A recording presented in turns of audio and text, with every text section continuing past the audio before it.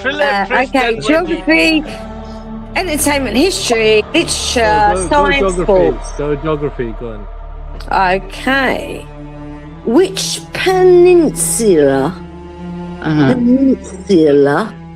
is washed by the Gulf of Akbar and the Gulf of Suez? Persia. So there's the peninsula that is washed by the Gulf of Is your name Thriller Ghost? Akbar and the Gulf of Suez.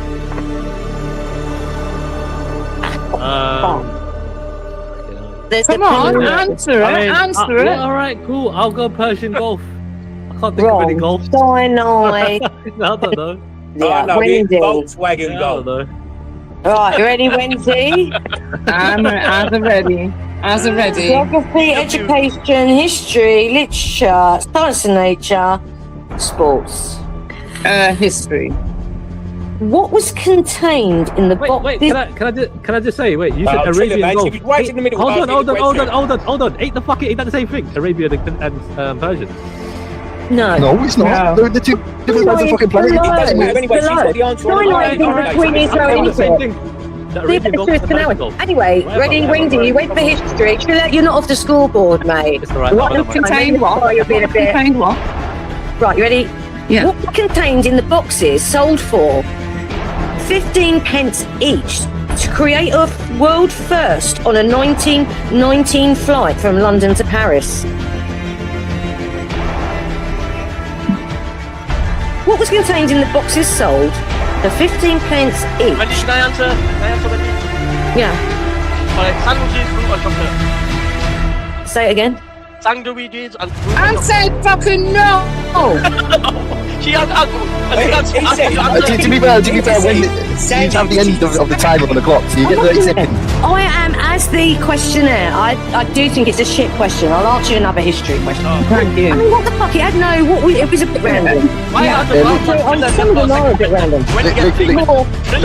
I was actually right, and she said I'm wrong. Persian and Arabian Gulf are the same thing. Can we make it a bit fairer for people? Can we make it just a little bit fairer for people and use the Lunch on a plane. It was lunch. But that's what I'm saying. It didn't tell you. It just said lunch. Ghost should have got that. No, because he fucking googled it. Right, answer the question when it gets passed on. Anyway, I'm going to go through that history question. Wait. Box, how could Ghost get a point that wasn't even his? Because I didn't pass it on. I was going to answer it. Yeah, she has got a point there. You should have kept your mouth shut, Ghost, and let her. Lick said answer, so I answered. No, answer me. Yeah, me, not you. Wendy's question, only Wendy can give it to you. The word lunch. That's why I'm going to ask another question. So you could all still get this if Wendy. Right, Wendy's question. This is Wendy's question. Go on. Hey, Lick, before you ask the question, for Wendy to replace the question that was a bit. So everybody gets to the end of the countdown. Right, you ready, Wendy? Yes, sir. Which England versus France battle is the first V sign said to have been rudely flashed? The Virgin Call. Is that your final answer? It'll have to be, yes. No, it's the Battle of Cersery. Good didn't know that. Wendy. You didn't know that. You sounded confident now. I thought she's got that. Yeah, I thought I was right. Yeah, never mind. You're sticking to entertainment. You're straying off. Oh, me? Yeah. Yeah, entertainment. Look, that's another thing I wanted to say. Everyone must know what group they want to pick there, so you don't have to go for every group all the time now, innit? Do you get what I'm saying, Lee? Just to say, sorry. Yeah, I won't do it. Entertainment. Link, if you're not too broken, right, and you can see the screen, there's a clock on there, and just let that go. And then if they go for a minute and they don't answer, then you either get lost or you can. This is 30 seconds long. This is 30 seconds. I've actually just got the one box. I've got another box of questions, but I'm concentrating. Right, box, you ready? Since you've gone for entertainment, which duo were listed in the top 10 influences for rising violence on TV in a 1997 study? 1997 study. Yeah, but it's ready. Which duo were listed in the top 10 influences for rising violence on TV? I'm just going to take a guess and say Phil and Veronica. I'm going to say Phil. It's actually Tom and Jerry. Oh, you're fucking kidding me. Tom and Jerry. It's quite right when you think about it. I would say Ron Harris, right? Who's the next person? Who's the next person? Me. Right, what are you going for then? Because I can't tell you what you're going for. You need to remember. What is it you're going to go for? What? Who is it? It's Who is that- it? Oh, go on. I'll go for small. What did... Oh, we've had that one. Hold on, I've got to try and get one again. This one. Which sport lost over 80,000 competitors during a stormy 1997 century race from France to Britain? No fucking Googling golf. What did you say? 80,000 competitors? He's Googling. He's fucking Googling right now. How'd you spell 80,000? I'm gonna go stand sticking.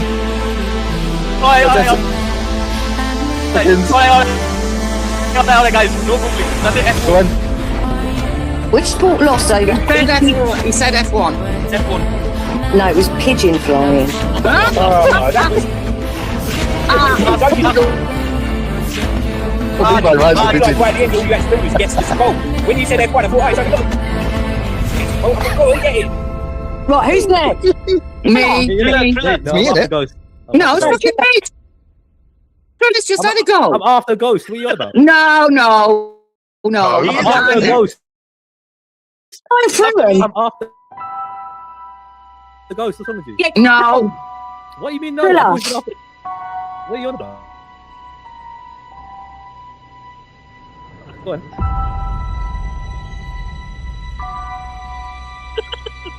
Go on, Nick. Right. You've got nothing on this. Closest major city of the Iberian Peninsula. No. Good.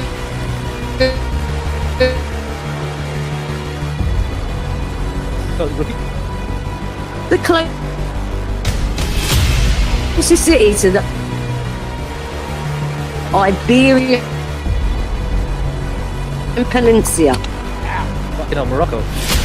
No, Madrid. Right, Wendy, we're going to make a film called Whoopi Goldberg's first. Is it the colour? Is it the?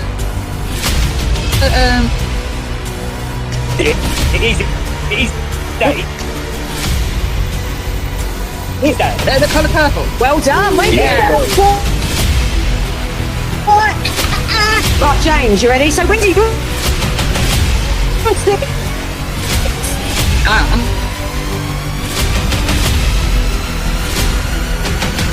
Come on, Seb.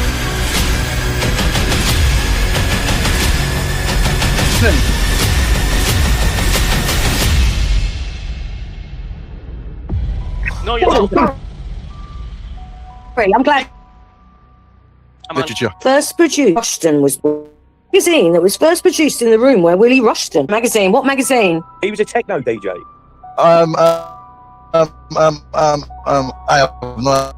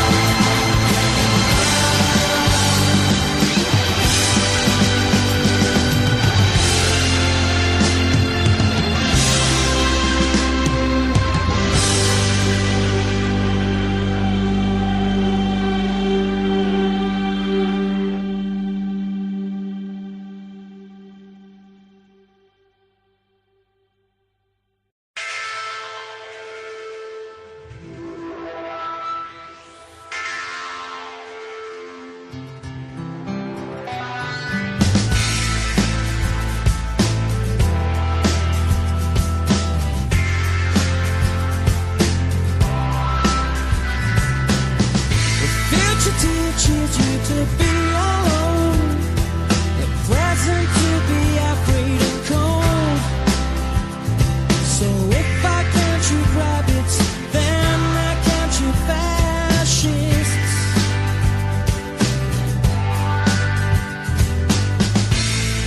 Bullets fire brain today, but we'll forget it all again.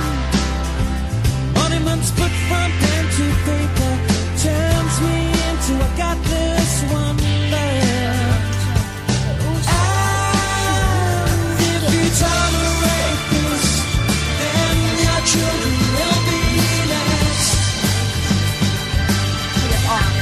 And if you tolerate this, then your children will be next. Will be next. Will be next. Will be next. She's like the one that I like, the ones that I showed my mum in the shoe shop when they cross. Those Gravity keeps my head down, or is it maybe shame?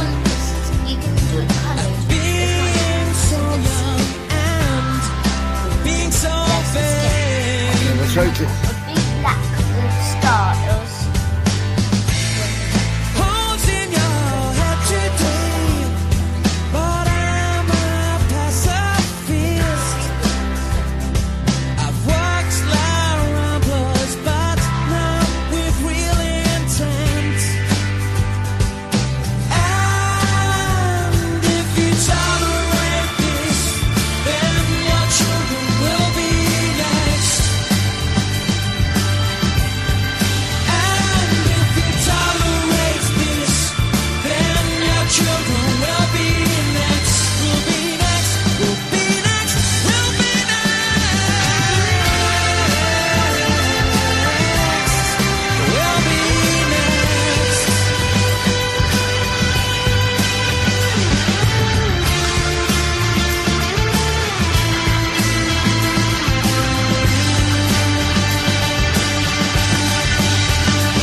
And on the street tonight, an old man plays with newspaper cuttings of his glory days.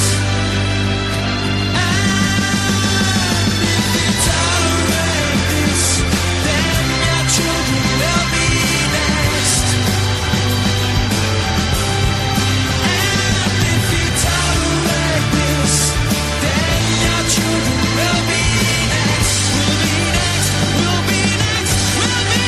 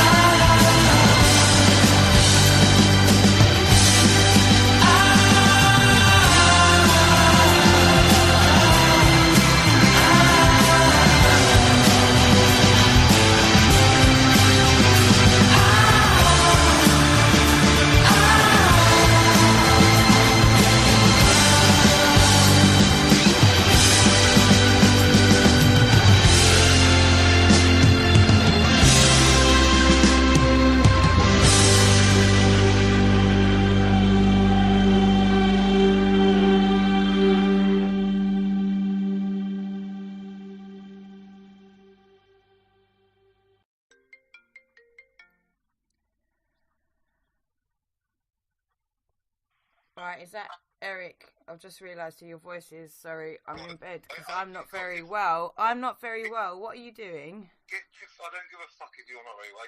You've never given a fuck if I'm very well. What is wrong with you? Why are you doing this? I'm warning you now. This is the fucking last warning you've got.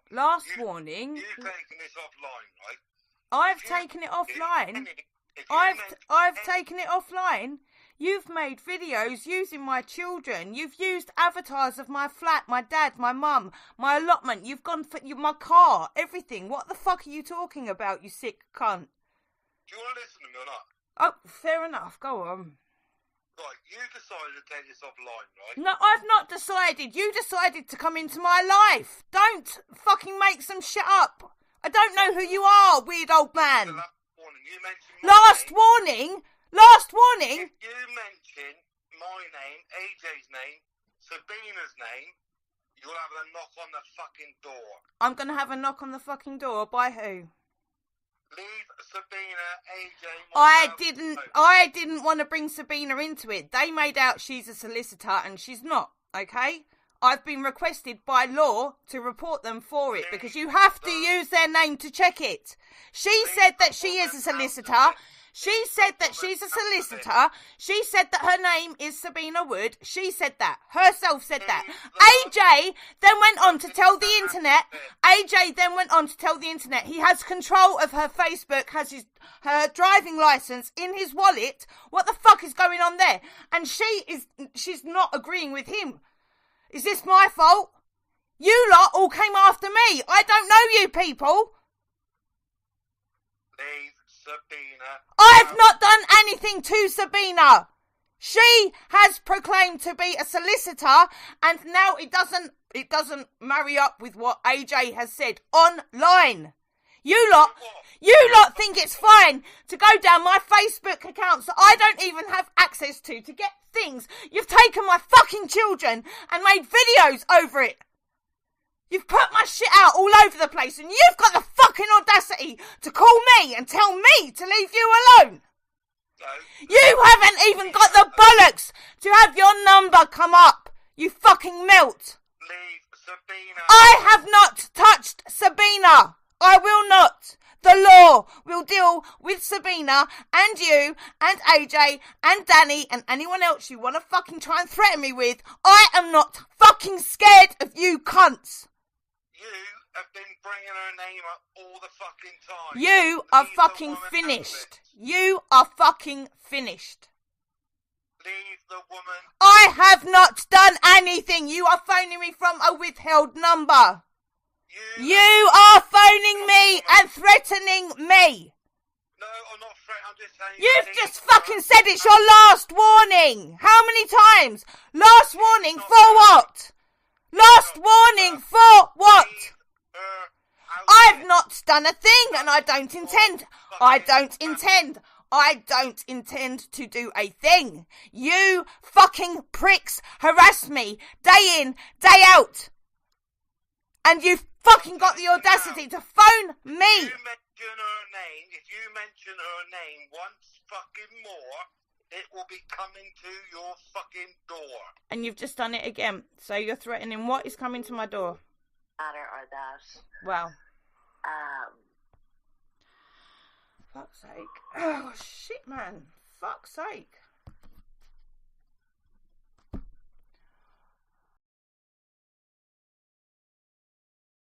Bode well for you or for the rest of us, really. It just turns into a shouting match. All she has, because she has not looked into who I am or what's gone on with. I don't need to look into. Well, look. Yesterday, where was it? It was yesterday. She turned around and said to me, "I need to research my enemy." Yeah. So I researched my enemy, and the first thing that came up was her dead dad. So, like, what do you want me to do? And I figured out why you're so obsessed with Danny, isn't it? Because your dad's name was Danny, isn't it, Voldemort? That's why you're obsessed with Danny. You got this weird obsession, like it's weird. But anyway, I didn't know that. Yeah. Ah, right, okay. Yeah. But let me keep the smoke for later. With my children, she's jumped on a bandwagon with paedophiles. Knows she's fucked up, and now all she does is go to my dead dad and kids.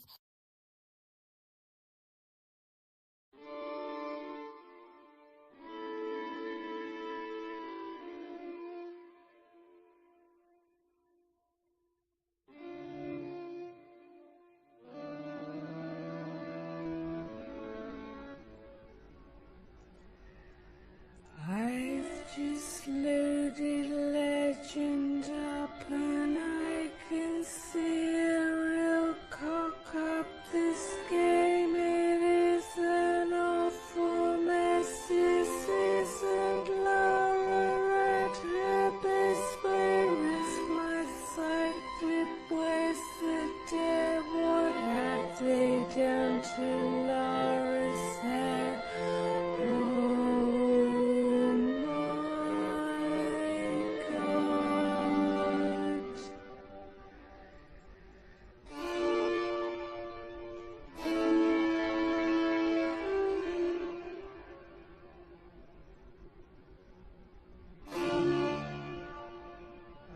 Who are these 20 special There's children? Millie, she's a brown girl. Millie who?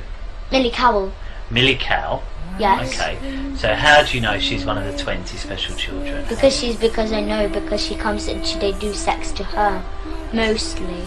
Who's they? Who's they? The teachers, the parents, the staff. Every single teacher or specific teachers? No, every single. The whole school does it. The whole school, and we got our own church too. So because they do that, because after as I said, we kill babies, we drink their blood, we eat them. But then after so the social services who are in it, they go to families or.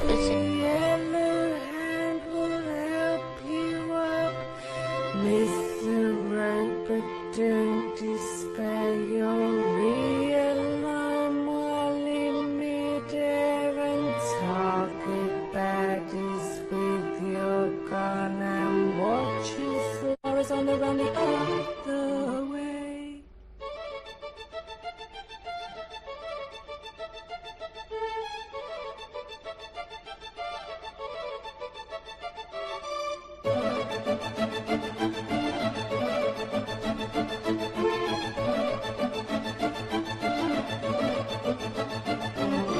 Now we're back into the game, I've fallen from the bridge again. Bugger, let me load it up, but what is this? I'm out of luck. The checkpoint was before that part, and really I cannot be asked to play it all again.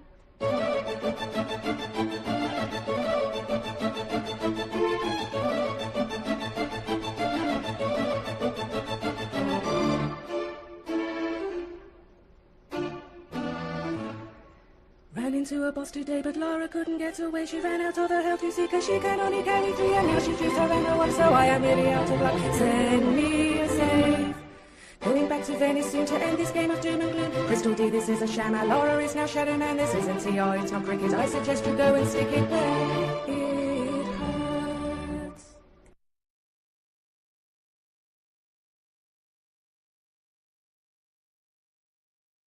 Pushing people's buttons to get a reaction can actually be very good for society. But can it? Can trolling be good for society? The answer is not actually an automatic no, but it's not a yes either. The problem is a little more complicated than that.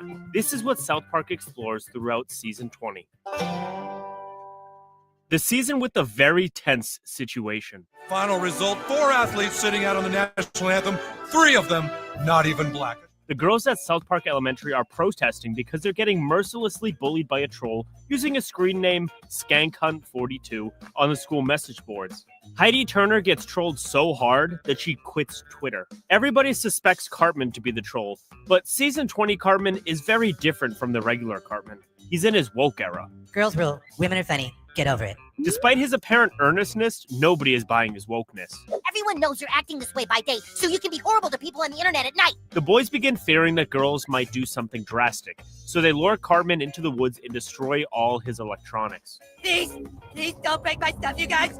This is like 2 Christmases and a birthday worth of stuff. Cartman's begging doesn't work. The boys are convinced that if they destroy all his gadgets, then he can't go online and troll people.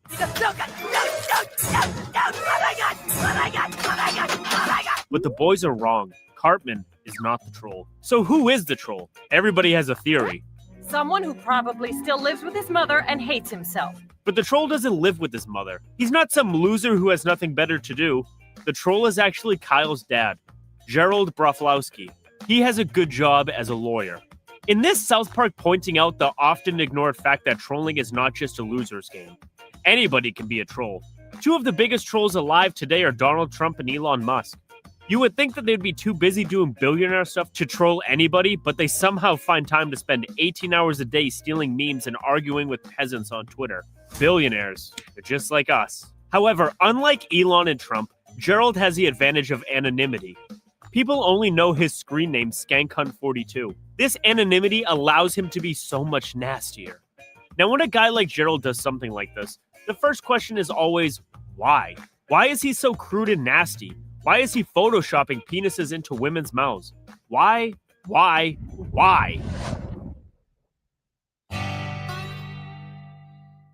Gerald believes he has a good reason for what he's doing. Could be someone who just kind of thinks it's funny to stir the pot and watch everyone freak out. This is a reason Gerald gives to defend the hypothetical troll that everyone assumes is an elementary school kid. He gives this reason to his wife, gives it to his children, gives it to his fellow trolls, and literally everybody else. This is probably what Gerald tells himself as well. But he doesn't believe it.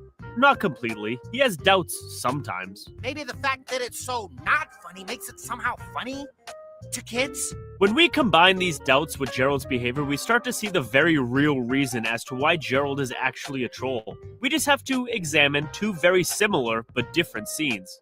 The first one is this scene from the second episode of season 20. Gerald goes for a jog after a night of trolling people online, and he is as happy as he can be. Nothing can keep him down. Get out of the street, idiot! Sorry, my bad. He's smiling, happy. He ignores arguing neighbors and pretty much everything else. When a cyclist almost runs him over, Gerald just laughs it off and waves at the guy. No worries. Then there is a similar scene from the fourth episode. Here, Gerald has temporarily stopped trolling people on the internet, and now he's irritable. The same things that he brushed off with a smile before now bother him. When the cyclist from earlier almost hits him, Gerald curses. Son of a bitch! Ah! Happy-go-lucky Gerald is gone. So while Gerald might tell everybody, and even himself, that he just trolls people just because he thinks it's funny, there's clearly a much darker impulse. Look at this. It's a very innocent post. Hey, I just want to remind everyone about the ice cream social to benefit homeless teens. Looking for volunteers. And what's Gerald's response? Hey, I'd like to volunteer to kick you in the Where do I sign up? This is uncalled for. The poor lady didn't deserve it. Or this one. This is my daughter at the triathlon today. Go, little girl. Boring, wholesome family stuff. But what's Gerald got to say about this? Your daughter has a mustache! What the hell is wrong with your ovaries? He does this all night, and he has a lot of fun doing it. This is not funny, it's just cruel. Gerald is lashing at these people on the internet who have done nothing to him. And from the two scenes we just examined, we can start to see why. Gerald trolls to let out his frustration. When that cyclist almost runs him over, Gerald just smiles and lets it go in the moment. Then, later on, he lets out that frustration on some poor lady online. This is an obvious case of misplaced anger. So why is misplaced anger even such a problem in the first place? It's society, and also us. Social conventions dictate that we have to be nice to each other all the time. We're constantly pressured to suppress our dark emotions.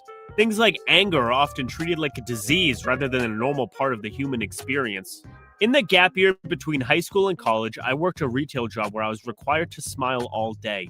Even when grown men and women were acting like spoiled toddlers, I still had to paste on a smile and be as nice as possible when what I really wanted to do was punch them in their stupid faces and watch their teeth fly through the air. But I couldn't. I would lose my job and face an assault charge. So I sucked it up and took it, day in, day out.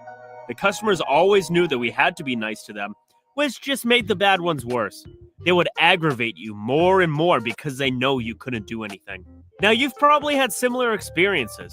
There are things that you've wanted to do or say, but you just couldn't. Expressing negative emotions of any kind has become increasingly taboo in our society, especially in the workplace. And this doesn't make the negative emotions go away. We still feel them, we just can't express them. Anger has always been a valid response to unacceptable behavior. Even instincts like violence have their place in the human experience. But the expression or even discussion of such feelings has become largely unacceptable. We all have to pretend that all the frustrations can be solved by woohoo nonsense like just brushing it off or taking deep breaths. What happens is that all this frustration just mounts up inside until we find a convenient outlet for it.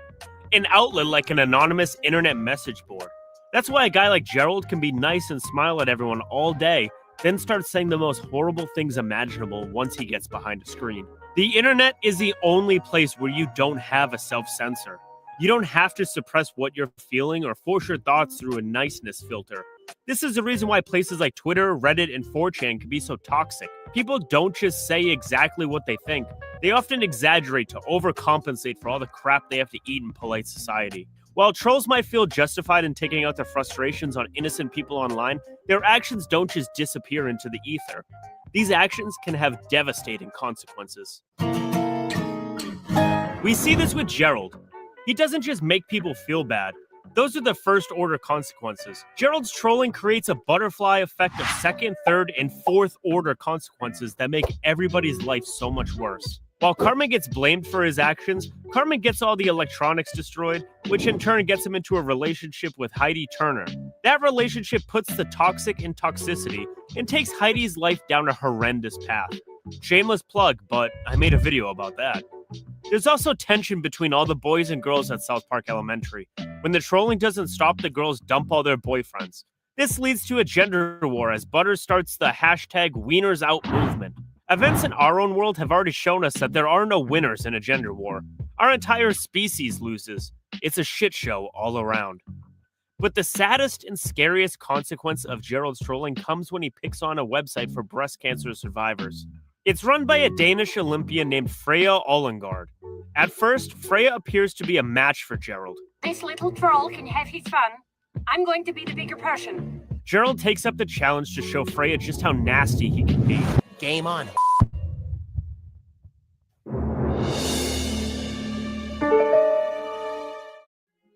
Gerald's trolling is relentless. He even trolls Freya on live TV. You go, girl. You're doing great things. Don't let trolling stop you. And that is from Dr.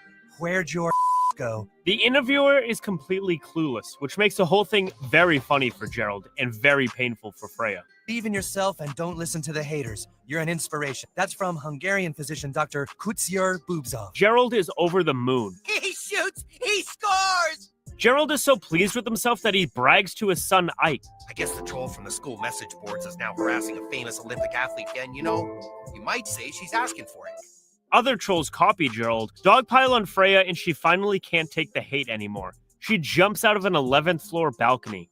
This kind of thing has happened a lot in real life. While adults don't do it as much, a horrendously large amount of teenagers have taken their lives after being targeted by vicious and faceless cyberbullies. Gerald predictably freaks out. Oh God, oh no, oh! Despite being a grown man with a wife, children, and a job as a lawyer where he deals with the legal system every day, he seems to have forgotten that actions have consequences. And those consequences are coming for him.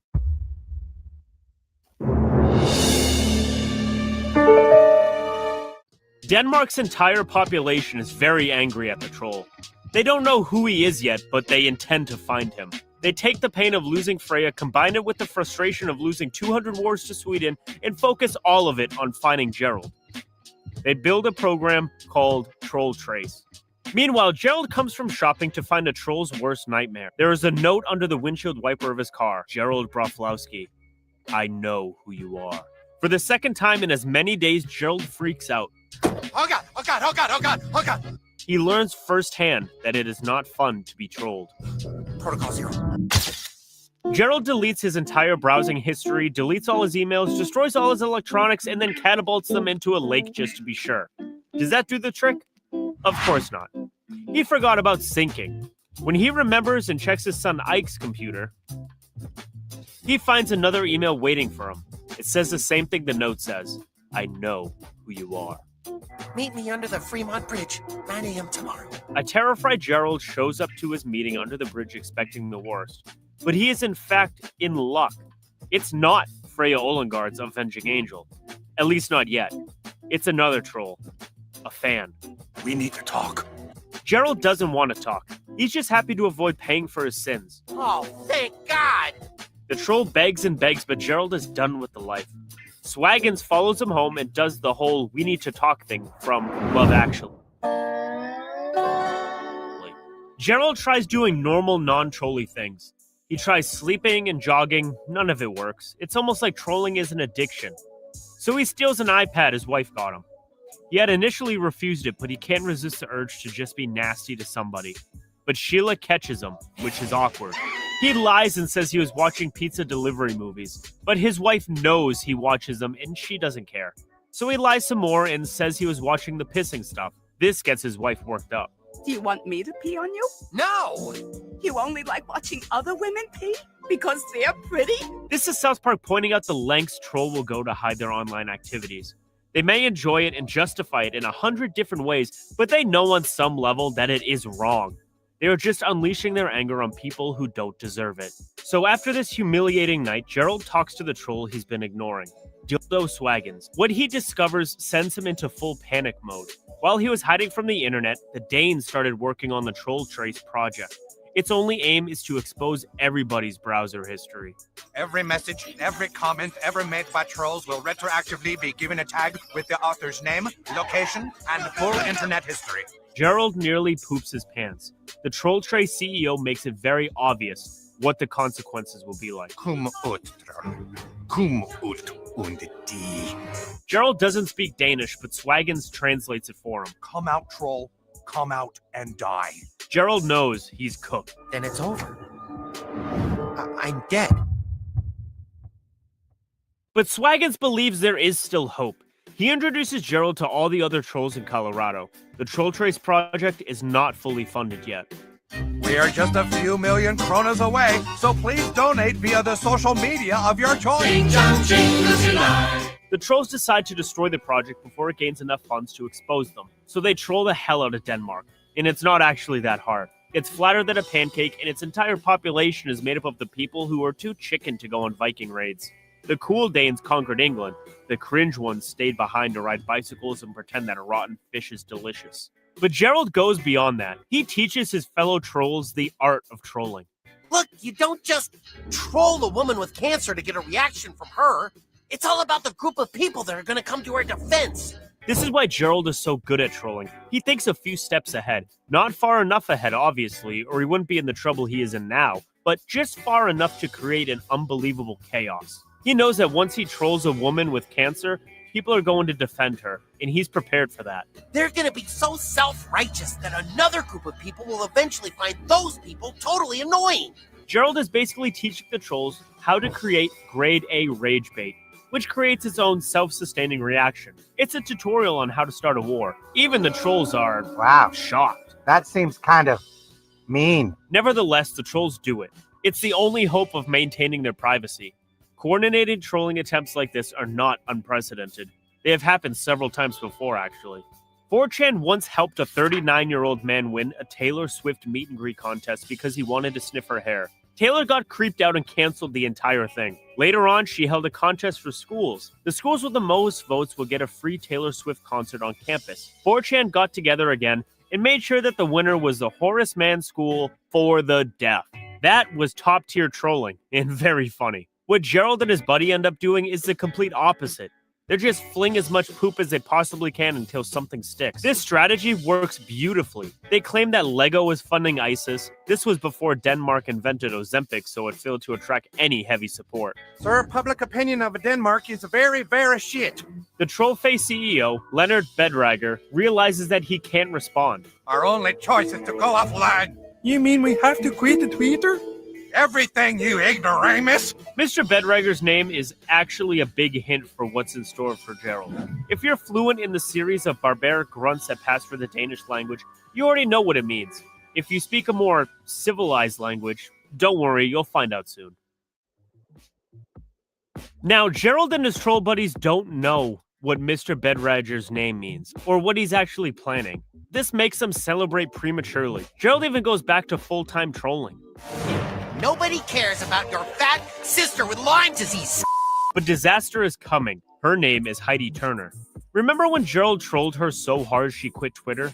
Well, before she did, she had been trying to hunt down the troll. What is all this? To try and prove who the troll was, I started to look for patterns in how students used emojis. According to Heidi's emoji analysis, the dreaded troll, SkankHunt42, is not actually an elementary school kid like everybody assumed. It's a parent. Heidi shares all that research with Leonard Bedrager.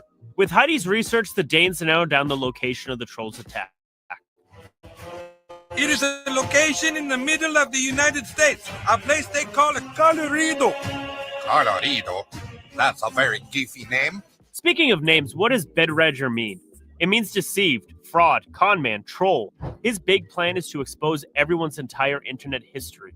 It's just the nature of technology. If it could be used to expose the internet's history of trolls, it could be used to expose the internet history of everyone.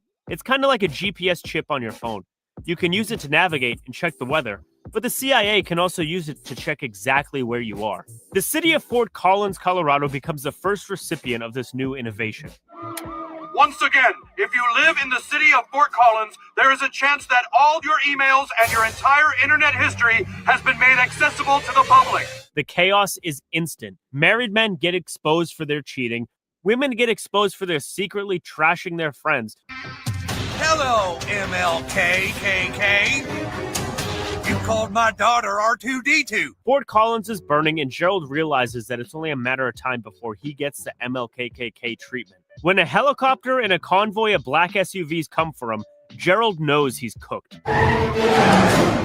We have him. Subject is home. He tries to confess as quickly as he can. They're coming for me, Sheila. They know everything. About what? Everything I did online. It's over. But it's not over. We've come to ask for your help. Now it's over. Hillary Clinton wants Gerald to go to Denmark and steal the troll trace technology so she can prove she didn't lose the election. So Gerald goes to Denmark as a spy. He was given a briefcase that is supposed to detonate at exactly 9:30 and fry the troll trace servers. When the time comes, the briefcase pops open and never gonna give you up, never gonna let you down. Gerald and his troll friends have been played. The Danes knew who they were all along. Hillary Clinton and other powerful people didn't want the internet's history exposed, so they sacrificed Gerald and the other trolls, handing them over on a silver platter to placate the Danes. Once the Danes had their trolls, they wouldn't bother with anybody else's internet history, would they? Normally, they wouldn't. Danes are very reasonable people as long as you don't mention Sweden. But Leonard Bedrager is not even a Dane. He's a troll, a con man. He has his own plan. He betrays Hillary Clinton and releases everybody's internet history anyway. The man's goal all along was to start World War III by exposing everybody's secrets. He wants to watch the world burn. We're going to use you to set the world on fire. When the servers go online, there will be panic, chaos, and war. A lot of countries are nervous. The Chinese are mobilizing for World War III. Even allies don't trust each other anymore. Sarah, message from Saudi Arabia. They say they pinky promise not to look up our internet history if we pinky promise not to look up theirs. Private citizens mirror the same worries that their governments have. They're all facing the same dilemma. If we can all agree to resist the urge to look up other people's internet histories, Maggie, then our town won't suffer the same fate as Fort Collins. This is a prisoner's dilemma. It's one of the toughest problems in game theory. The classic problem is that you have two suspected criminals in different interrogation rooms. If they don't snitch on each other, they both go free. But if suspect A snitches on suspect B, he goes free, and suspect B gets 10 years in jail. If both of them snitch on each other, they both get 5 years. The suspects can't communicate with each other. Each suspect has to make his decision in isolation and just hope that the other guy doesn't snitch. The prisoner's dilemma is tough enough when you only have two people, but once you apply it to the population of the entire planet, it's over. I know, I'll certainly respect others' privacy, but what about people like Laura Tucker the Blabbermouth? The right thing is deceptively easy. If nobody looks up anybody's internet history, then nobody finds out anything he is not supposed to know, and social harmony is maintained.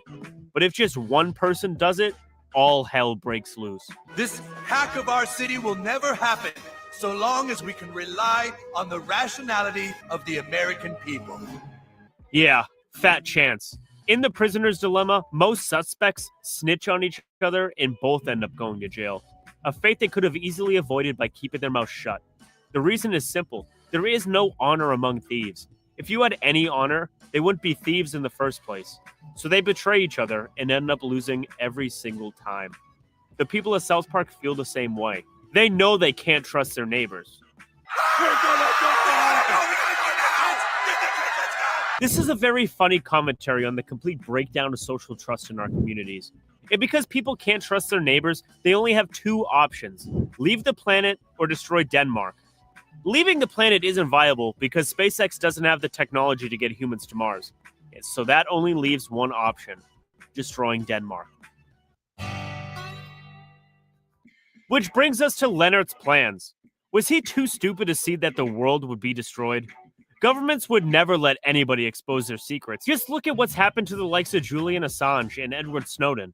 All they did was publish a few embarrassing government secrets that we all kinda knew about. We know politicians are corrupt, and we know the government is spying on us. We just didn't have proof until Snowden and Assange provided it.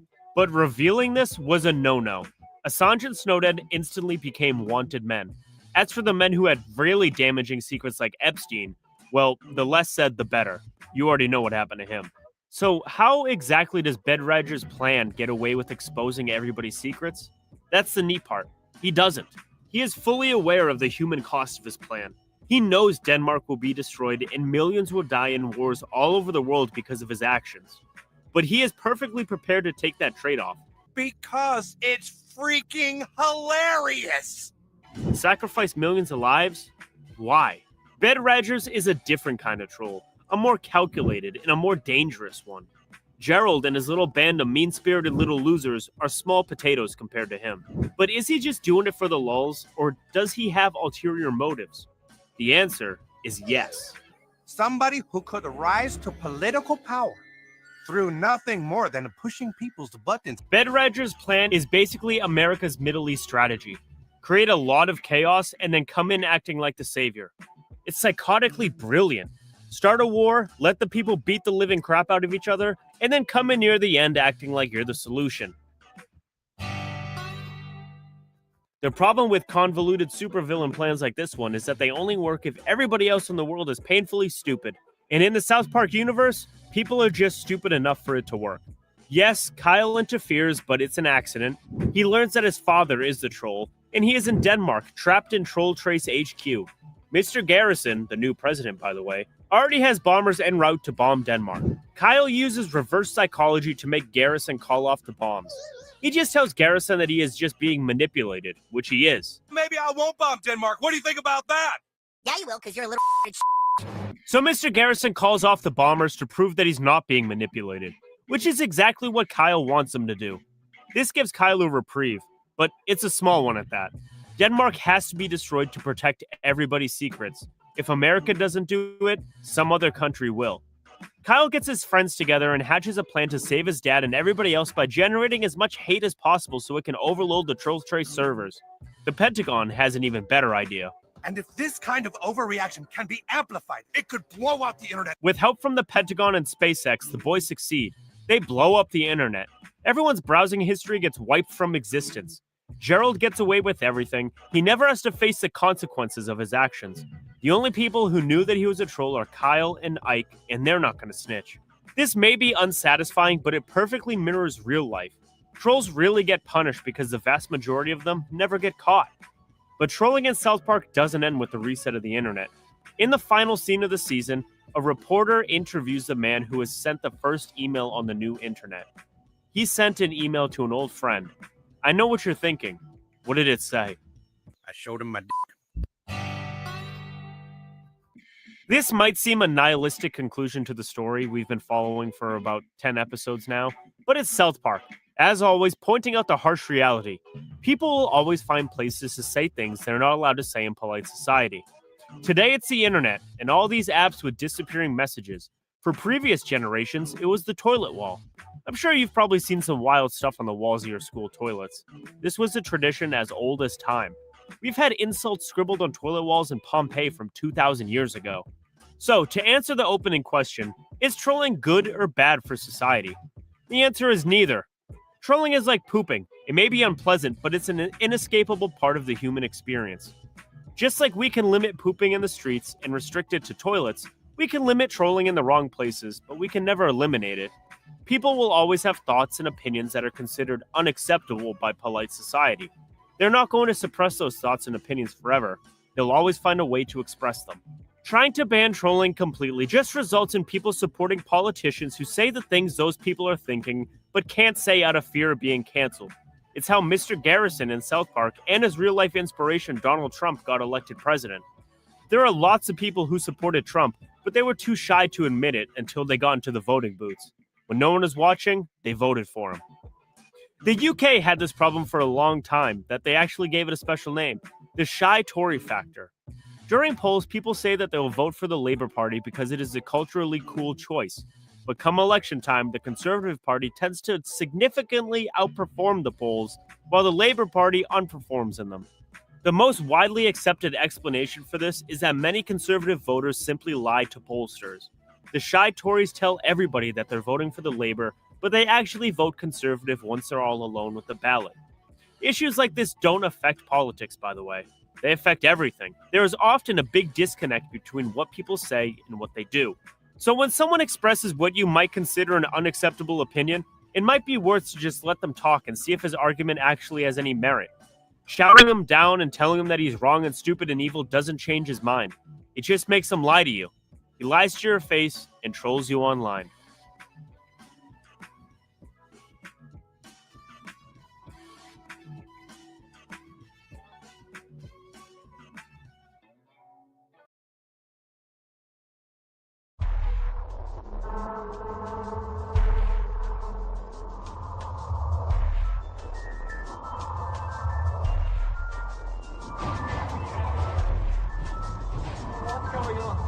Has this happened before? We have to get out of here. We have to get out of here. Take it easy. You take it easy. Quiet.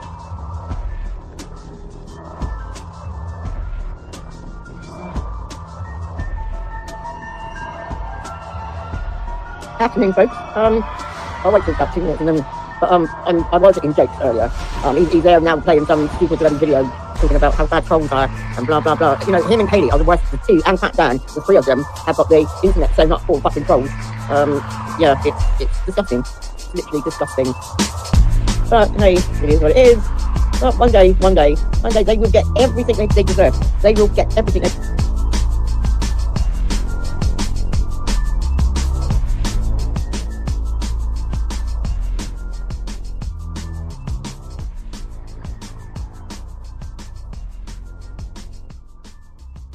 Afternoon, folks. I'll wait till about 2 minutes and then. But I was in Jake's earlier. He's there now playing some stupid bloody video talking about how bad trolls are and blah blah blah. You know, him and Kaylee are the worst of the two, and Fat Dan, the three of them have got the internet sewn up full of fucking trolls. Yeah, it's disgusting. It's literally disgusting. But hey, it is what it is. But one day, they will get everything they deserve. They will get everything they deserve coming to them. Because yeah, it's wrong. It's wrong what they're doing. It's wrong. It's wrong. So one person's in. Anyway, Merry Christmas, everybody. Oh, to a person bride. Oh, run, rabbit, run, run.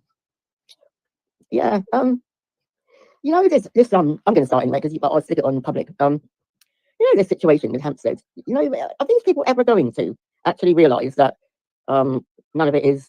I don't know. None of it's actually real. I just don't get why these two are so obsessed. Hello, two people with making Hampstead be real. I mean, Jake wants me to believe that in a public toilet, in a public disabled toilet, there'll be 20 people, and they'll be checking a child in a public toilet. I mean, he says, honestly, if he actually believes that, then I do actually think that they both need to have a bit of a John Patterson thing done on them. They need to be put away, and they need to be locked away forever. I don't know. I just don't know where it all comes from. But like I said, I'm not going into 2026 without getting this sorted. But it is. Hey, Helen. I've been over in Jake's. I went on the panel and he didn't like. He wanted me to talk about the children, and because I said no, I refused to address it. He basically kicked me off. Not long got back from shopping.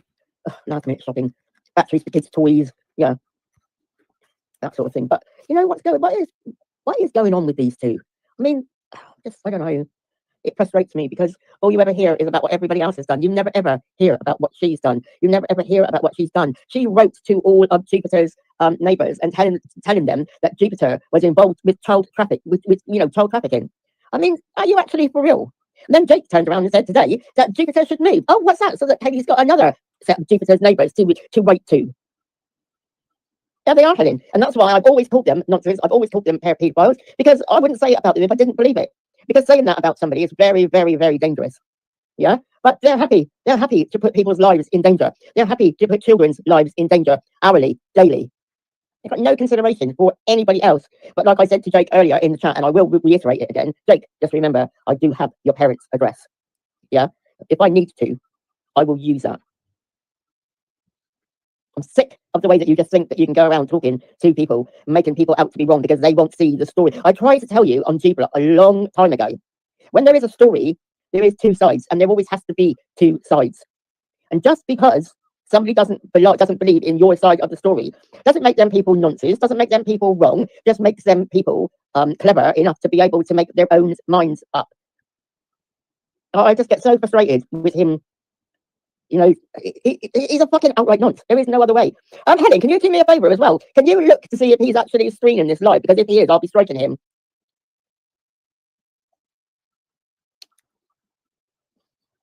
So where's all your little A1000s and your other little weirdos today? Probably listening. I couldn't give a fuck. He most probably is streaming this live, because he's got no content of his own.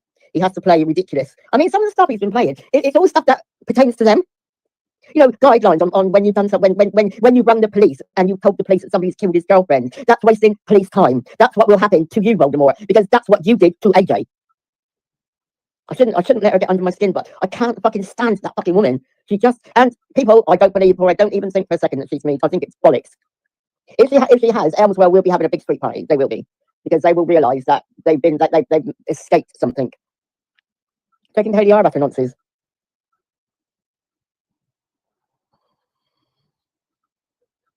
I mean, you know, why do they have to? You know, I haven't ever heard Kaylee or Jake sit down and say, well, you know, this case has been gone through, this case has been dealt with. Maybe we're actually wrong. Maybe we should turn our attention to children who actually desperately do need our help.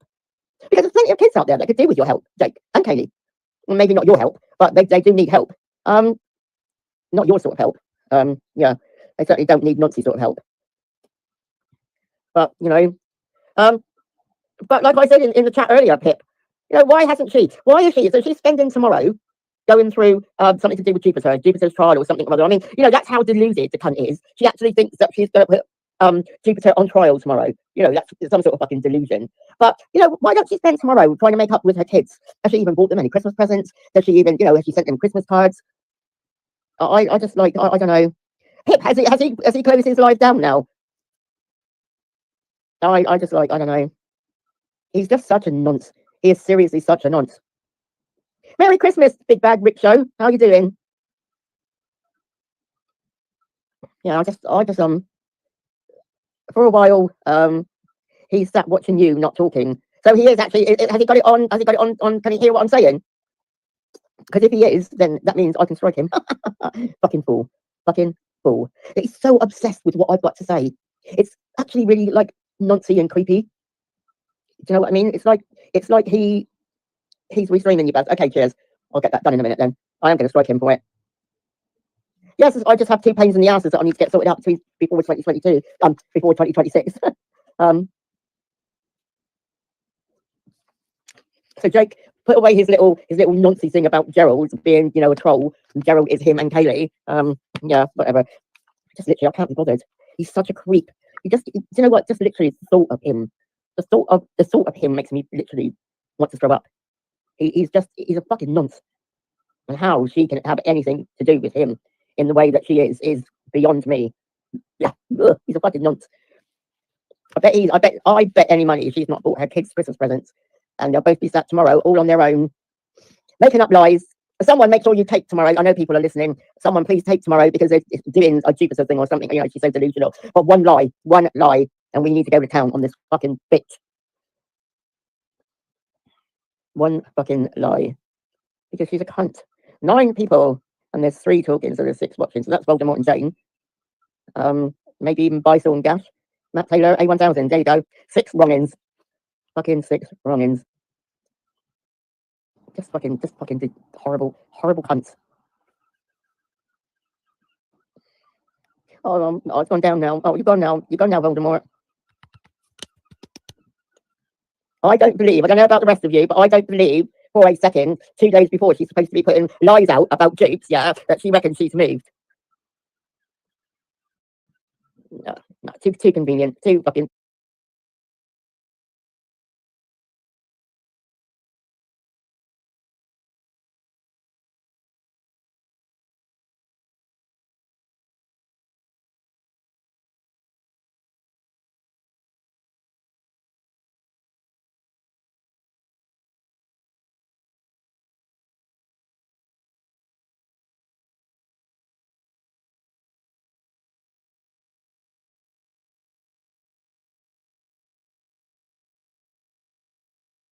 bode well for you or for the rest of us, really. It just turns into a shouting match. All she has, because she has not looked into who I am or what's gone on with. I don't need to look into. Well, look. Yesterday, where was it? It was yesterday. She turned around and said to me, "I need to research my enemy." Yeah. So I researched my enemy, and the first thing that came up was her dead dad. So, like, what do you want me to do? And I figured out why you're so obsessed with Danny, isn't it? Because your dad's name was Danny, isn't it, Voldemort? That's why you're obsessed with Danny. You got this weird obsession, like it's weird. But anyway, I didn't know that. Yeah. Ah, right, okay. Yeah. But let me keep the smoke for later. With my children, she's jumped on a bandwagon with paedophiles. Knows she's fucked up, and now all she does is go to my dead dad and kids. Where did all the nonsense go?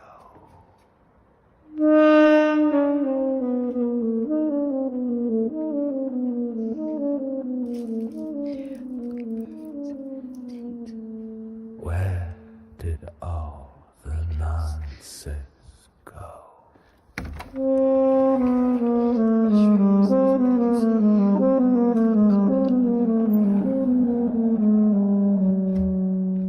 Where did all the nonsense go?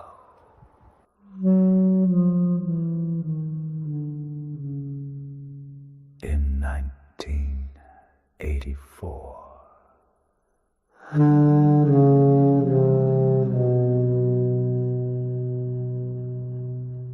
Lurking on the World Wide Web.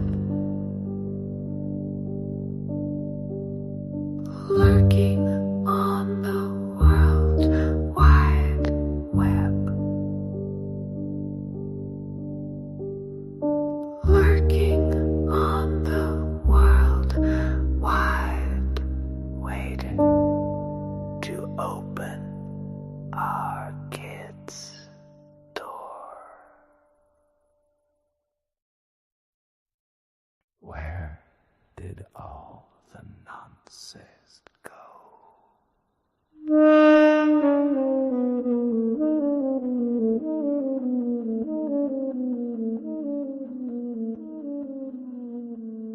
Where did all the nonsense go?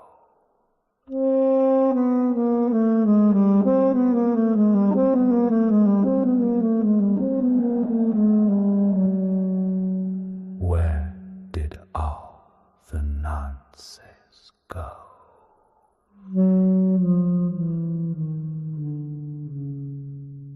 In 1984.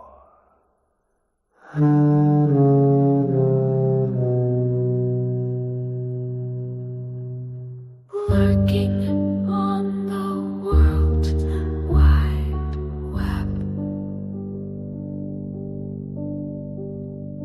Lurking on the World Wide Web.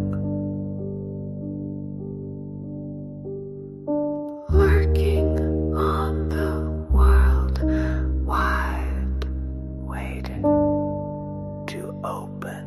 Who are these 20 special There's children? Millie. She's a brown girl. Millie who? Millie Cowell. Millie Cow? Yes. Okay. So how do you know she's one of the 20 special children? Because I know because she comes and they do sex to her. Mostly. Who's they? The teachers, the parents, the staff. Every single teacher or specific teachers? No, every single. The whole school does it. The whole school, and we got our own church too. Because they do that. Because after, as I said, we kill babies, we drink their blood, we eat them. But then after so the social services who are in it, they go to families or.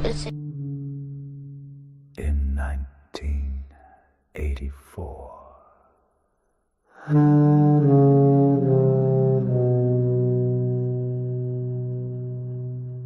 Lurking on the World Wide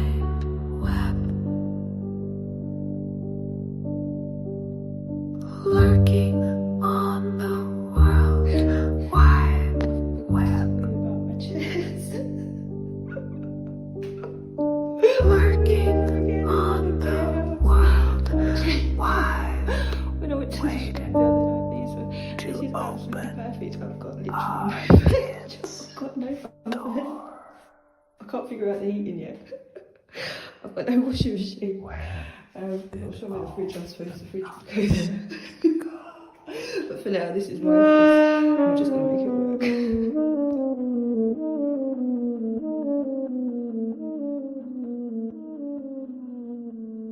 Where did all the nonsense go?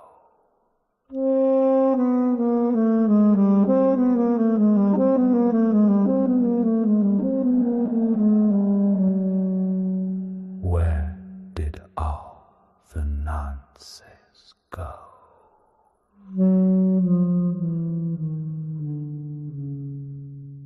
In 1984.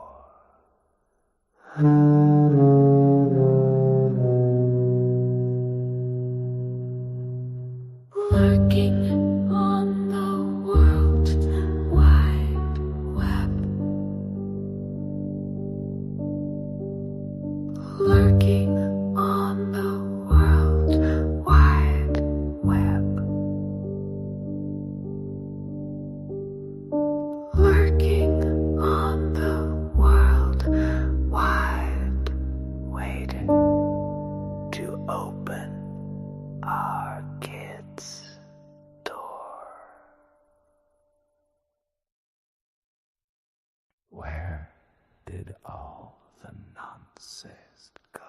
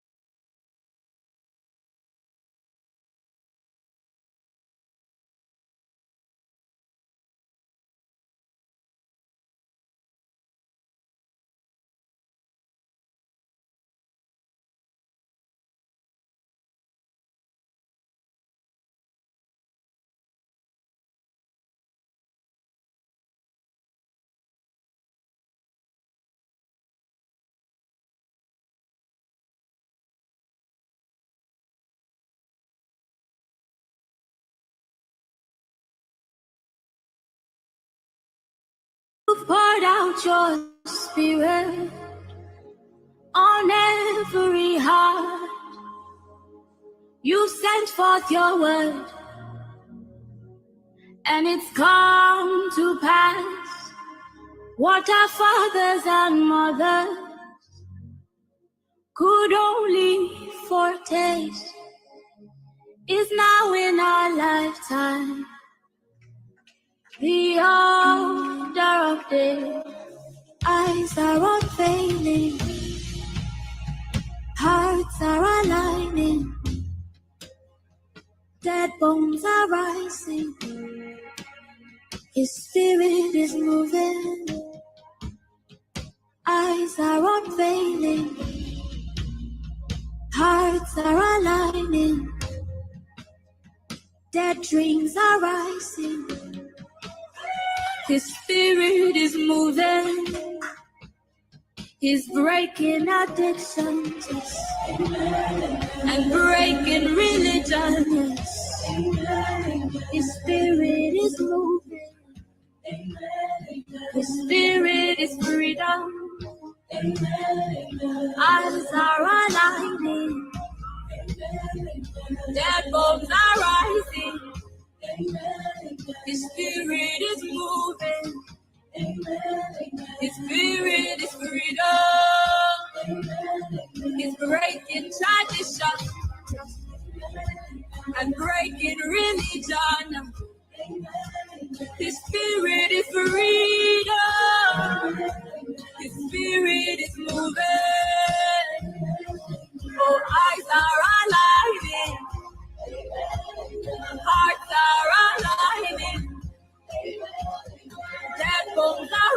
rising.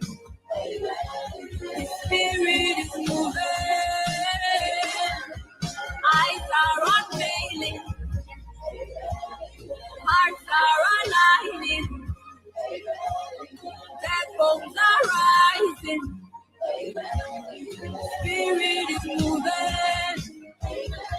It's breaking tradition. Who are these 20? There's Millie, the brown girl. Millie Cowell. Millie Carroll. Yes. So how do you know she's one of the 20 special children? This is because I know that she constantly resets most the teachers, parents, the staff.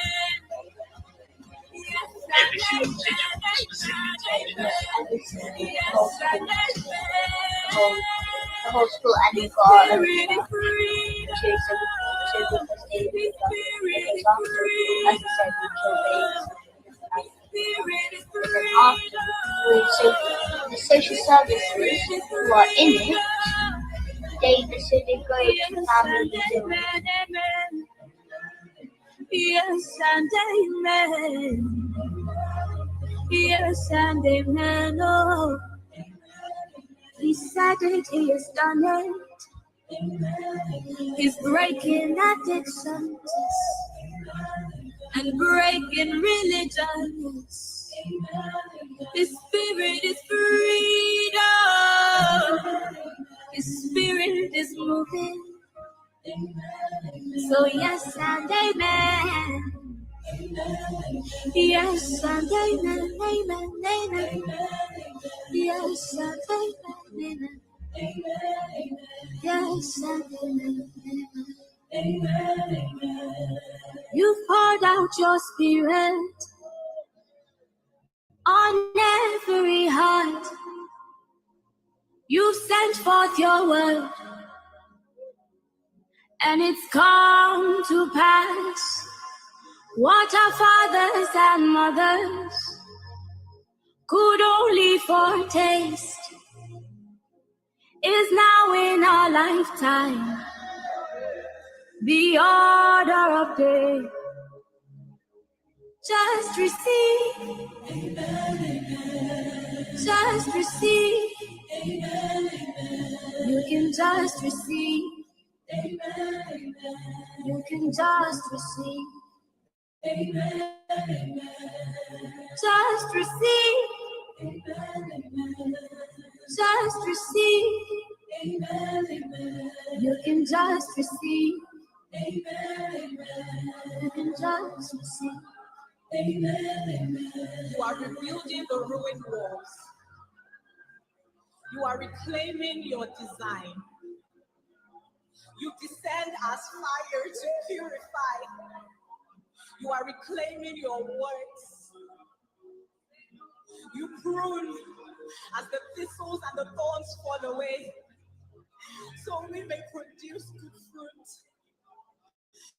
For the harvest is here. The Lord has said it, and He has done it.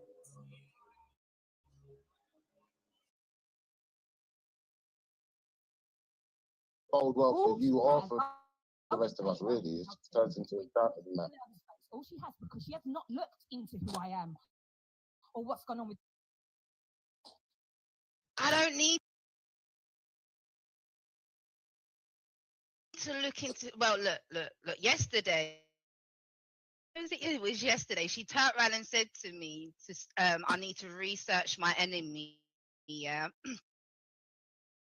And the first thing that came up was her dead dad. What do you want me to do? Isn't it? Because you're Voldemort.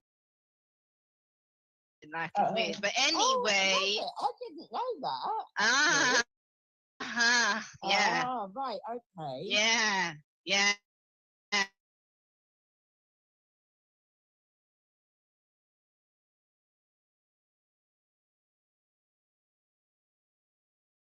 But let let me keep the smoke for later.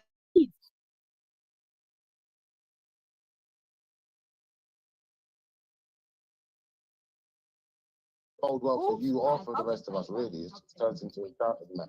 All she has, because she has not looked into.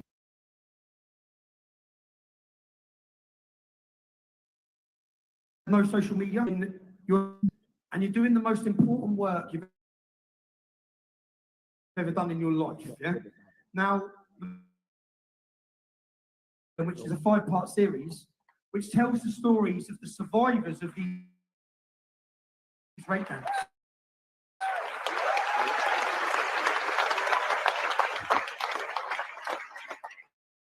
If you haven't watched that documentary series, you really need to. It's a fascinating watch. It's a great watch.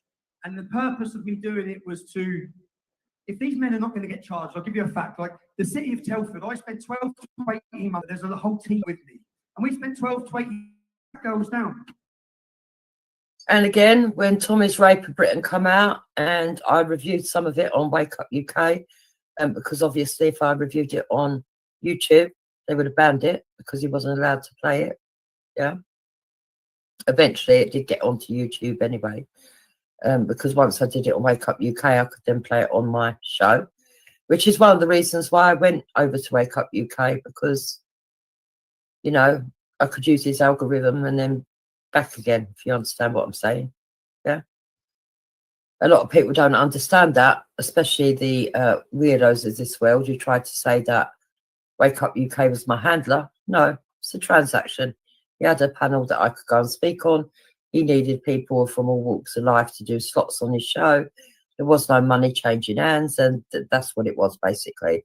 It was another black platform to get the word out, to spread the word of Tommy Robinson and the stuff that he'd found, which was remarkable. Now, at the same time that he put that video out here over on YouTube, the same little focus group, Clanworld, Mandy Mosley, infiltrated and sat with people that we all know the names of, yeah, and set about claiming that it was all lies, and one man in particular, if you know his name, good luck to you. Yeah.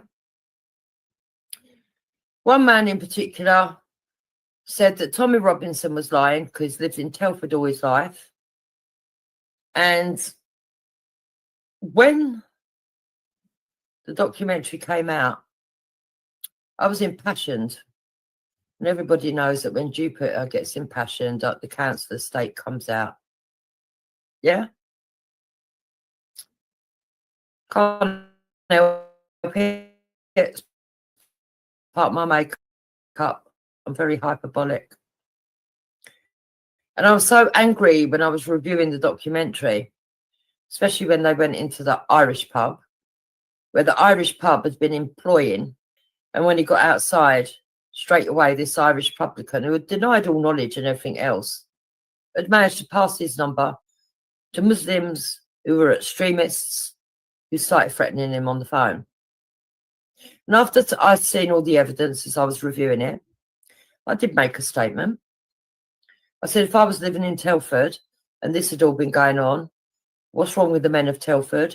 I'd have put every one of those groomers' windows through, including the person. Now that person has since always saying that he was a liar, because including the person that had come out and was very vocal in saying that he was a liar, because he was now sitting with Mandy Mosley. Now that person has since said that Mandy Mosley did deceive them and drag them along, which is why I'm not bothering them to name them. But everybody knows who it is if you've been around long enough. For that, it started off a chain of events where that group came after me, along with many other people that was already after me because I dared to speak out about grooming gangs. So yeah, there's no doubt in my mind that there is a group of people on these channels either through loyalty to the far left or loyalty to the far right, Goddard and co.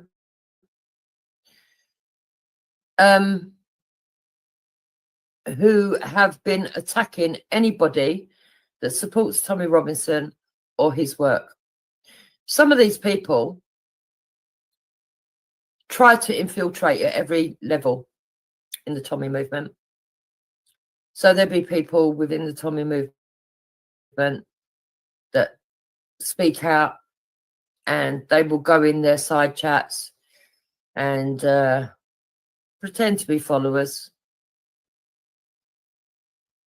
with the aim of trying to bring things down. Yeah. So when people sit here and tell me that what Mandy Mosley did to me was because she didn't like me and not political, that's bollocks. And she was paying Luke money on his channel to write comments about me, and Luke's free to take the money. Always take the money off the traitors. I have no bones with Luke at all. Yeah? None at all. Luke wasn't aware of how deep all this went. He had no clue. On his channel to write comments about us. I have no bones with Luke at all. Yeah?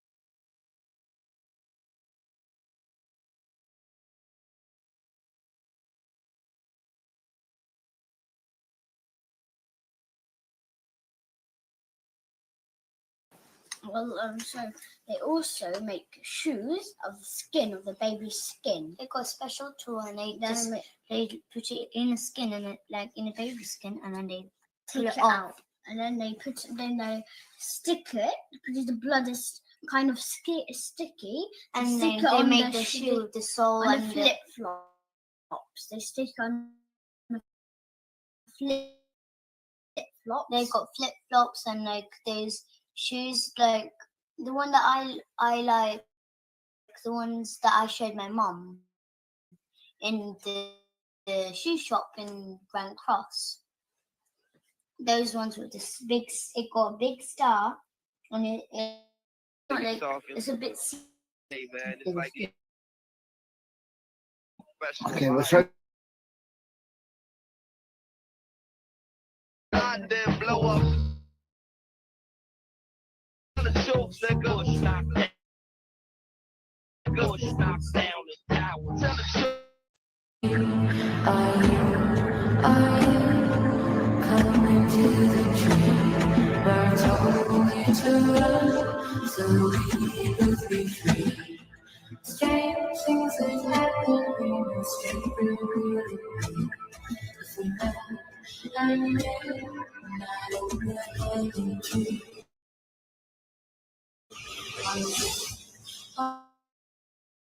Are you coming to the tree where a necklace of gold? A stranger would it be? Midnight in the hanging tree.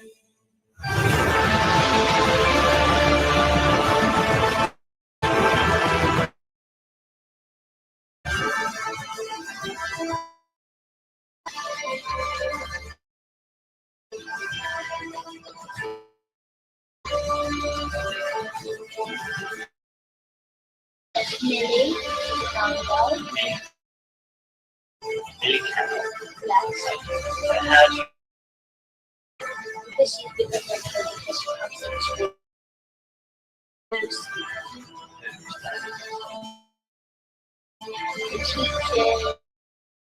the parents, the staff. Every single individual is specific to each other. Whole school and we got our own church.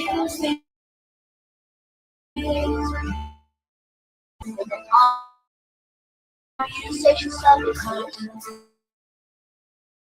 They specific urgent families.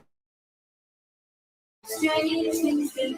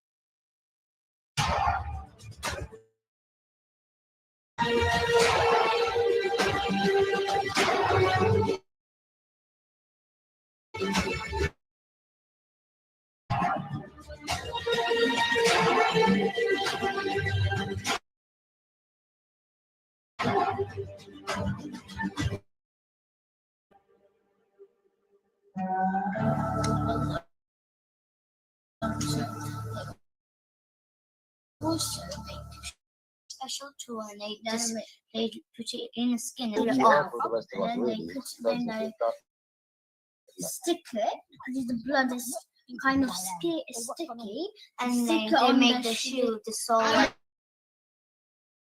Yesterday, she turned around the and one said that to me, I like, the I need ones to that I research showed my my mum enemy, in the So shoe I shop researched my in enemy, Cox. and the first thing that came up Those was her ones with dead this dad. it got a big star and it has baby skin. So, like, obsessed with Danny, isn't it? Because your dad's name was Danny, isn't Yes, it? it's skin. Voldemort. Okay, well, That's sorry why to- you're obsessed with black Danny. You've got this weird star. obsession. Like, weird. But anyway.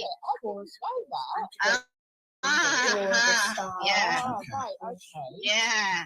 Yeah. But let me keep the smoke for later.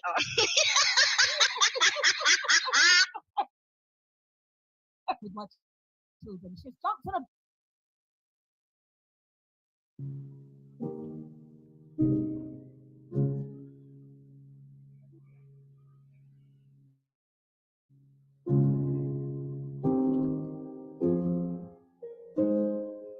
There a broken moon we regale.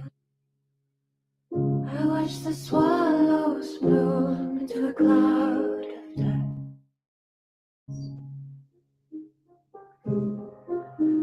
Oh, brother, come be my keeper, hold me deep. Don't let the wreckage crawl when the wreckage was. Now let's just ride on highs while the moment's right. No, don't you fold my wings for the fear of flight in your eyes. You curl up guards while I ponder death. Feels like this war is our dawn, outrun us yet. Feels like this war is our dawn. Waking up to find a forest. Summon your sight to get us now. Reaching out to find we've lost. Summon the fight to get us out. When all the world rained down on our safety's hood, it left me lying out with a pail of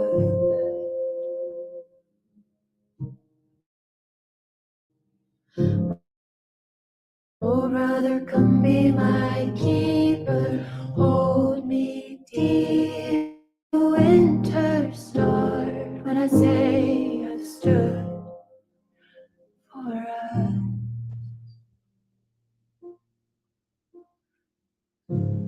You curl up gauze while I ponder death. It feels like this war is our dawn. That lie outrun us yet. Feels like this war is our dawn. I'm waking up to find a forest. Summon your sight to get us now. I'm reaching out to find me, Lord. Summon the fight to get us out. Forcing out verses, find the reach and warning.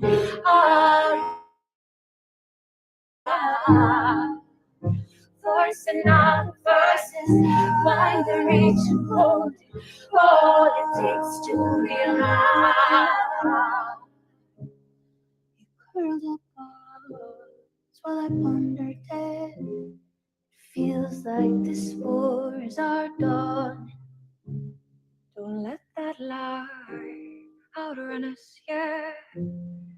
Feels like this war is our dawn.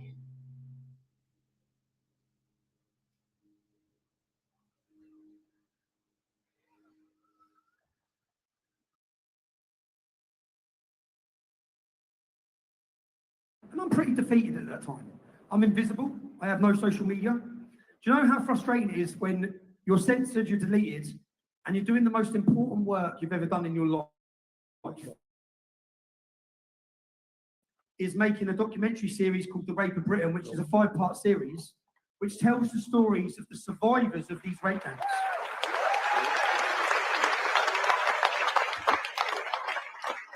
If you haven't watched that documentary series, you really need to. It's a fascinating watch. It's a great watch. And the purpose of me doing it was to, if these men are not going to get charged, I'll give you a fact. Like the city of Telford, I spent 12 to 18 months in Telford with my team. Where's Dave? I've got a friend here called Dave, Angus McNugget, who've done some incredible work. And if I'm honest, I get the credit, but there's a whole team that work with me.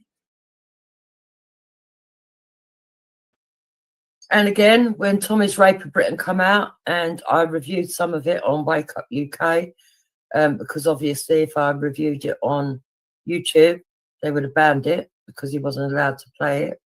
Yeah. Eventually, it did get onto YouTube anyway, because once I did it on Wake Up UK, I could then play it on my show, which is one of the reasons why I went over to Wake Up UK, because you know, back again, if you understand what I'm saying. Yeah.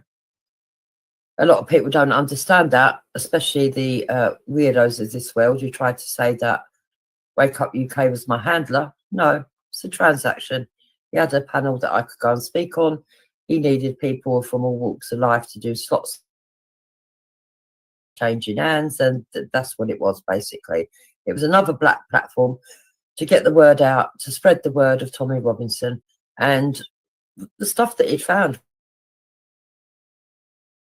Now, at the same time that he put that video out here over on YouTube, the same little focus group, Clan World, Mandy Mosley, infiltrated and sat with people that we all know the names of, yeah, and set about claiming that it was all lies. And one man in particular, if you know his name, good luck to you. Yeah. One man in particular said that Tommy Robinson was lying because he lived in Telford all his life. And when the documentary came out, I was impassioned. And everybody knows that when Jupiter gets impassioned, the council estate comes out. Yeah? Can't help it. It's part of my makeup. I'm very hyperbolic. And I was so angry when I was reviewing the documentary, especially when they went into the Irish pub, where the Irish pub had been employing these groomers. And Tommy went in there to tell him about the groomers. And when he got outside, straight away, this Irish publican who had denied all knowledge and everything else had managed to pass his number to Muslims who were extremists who started threatening him on the phone. And after I'd seen all the evidence as I was reviewing it, I did make a statement. I said, if I was living in Telford and this had all been going on, what's wrong with the men of Telford? I'd have put every one of those groomers' windows through, including the person. Now that person has since was saying that he was a liar, including the person that had come out and was very vocal in saying that he was a liar because he was now sitting with Mandy Mosley. Now that person has since said that Mandy Mosley did deceive them and drag them along, which is why I'm not bothering them to name them. But everybody knows who it is if you've been around long enough. For that, it started off a chain of events where that group came after me, along with many other people that was already after me because I dared to speak out about grim gangs.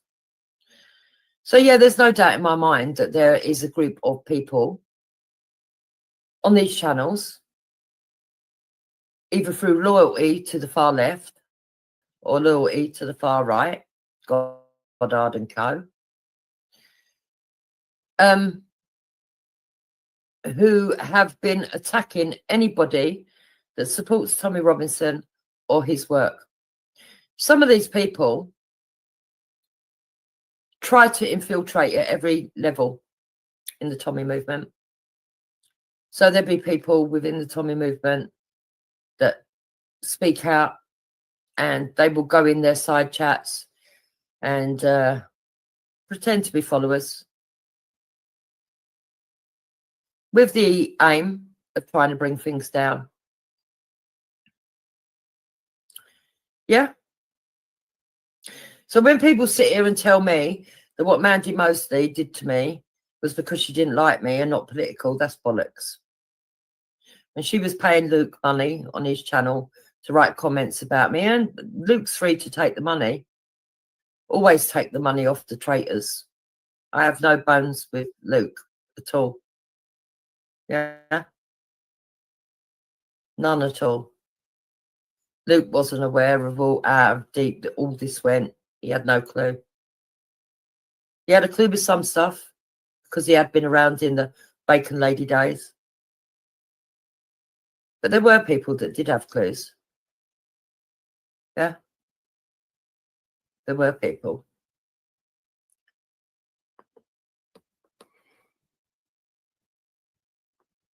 them down for 3 hours, 4 hours, sometimes 2 times, sometimes 3 times. And we sat and listened to their stories. And then we built a database. So we got all these girls and we built a database of names. And when the Muslim men were named by 3 different girls who did not know each other, we went after those men. And I thought, right, I'm going to make sure the whole world knows who you are. And the police identified 200 rapists in the town of Telford. Do you know how many they prosecuted? They prosecuted 11. That means 189 men that the police know raped have never faced prosecution. Do you know how many victims there were just in the town of Telford? 1,000. 5 of them have been murdered. 5 of them are dead. This isn't a small town that no one's heard of. Telford. Do you know what the Muslim population is of Telford? 1.7%. There's only 3,500 Muslims. So you get the 3,500 Muslims, get rid of the women, get rid of the under 16s, there's 1,000 men. So out of 1,000 men, the police identified 200 of them. That's 20% of the population. We identified 254. An independent inquiry identified over 300. That means that 20 to 30% of the men in that community were raped. Phones with Luke at all. Yeah? Luke's free to take the money. Always take the money off the traitors. I have no...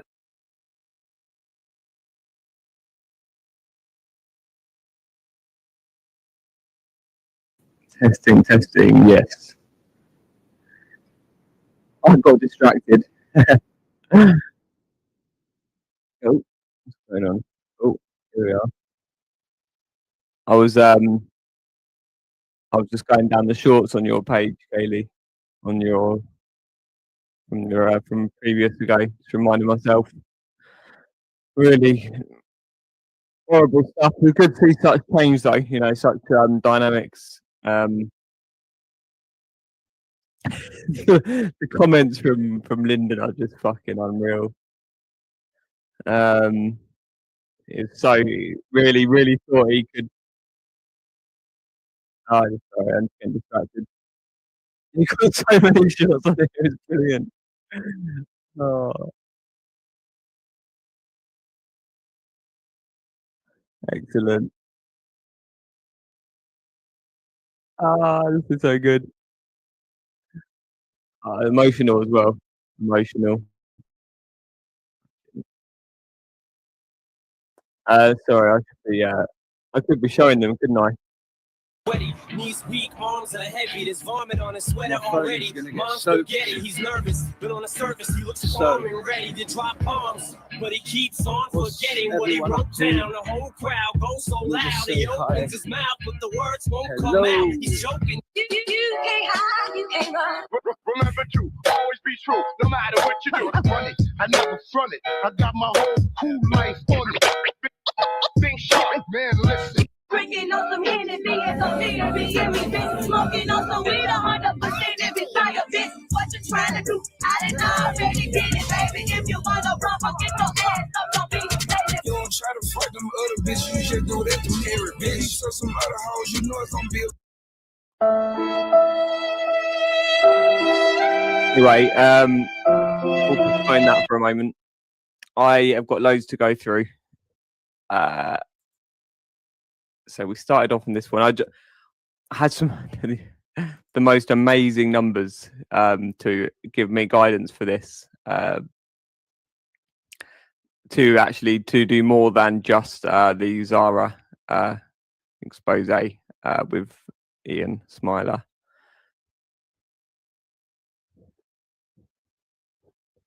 Really? Let's have a listen.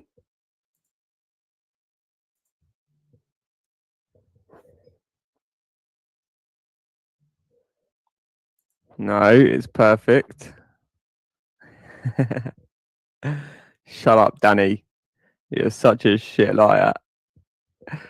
You're fucking waste. Waste of life. Imposition, non-existence. Creating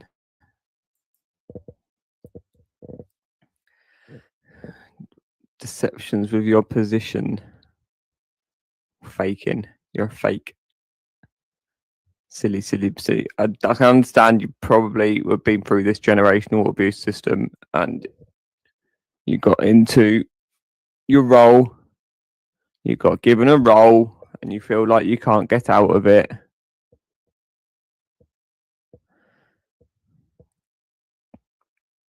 shut up, Pip.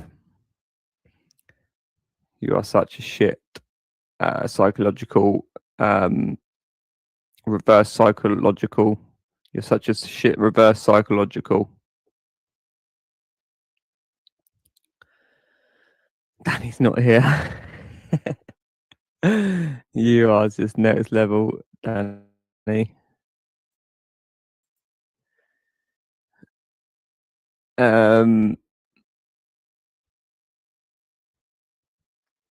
Well, this whole situation is not particularly normal, is it, Pip? Is it normal to go calling yourself Pip Fed Smoker?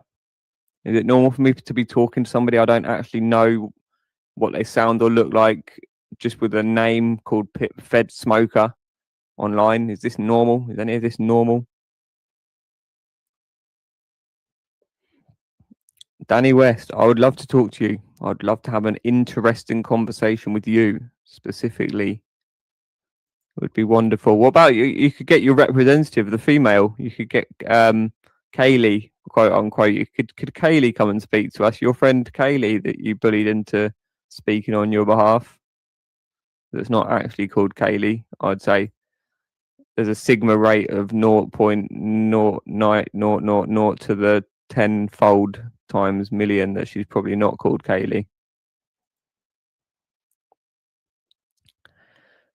I've got so much to go through. Let's just have a quick warm up with this one.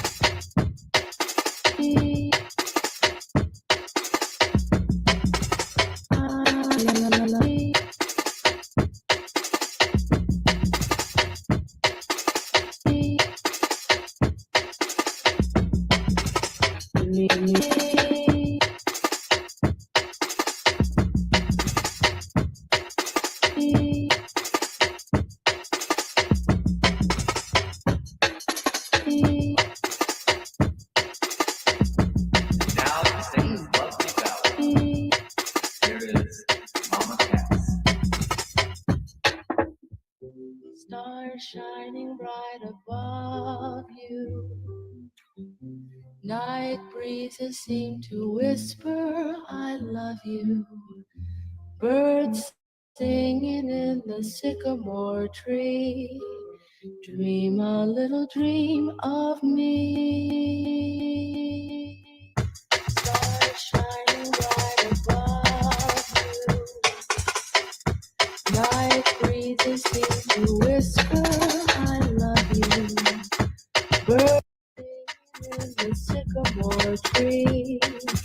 Dream a little dream of me. Danny, you are here to waste my time, to try and derail my work,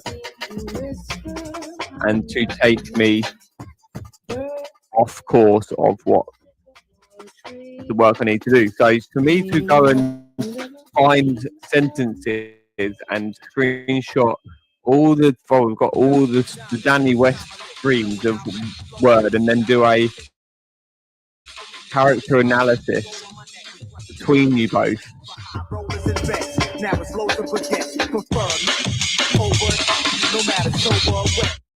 Haven't really got the time for that, Danny, and it would be a waste of my time when I already know it doesn't. I've got no one to prove it to. It doesn't bother me whether I prove it to anyone right now, whether you're wasting my time as the same Danny West that was wasting our time and just being abusive and horrible. Like, it doesn't really matter whether you're the same person. It's just clear that you are the same person. But it's not something that we need to prove because it's got no relevance as to who you are, or you're another one. You're just an abusive child abuse person abuser. You abuse people who protect children and dedicate their lives to trying to stop the abuse of children. It's just the worst of the worst of the worst, fella.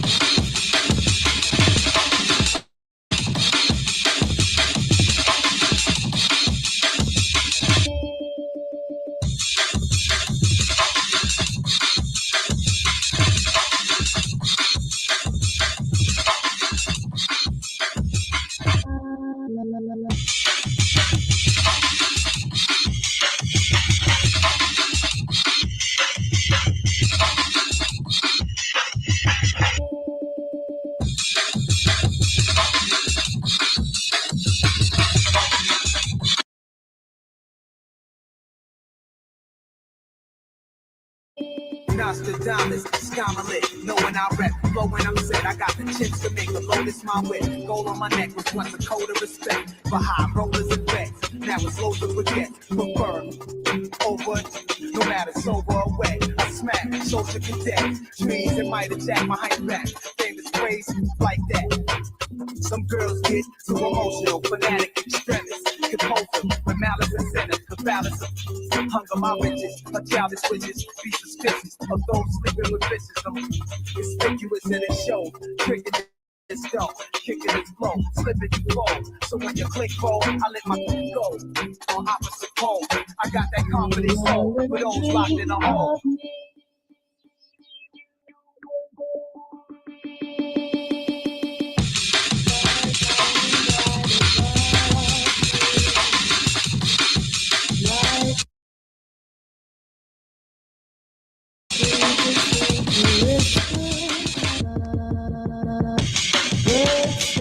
Okay, I'm going to blend it out.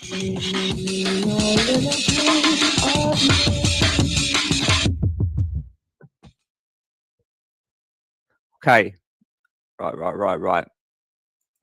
So it's 12:41. The actual bit I was just going to play on here, obviously, this not naming of Danny Jones because she's now friends with Danny Jones. Everything's cool. She's made it all up with Danny Jones. And it's only called Danny Jones. Everyone knows his real name is Danny Jones, isn't it? That's all right. We'll just call each other by our fake paedophile cover-up names. It's all right, isn't it, Michaela? Nothing to see here. That speak out, and they will go in their side chats and pretend to be followers. With the irony. Oh my dear. Fucking the first person you spoke to after, I think it was Buddha or someone the other day, was John Williams in Jupiter's side chat. Saying, oh, they're all insane on here, aren't they, Jupiter? Yeah. John Williams says they're all insane. Huh. You're right, John Williams. Everybody, can we all listen to John Williams in my side chat, please? And just call me Jupiter. Don't call me Michaela as much as you can. I'm trying to disassociate from my reality. This isn't the real world, yeah? Everybody? It's not the real world. Remember that. the aim of trying to bring things down. Yeah. So when people sit here and tell me that what Mandy Mosley did to me was because she didn't like me and not political, that's bollocks. And she was paying Luke money on his channel to write comments about me, and Luke's free to take the money. Always take the money off the traitors. Sorry, where does that make sense to anybody, Michaela? Could you lay out your logic to this take money off of traitors? Because they're going to have less money and you'll have more money. Not quite sure that adds up. Fucked, stupid, attention, abuser, whore, vile, evil, sick woman.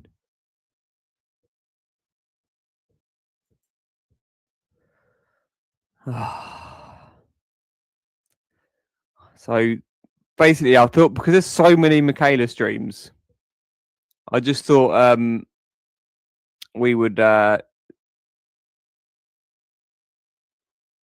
exactly. That's what I was thinking because there's just so many. So I've just played that little clip there. I might go back to it because there'll be more, I'm sure, throughout it. But let's just.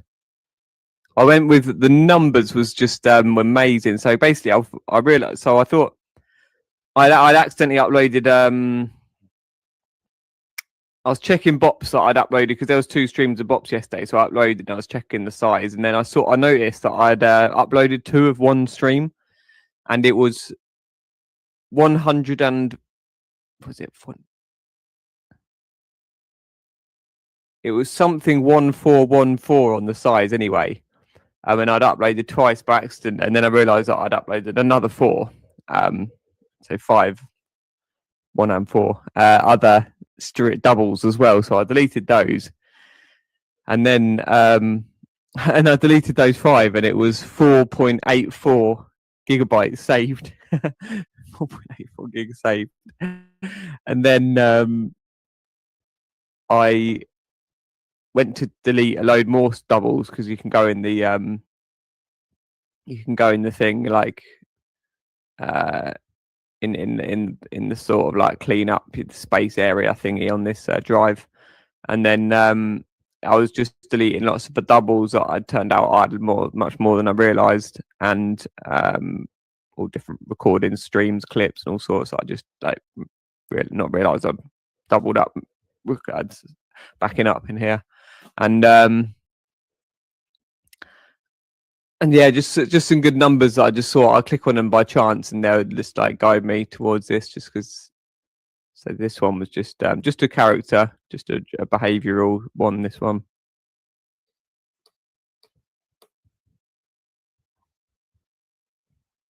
All I got was messages: penny this, penny that, penny. So I fucked her off, blocked her. Is that Kaylee you're talking about?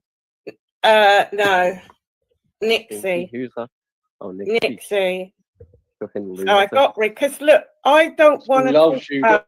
She has. I don't want to talk about Penny when I'm playing on my fucking PlayStation, and to me that's just so obsessive that you would join someone's PlayStation to carry on talking about someone on fucking YouTube. So I've no one can add me either. I've gone in the settings. No one can send me anything. Yeah, mine's the same. It's best that way. Keep it on private. Best that way. No, I haven't, Nebs.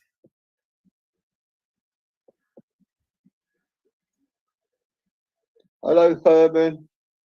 How are you, mate? Another one gives me some good information sometimes. I thought he was a troll. They probably would be smashed in the world. In World War II area. Are you still going on about World War II, mate? It's a shame people like you don't come on the panel, Herman, because you come out with some good fit information, mate. You put under my videos. This is hilarious. Yeah. We got Moon's idea of what happened to Den's car, and it's fucking brilliant.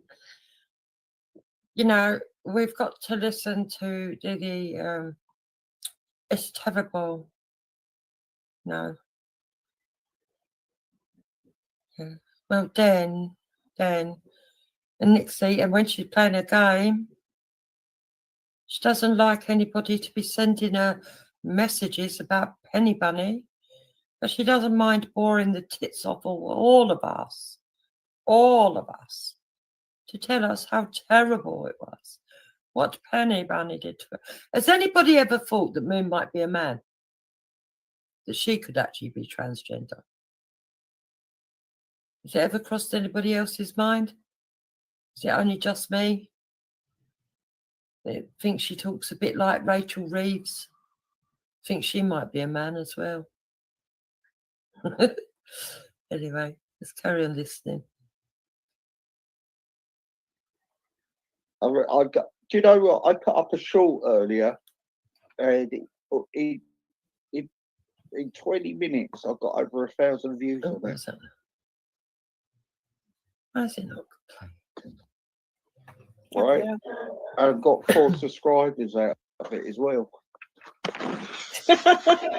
Okay. So if you get people like new in the chat, it's because they've subscribed for my shorts. You look on the analytics of the shorts and it tells you who's I shared would your stuff. because I honestly don't care. Oh, she honestly don't care, AZ. I've never even looked into any of that. Nebs, do you mean like using a mod to go inside the game mechanism itself? Because I've done that on Tomb Raider, like gone to places that you're not meant to go. And I've seen them do it on Res. Do you mean that sort of thing? Yeah, Nebs. Do you mean that sort of thing? I mean, obviously, she's not hate bonding with you because all of the things that, you know, the conversation between you and Apple that she got involved with. Yeah. It's not, no, she's not bonding with you over that because she thought that Apple was a tartan pig and Penny was only a piggy bunny.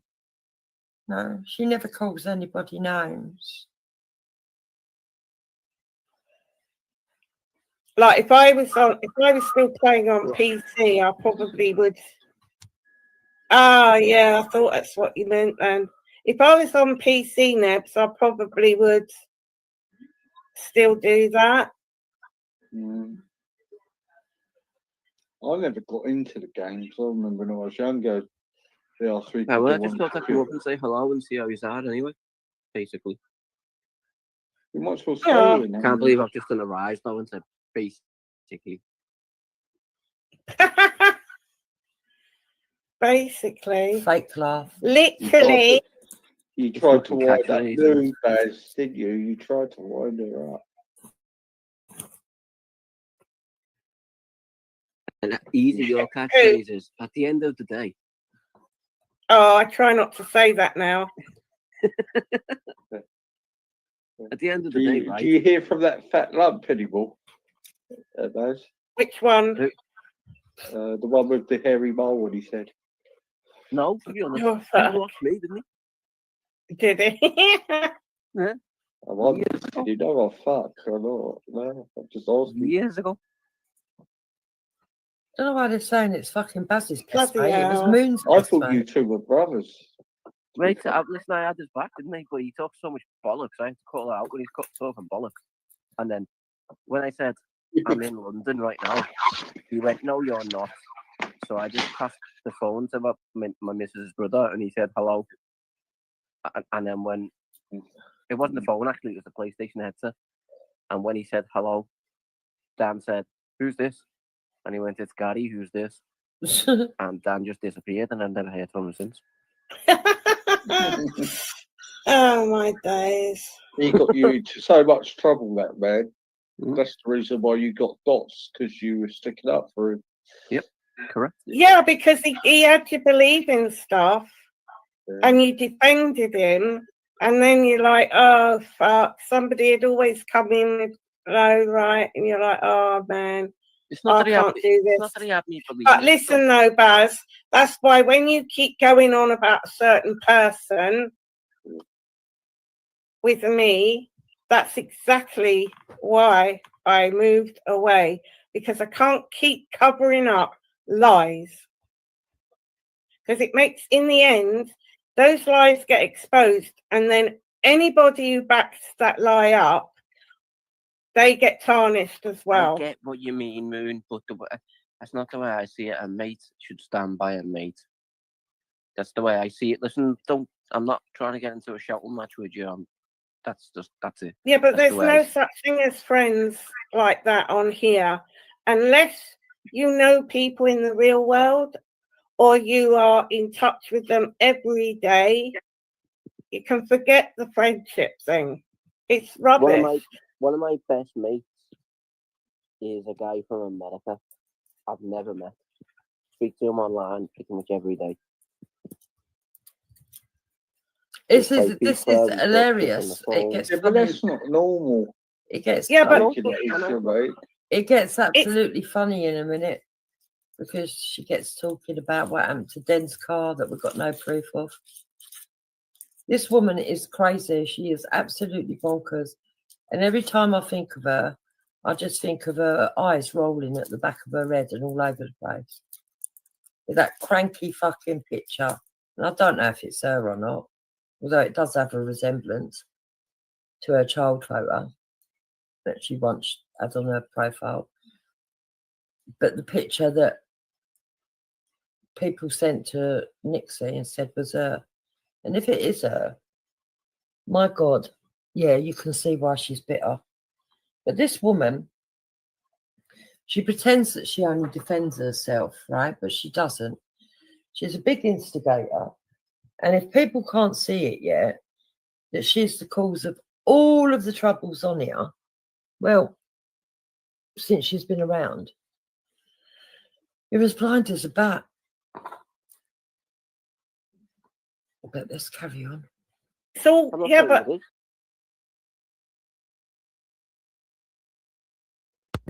That is just such a that is just the any statement like that.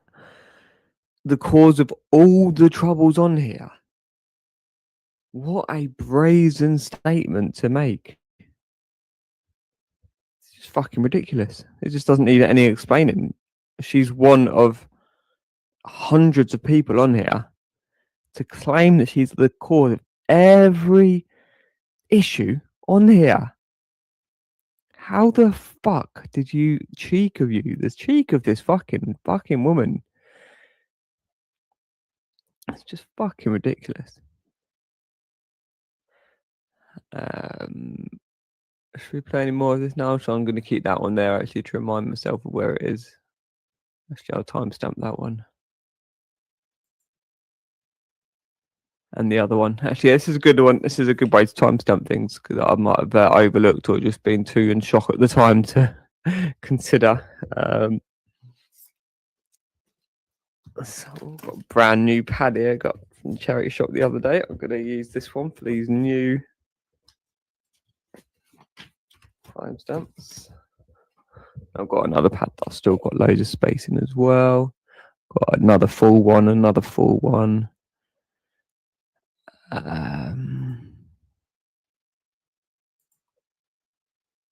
go on to this one.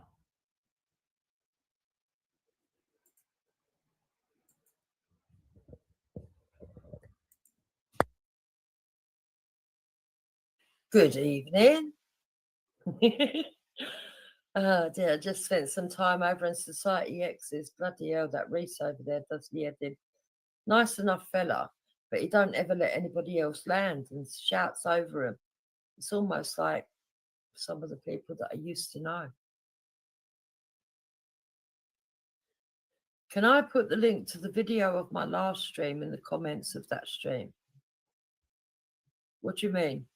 The link of the video of your last stream. Why do I need to put the link of the video in the last stream? I don't understand what you mean.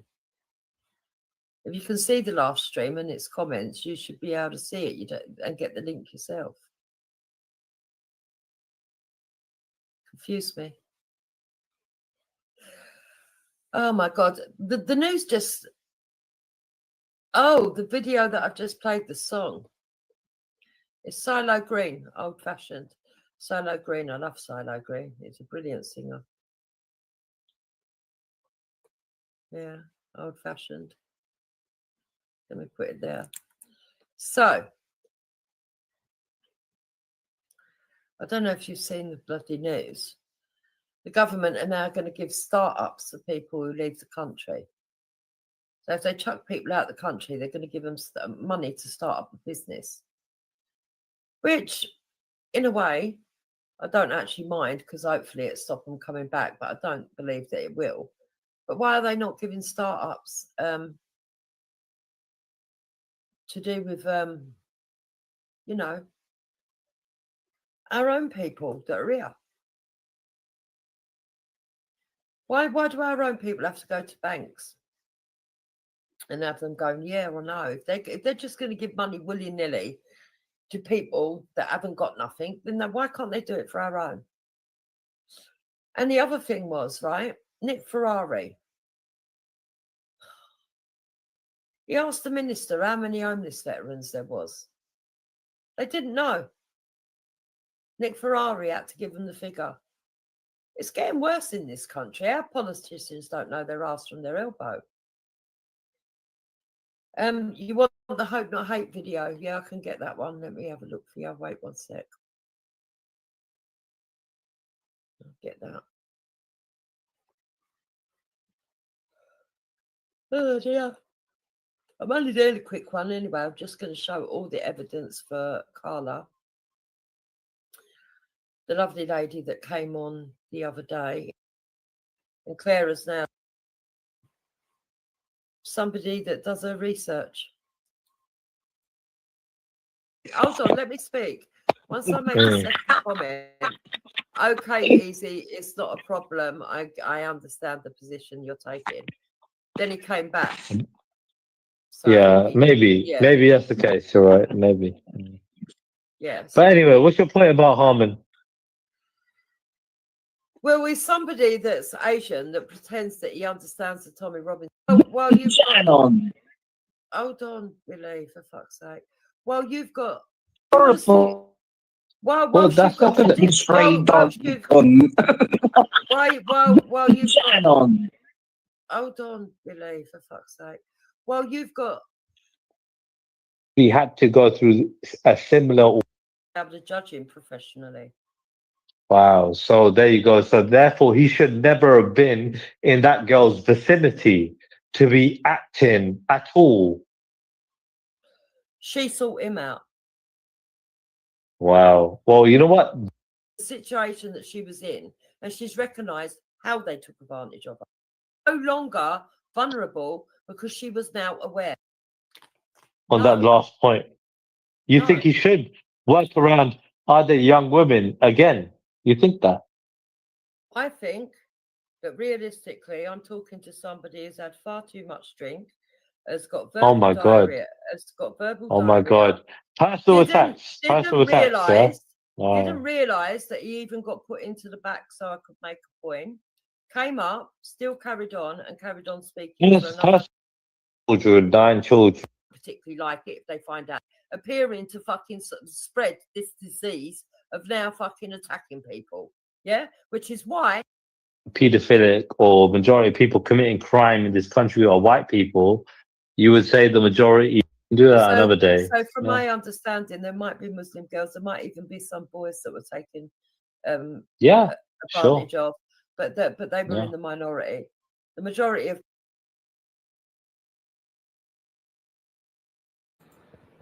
this one, I can't remember where the point I was going to look at. It was, I think this is, I'm sure this is the one that I had where she got, it was just an example of her going, and the first point and the second point and the third point, but this is pointless really. No pun in pointed. So we can just get rid of that one for now. Where is it? There we are. And this is another one that just had. I was just going to flick through because I know there's a few bits, but this was actually the one which directed me with the 777 views and then the 777 something else to Trilla's live that I would have missed otherwise with Amy and Nixie trying to use you as some sort of like baseline abuse bullshit. And then, but yeah, this one also had that clip of her, when she shows this bit. Oh, the people aren't standing up. People aren't helping. People aren't helping. We're the helpers. We would always stop if we saw abuse happening. We'd always stop. Yeah. So yeah, it's just I'm not even going to play this. I mean, this fella's a bit annoying as well. He's ridiculous. It's just a sucking up to Tommy Robinson sell out. Take away. This shows you the I'm gonna talk black man language now. God. The rascal. God, we'll do. The rascal. Yeah, that is what we're now seeing.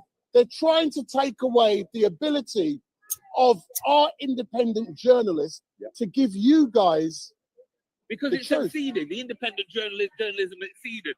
Urban Scoop, all these independent auditors, etc. that here, Rebel, Vox, you know, we're the ones that control the narrative Street now. Mike, man. That's Street Mike, well, you We're the ones that control the narrative now. Bullshit. Okay, and here we are. Little clips. This one's going to be irrelevant. I know you see had a few shots of Kim and all that. I like feeling up a bit better and all that. I know you see had a few shots of Kim and all that, but like, I normally get along with them. Well, apparently he's going to be carted off and interrogated by the police for caping. Yeah. Good. Oh, he doesn't look good, brother. And he's a slipper holder, really. He's fucking. Yeah. It's all just right. supposed to go I when people are being honest with him, and they're trying not to be like an echo chamber around him. Yes, easy. Yeah. Then he just turn on you like. Yeah, if you don't agree with him, you just look at what he done to Sean. You went in on Sean. I mean, I know some people don't like Sean, all right, granted. But he went in on Sean's kids. What channel? Sean returned fire. Sean returned fire on his kid. Then felt bad, went back a couple of days later, apologised. Easy still ain't apologised. And he took what channels he put up? Said about Sean. Yeah. He won't be forgiven for that. He won't be forgiven for taking more channels. I disapprove of what that. I didn't like that. Yeah. Yeah, exactly. You didn't answer that, did you, when I said that, did you? What? When I said that, Sean took what's channel? He did take what's channel, yeah. Yeah, what are you going to say about that? Ain't nothing to do with me. What's dead? Don't you like him? Of course I like what's dead. He's dead. He's not hurt, is he? He's dead. Right. At the end of the day, you know, when you go, your channel dies with you, doesn't it, really? Do I find it interesting? What do you honestly think, like, when you die, that your channel dies? Who is a channel, isn't it? I just noticed Bob's is an easy side chat. Didn't know that Easy was live. But do you honestly think, like, But he when would you be, die, wouldn't he? Who do you think BBRS is? What do you think it is? I think it's that little group.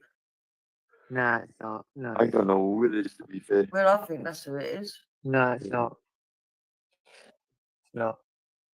I thought it was Simon Lord originally, and It's not him either. It's not him either. No. Well, a lot I of don't people care are now saying it's anyway. Eric. I don't believe it's Eric. I don't care anyway. No. So yeah, I think Easy admitted it was him. Oh yeah, yeah. He trolled himself. You know when you realise what you he said. trolled himself. Yeah. You're like, yeah. Fucking Big bad upside down show. Yeah. Okay, let's just have a listen there, because his views are dropping, so he's getting defeated. I ain't going to stop. I'm not going to stop till I get to the end of it. So people He's will not playing easy, is he? Stop, right? But do you honestly think, like... But he when would you be, die- wouldn't he? Who do you think BBRS is? At the end of the day, you know, when you go, your channel dies with you, doesn't it, really? Do I find it interesting? What do you honestly think, like, when you die, that your channel dies? Who is a channel, isn't it? I just noticed Bob's is an easy side chat.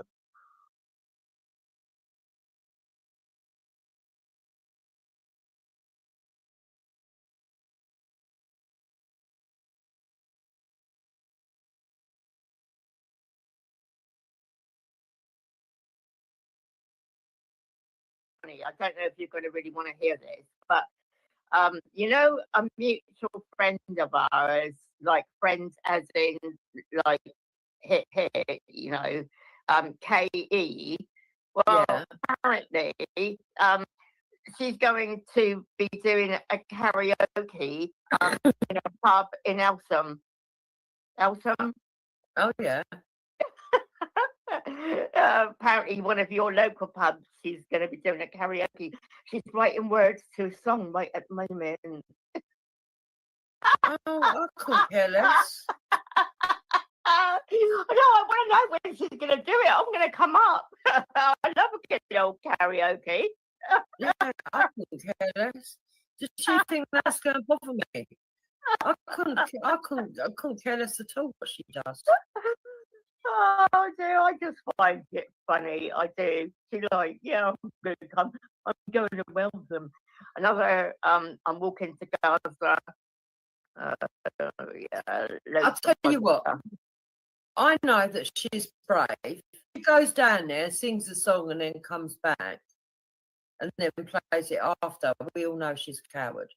Yeah. Other than that, I couldn't give a shit. I couldn't give a shit. She could go and sing songs about me all she likes. In the pubs. I don't care. It won't bother me at all. Do you go in your local pub? No. Oh, So, yeah, I was gonna say it won't bother me at all. Yeah. But I'll tell you what. Well, I ain't saying nothing. Just let her do what she's got to do. Yeah. Let's see how it plays out. Yeah, I'm just forgetting the time. I'm gonna come up. You're gonna come up. I'll meet you. Yeah, I'm coming up. If she actually does it, she puts a time out. It's a few of us that are gonna come up. So yeah. Yeah, just let me know. But yeah, I will. Honestly, if she thinks that bothers me, it doesn't bother me at all. We'll have a good old drink and a good old laugh. Oh. I'll just think yeah. it's legal. I know it's absolutely crazy daisy. It's meant to be this Saturday, is it? Oh yeah, and what pub? Oh, what pub event is going on? 16th of August, where? Who's saying that? Somebody in side chat saying it's meant to be 16th of August. I don't actually do it. Yeah, that's this weekend.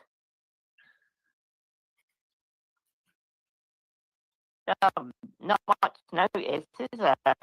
Oh, she's catching a train just before midday. Oh my God. I can't do this Saturday. I'm already doing something. I think it'd be hilarious. It's going to take her over 3 hours, so she's not going to get here till 3 o'clock on Saturday, by the look of it. Yeah. Oh, she hasn't made that very public. Yeah, but the thing is, Babs, right? I don't care. I just find it funny. She doesn't seem to understand it. Don't bother me. If they think that I'm going to be bothered about something like that, no. I know, it's absolutely crazy.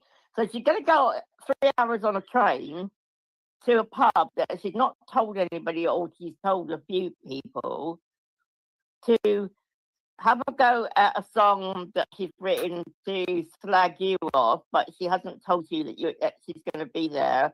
The thing is, where I live, right? With you. The thing is, where I live, I'm very lucky, very, very lucky. We've got loads of churches still in existence, and we've got loads of boozers still in existence. Yeah. And to be honest, I'm not going to be fucking getting up and going in every pub looking for fucking Kaylee. No, she wants to go and sing in a pub about me. Make me famous, love. Yeah, exactly. Exactly. Stupid cunt she is, honestly. I'm lost for words, to be honest, with that one. She tries to tell us that Mensa invited her to join them when she was 18. Well, I doubt that, because you are as dumb as fuck. Yeah, just like. But she doesn't bother me at all. I mean, I don't even look at her stuff or anything. I mean, she's as nutty as fucking Dennis. And that reminds me, Cole did say that he wanted to pop on. If you're there, Cole, I can put the link out for you if you're around. But I don't know if he's around at the moment.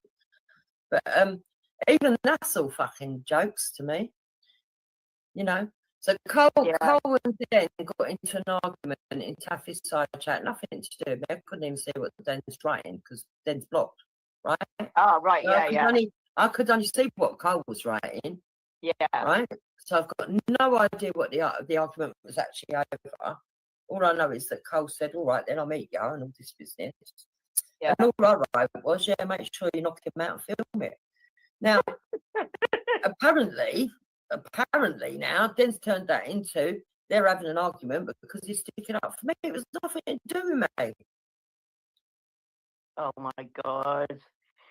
Yeah, man, honestly, he's another one. He's another atrocious liar. And he's another narcissist. All about him. Everything is all about what Den's done. Den's been right up in the top of the movement. Den's done this. Den's done that. It's like, shut up. I've probably been on more fucking demos than you've had fucking hot dinners, Den. Shut your mouth. Yeah. So apparently they said that she's going to the old post office. Yeah, all right.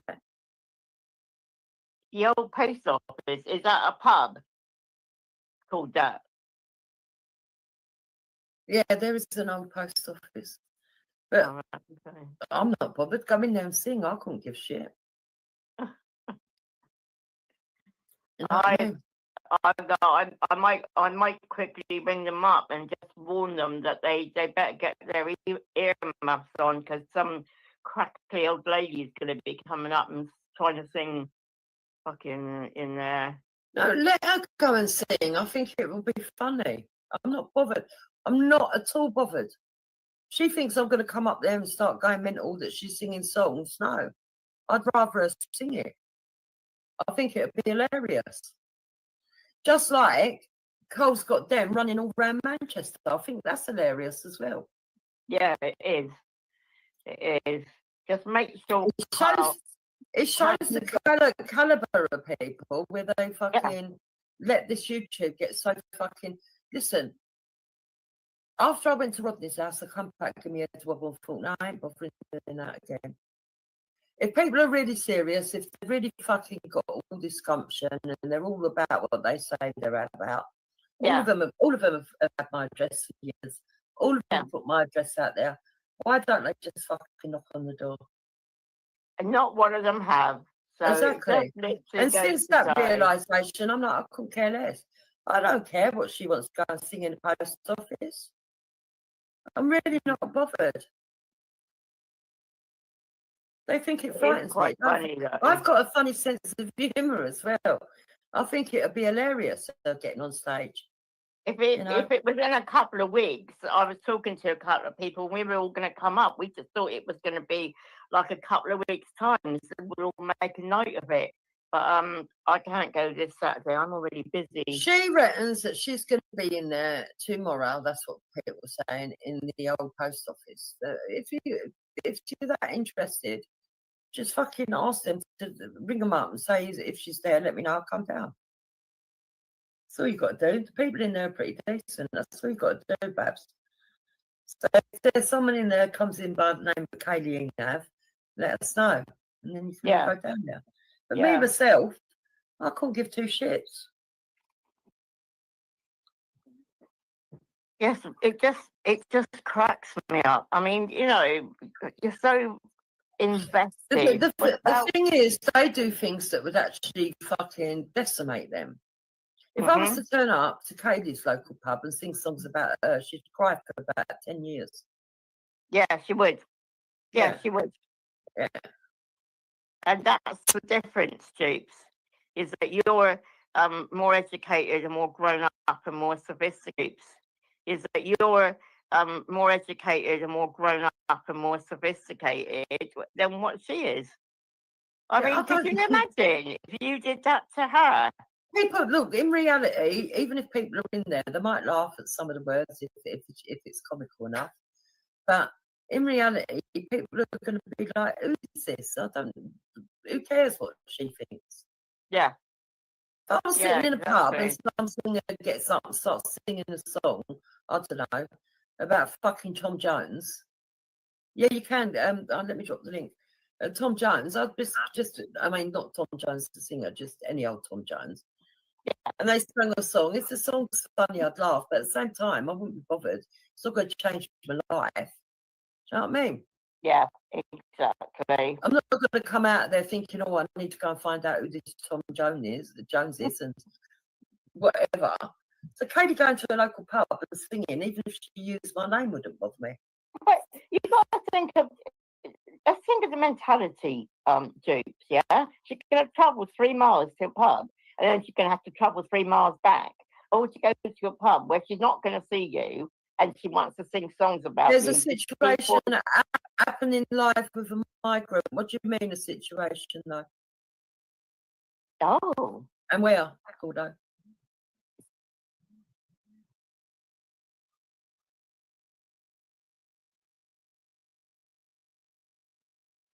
You know. Anyway. Yeah, it just literally, it literally cracks me up. It used to wind me up, but now I get quite a bit of fun out of it. Mary Wolf. Used to wind her up, blah blah blah blah. Sorry, I just missed all of that. My mum called, so I was been on the phone for 10 minutes. So I can't remember. I remember vaguely, generally the conversation, so I just let it play. So yeah, it was. From your comments, you just reminded me of the process of the conversation. It's just the same with them. I mean, it's all I've got a pretty good recollection of how they've behaved gradually over the years. Oh, let me just check the heat of my laptop. Oh, it's doing well. It's doing well. Don't need the extra fan on. So yeah, that was just the last minute of this, just in case there's anything you might want to. Yeah, but what live stream? I can go live and share it. What live stream?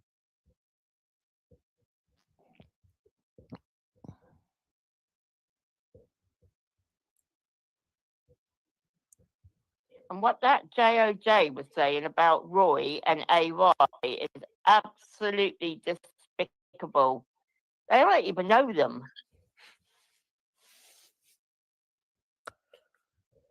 Yeah, I'm just trying to see if I can see a live stream.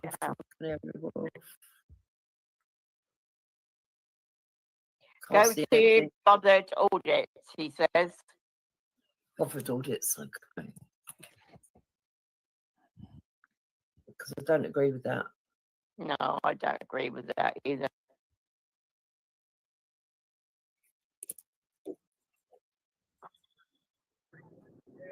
Right, this is what's happening.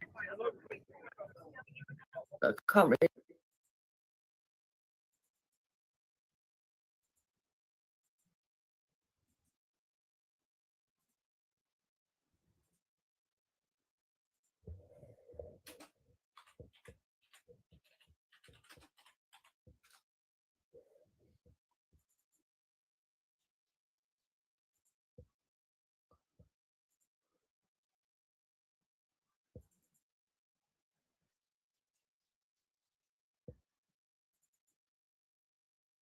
$220. It could be about $210, $220, maybe a bit more depending.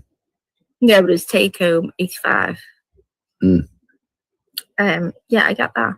So when you start to take home over, I'll put it in the back, but it's not for anybody else's knowledge. You can probably Google it, but I'm just a bit wary, to say, because I am hoping now the kids are older to go back to that. Wait, so. No, I had an investigation because they thought I was defrauding the VAT system. Right. And you just went, no, I'm not. No, I'm fucking not. Do you want to see? Do you want to see my apples, my oranges? I fucking live this way. That's just what you just tend to shout over people. Did that work out well for you? No, she was actually a really, really nice person. She was. She was Yeah. fit. She was well fit. They tend to be. Well, thank you. Thank you, Sarah. That's how we first met. It's when they show you that warrant card. I know. That's And they're standing, two of them standing there in front of you, and they say, "We've got more powers than the police, and if you don't let us have a look at your accounts, we can take you to jail without passing go and without."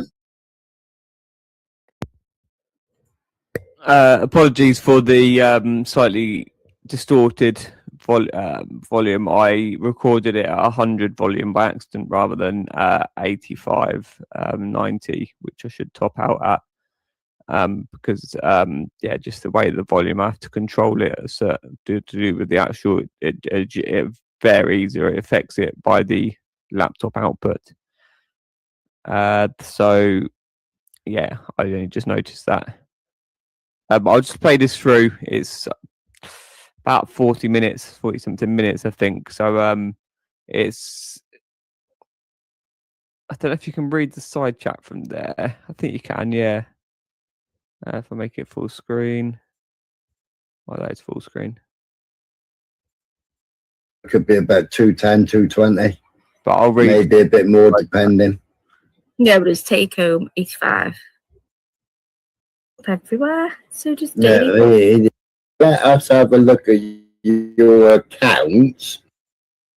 Yeah, and he was on the. He very welcome. Jamie did let him on the panel, and he was like, "No, he's going to start talking about." Tend to be. Well, thank you. Thank you, Sarah. That's how we first met. It's when they show you that warrant card.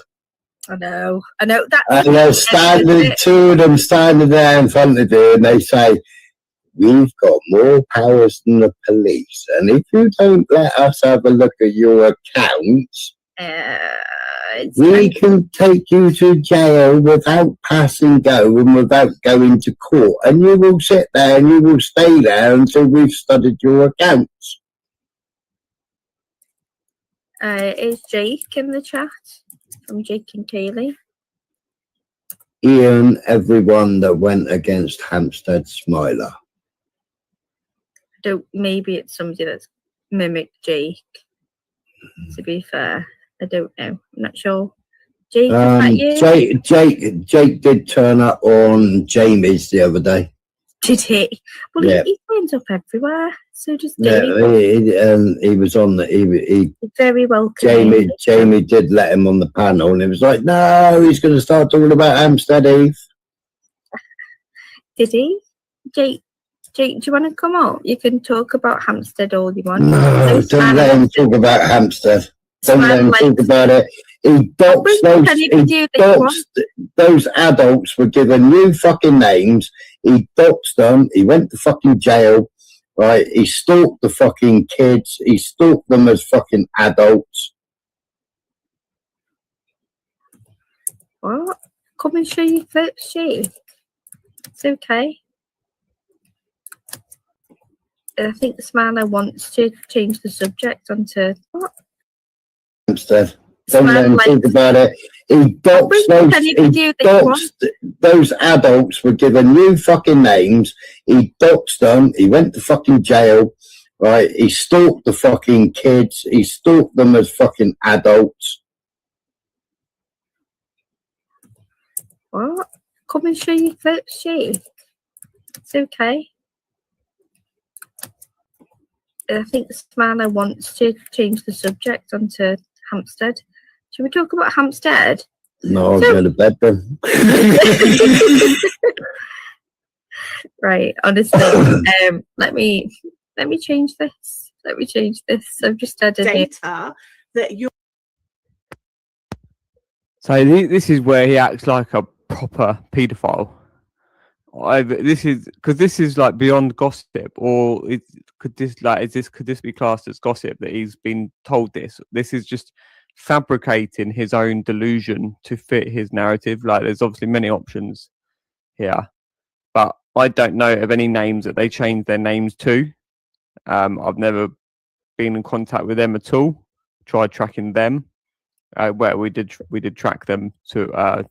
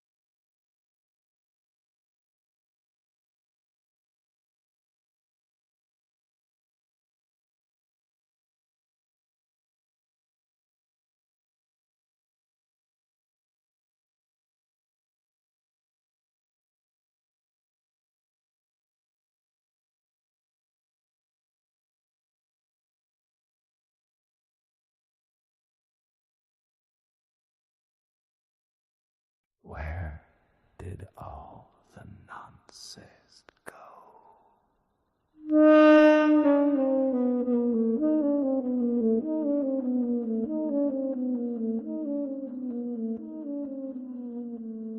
Where did all the nonsense go?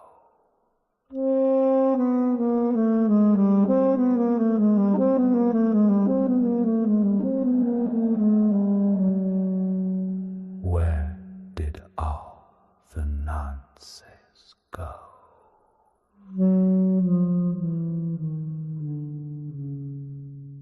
In 1984.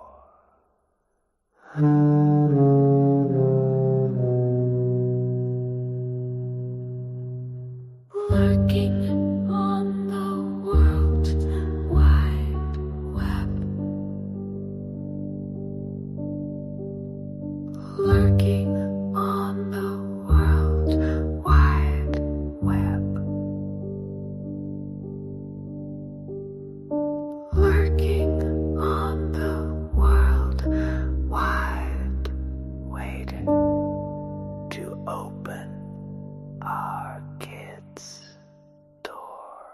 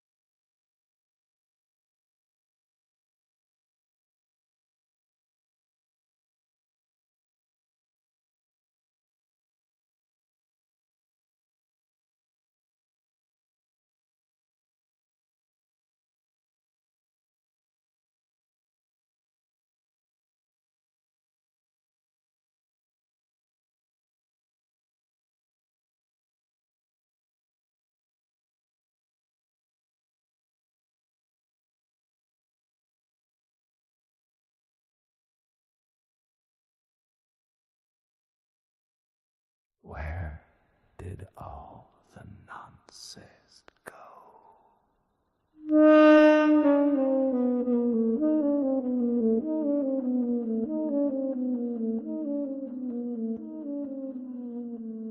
Where did all the nonsense go?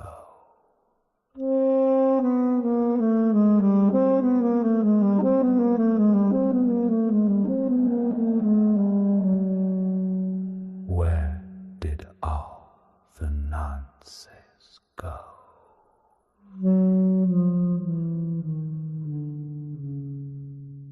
In 1984.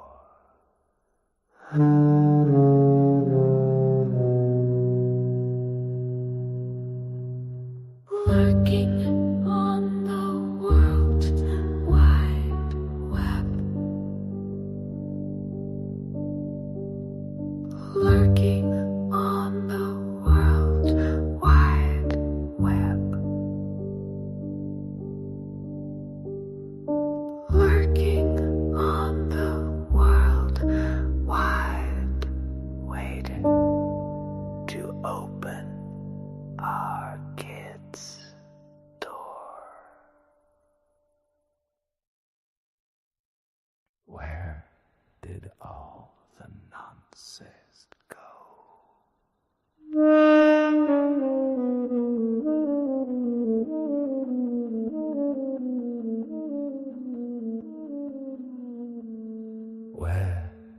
all the nonsense go?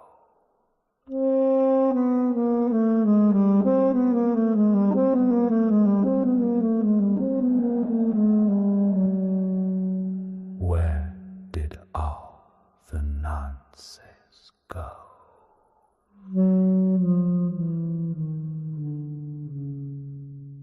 In 1984.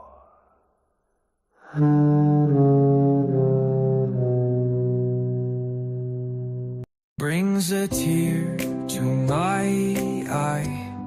In fact, it brings a tear to both eyes. Very, very emotional. And it brings an even greater sadness to know that I will never be able to hear the private sessions that you and Jake, Ghetto you Clark, will be having in the future. I felt it always a privilege to listen to two great minds discussing topical issues that were 5 years out of date. Danny West for 25, 2 hours ago. Try over 10 years my time. Kaylee Nayavug, grounded. Hide what comments you freak. It's only just finished and takes a while. You mean the chat? It literally just ended. You obsessed cunt. Concerned tool for free speech. I would like to congratulate myself on the wonderful and brilliant comments I made in this live stream. Enjoy, enjoy, enjoy. Danny West 425. Yes, give yourself a big pat on the back. I have unlocked.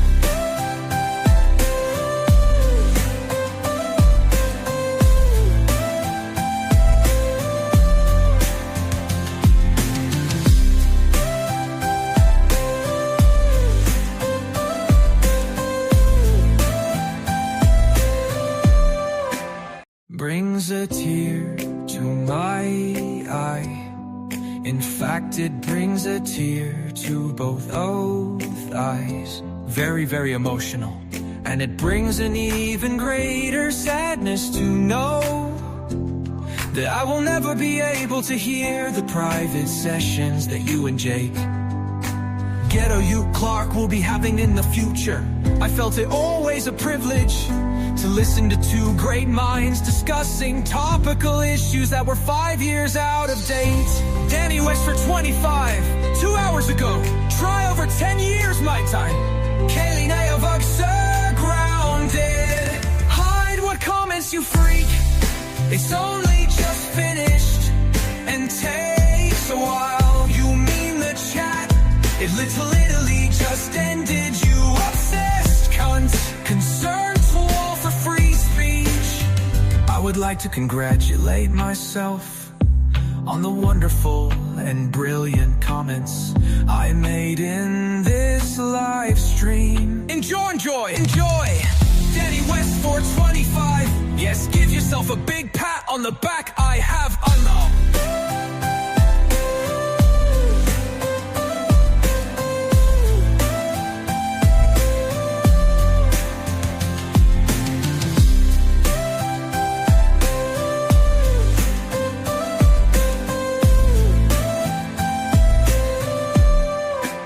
Brings a tear to my eye. In fact, it brings a tear to both eyes. Very, very emotional. And it brings All the nonsense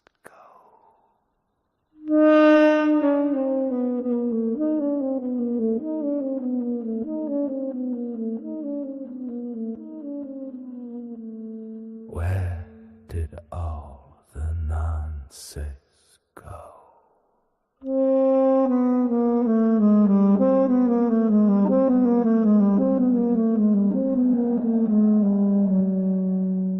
Where did all the nonsense go?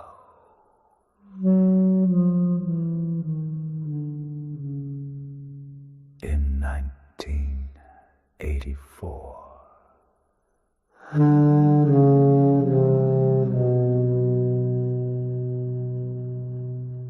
Working on the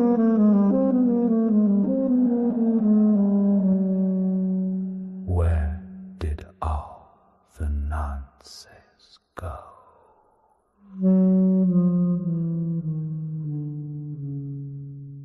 In 1984.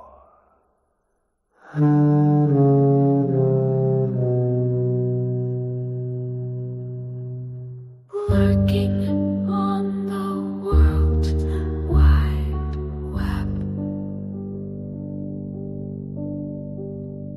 Lurking on the World Wide Web. Lurking on the World Wide, waiting to open our kids' door. Where did all the nonsense go?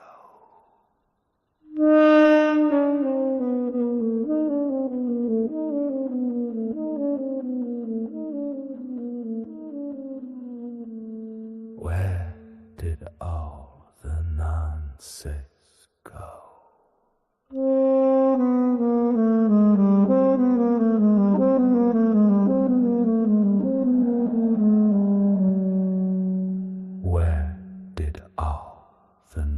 nonsense go.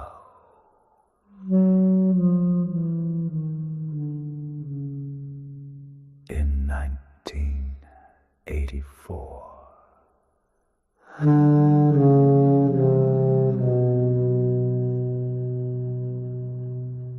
Lurking on the World Wide Web. Lurking on the World Wide Web. Lurking on the World Wide, waiting to open our kids' door. Where did all the nonsense go?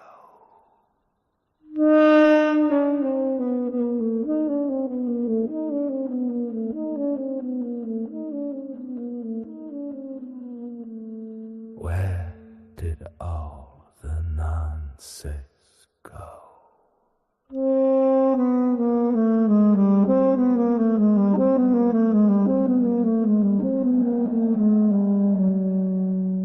Where did all the nonsense go?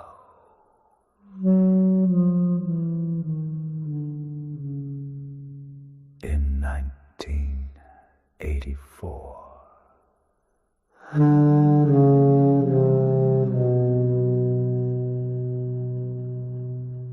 Lurking on the World Wide Web. Lurking on the World Wide Web.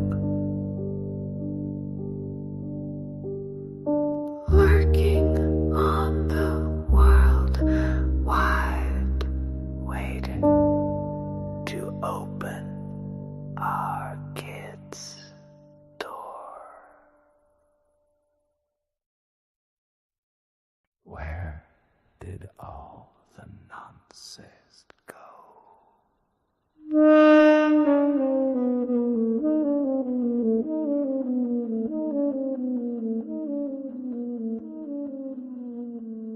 Where did all the nonsense go?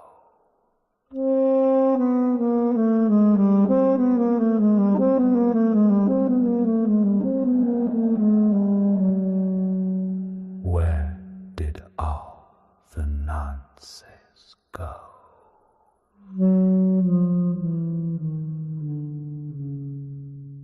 In 1984.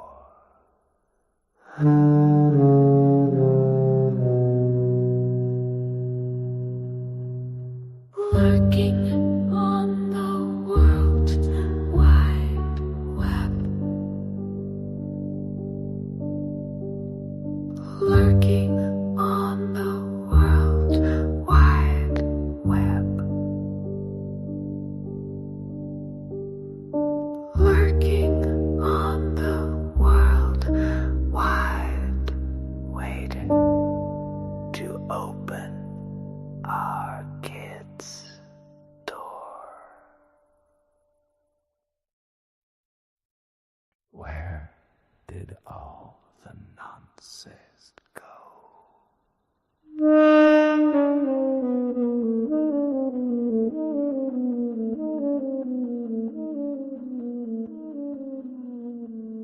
Where did all the nonsense go?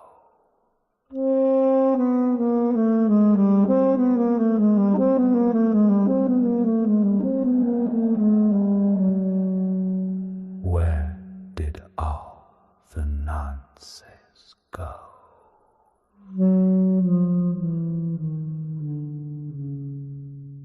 In 1984.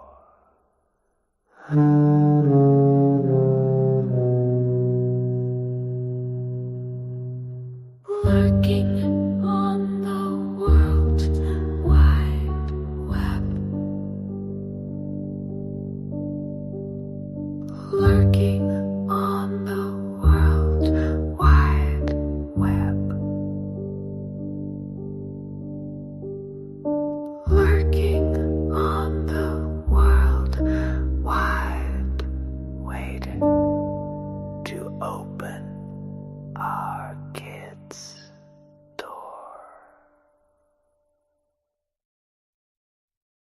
Where did all the nonsense go?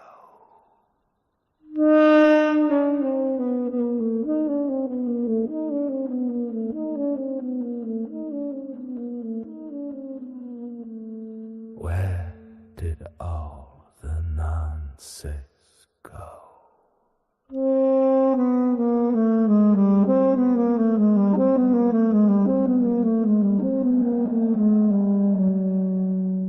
Where did all the nonsense go?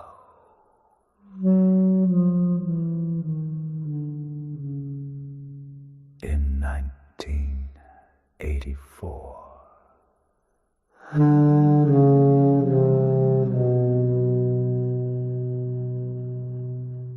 Lurking on the World Wide Web.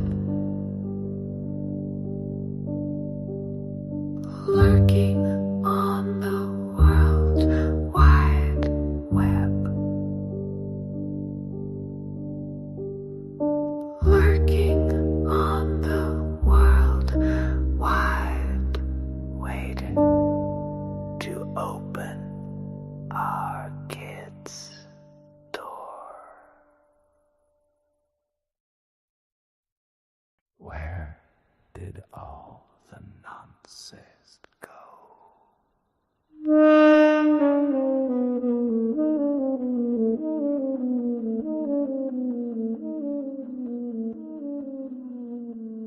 Where did all the nonsense go?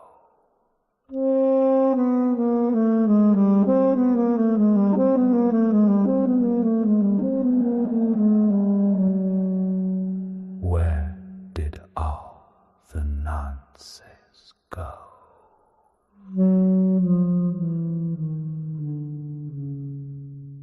In 1984.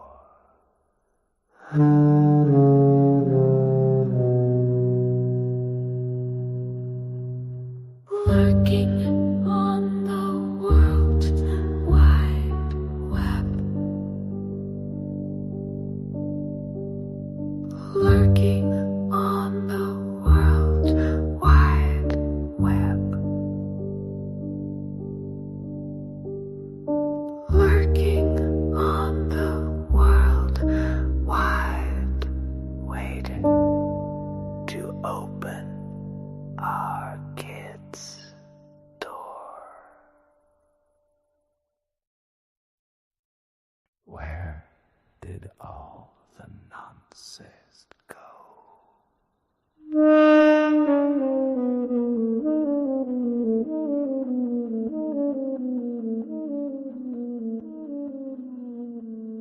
Where did all the nonsense go?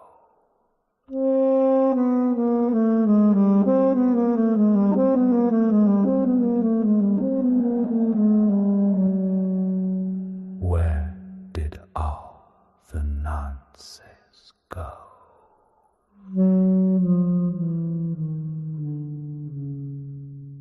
In 1984.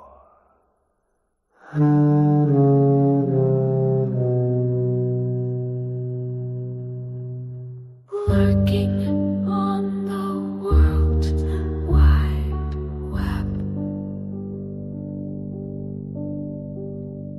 Lurking on the World Wide Web.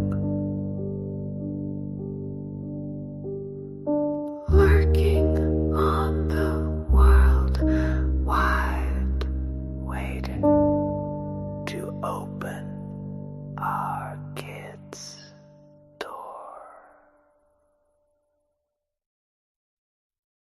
Where did all the nonsense go?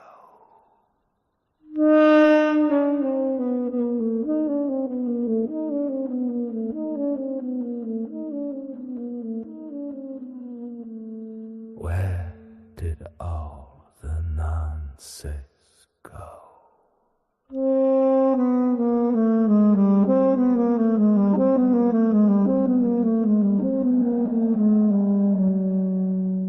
Where did all nonsense go.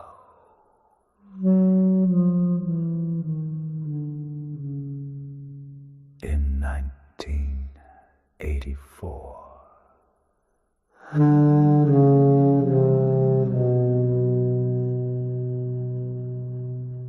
Lurking on the World Wide Web. Lurking on the World Wide Web. Lurking on the World Wide, waiting to open our kids' door. Where did all the nonsense go?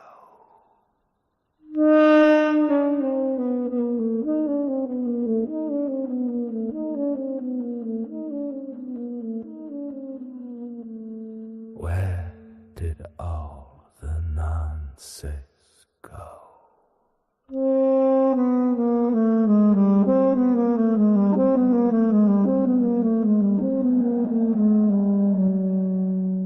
Where did all the nonsense go?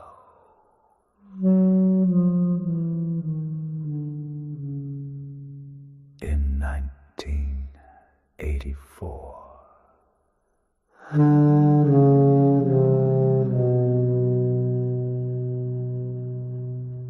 Lurking on the World Wide Web.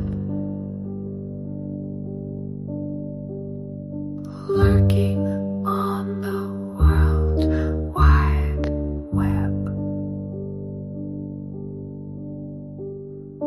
Lurking on the World Wide, waiting to open our kids' door. Where did all the nonsense go?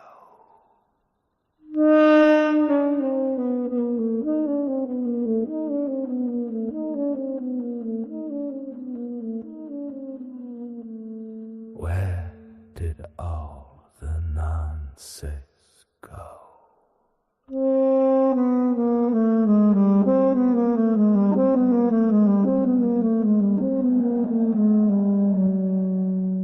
Where did all the nonsense go?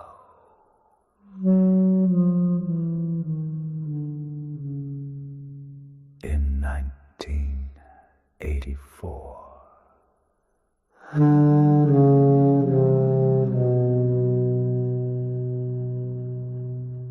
Lurking on the World Wide Web.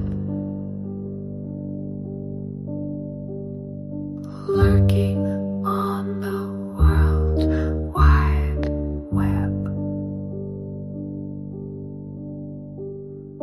Lurking on the World Wide, waiting to open our kids' door.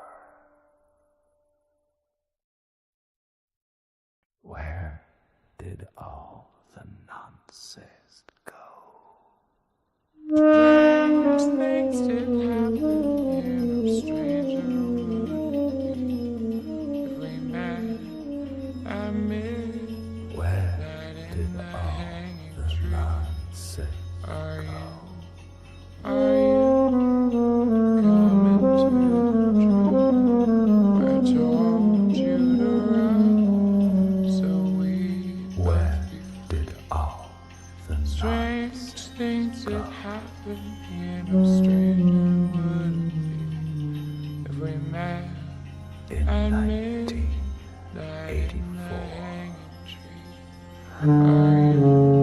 Are you coming to the lurking on the World Wide Web?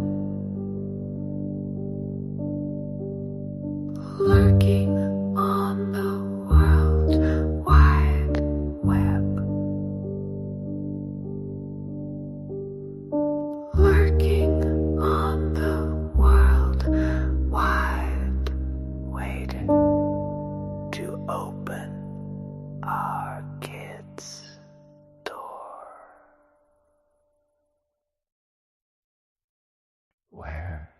did all the nonsense go?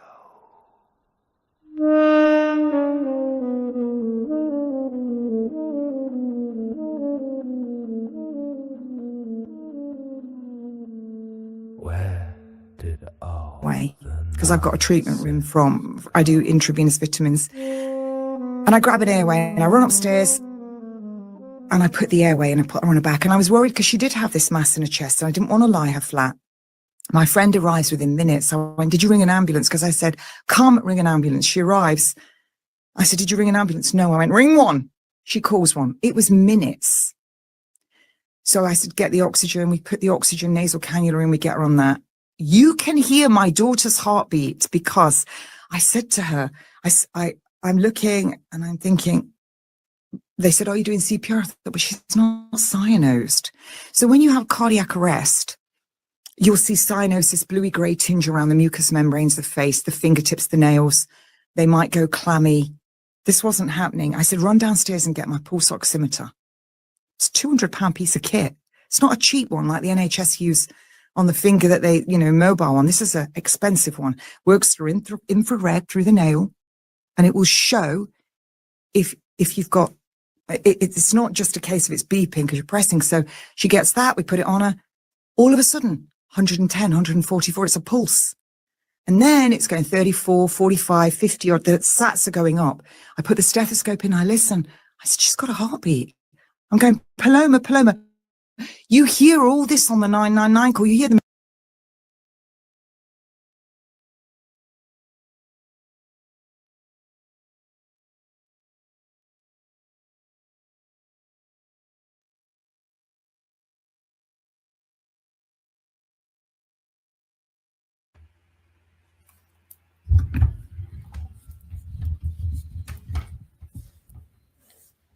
Again, let's just think about this logically, all right?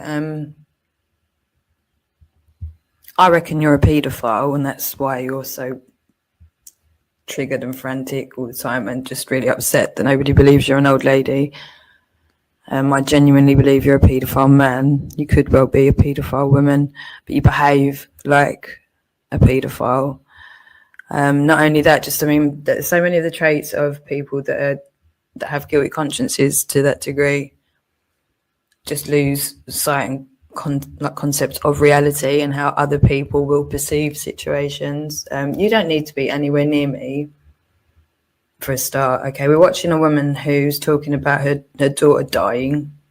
This is very close to my own heart because my life's been destroyed over the very same situation overall, and so have many millions. And you know this. You know millions of families have been destroyed over exactly this. You know this, and you know that you and your mates here on this shit show, however you got involved in the first place, you're all part of what's allowed this to happen. And so many people have lost children. Now, a woman who's quite prolific in this entire situation for also trying to prevent it happening is discussing now something very sinister, in terms of her daughter being mistreated by the very people that have kind of fucked the entire planet. We're listening to her account of her daughter actually dying, I believe, at the moment.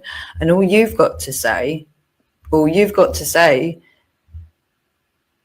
is I should have dropped YouTube and got on with my So we'll just pretend that none of this is going on. None of this had anything to do with anything in anyone's life, no? It's all Kaylee's fault because she was on YouTube. But let's not forget, I wouldn't have been on YouTube if it wasn't for Justin Armrod, who's been right at the centre of all of this shit. Going way back when, why so many fucking names, you cunt? In your Clacton caravan, if you're really there, Justin Armrod, Jason Tyler, E-Media Hosting, Weber Logic, Right Unity, Wake Up UK. Why so many names?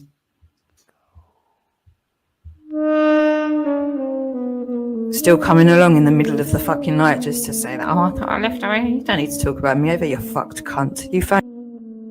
Where did all the nonsense go?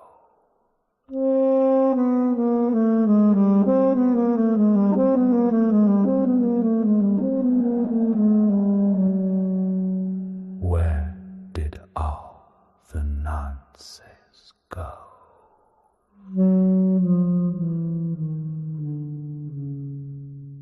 In 1984.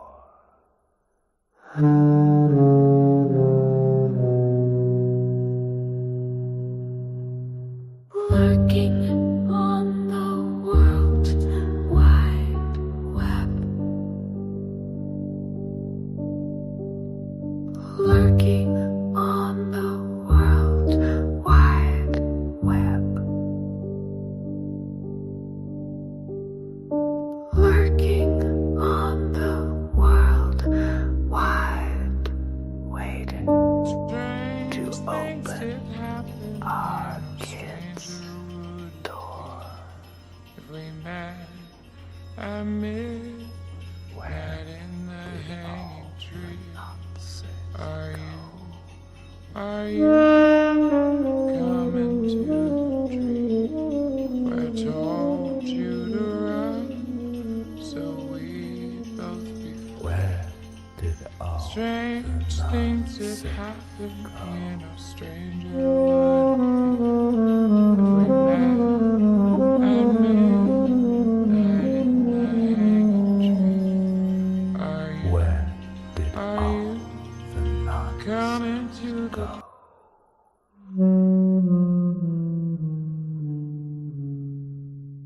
In 1984.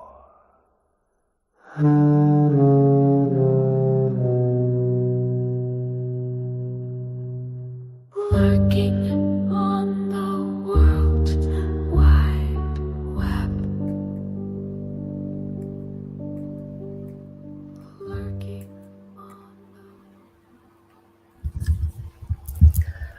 I don't think I really need to say much, do I? 6 o'clock in the morning. Clyde Stanhope's already been in. Banana Nonce has already been in. This is while I'm sleeping. Christmas morning, just for a few hours before I get up and go straight back to doing what I do every single day under duress. Under duress, they're here 24/7 just to go on and on and on about my fucking children and paedophilia. And look, we've got Linda Morden. You cunts are fucked. No, don't try this, you gaslighting piece of shit. You're fucked in real life, Linda Morden. You're fucked. No Merry Christmas. There's no celebrating for me, you dead cunt, Linda Morden. Phone 999. I want you dead. If you don't hand yourself in, if you don't fucking hand yourself in, I want you dead. And I'll be in the pub telling everybody about it today. And we're doing Michaela on the Avosa's hearing, okay? Michaela on the Avosa's hearing starts today at whatever time. It's very informal and it is Christmas Day after all. You'd think that maybe you lot would be fucking asleep or getting up and doing stuff for your kids or grandkids possibly. I know exactly why I'm not. I'm under duress. My life's been fucked by you lot and I'm exposing it. That's what I'm doing. Okay? I'm miserable. No, I'm not. And you need an apostrophe. I'm getting up to go and watch the sunrise by the river. And then I'm going to be spending the day in the pub today, carrying on exposing you with some friends and neighbours. Okay, this is what I do now. So by all means, you can sit here and tell me how shit I am at life and keep going on and on and on about my children through the night, in the morning, every fucking day, including Christmas. Just show everybody exactly what's going on. Go for it. I'm getting ready to go and, yeah, I've given up on my children. Yeah, we're going to let the public decide. We're going to let the public decide, aren't we? We're going to let the public decide. And we're going to let the public decide about you lot being so obsessed with my children. You're here to tell me about it all fucking day and night, even fucking Christmas. Even fucking Christmas morning. You fucking paedophile cunts.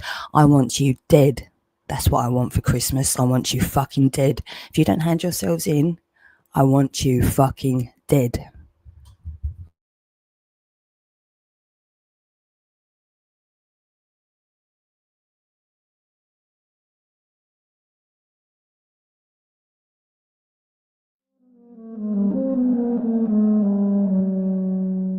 Where did all the nonsense go?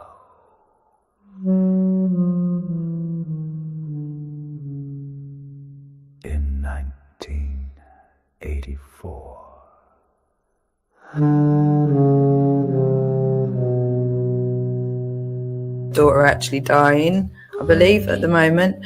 And all you've got to say is I should have dropped YouTube and got on with my fab. So just pretend that none of this is going on. None of this had anything to do with anything in anyone's life, no. It's all Kaylee's fault because she was on YouTube. But let's not forget, I wouldn't have been on YouTube if it wasn't for Justin Armrod, who's been right at the centre of all of this shit. Going way back when. Why so many fucking names, you cunt? In your Clacton caravan, if you're really there, Justin Armrod, Jason Tyler, eMedia Hosting, WeberLogic, Right to Unity, Wake Up UK. Why so many names?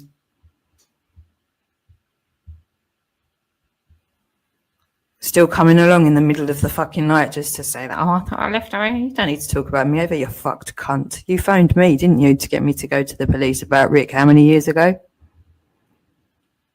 You stupid cunt. You did what? Christmas Day?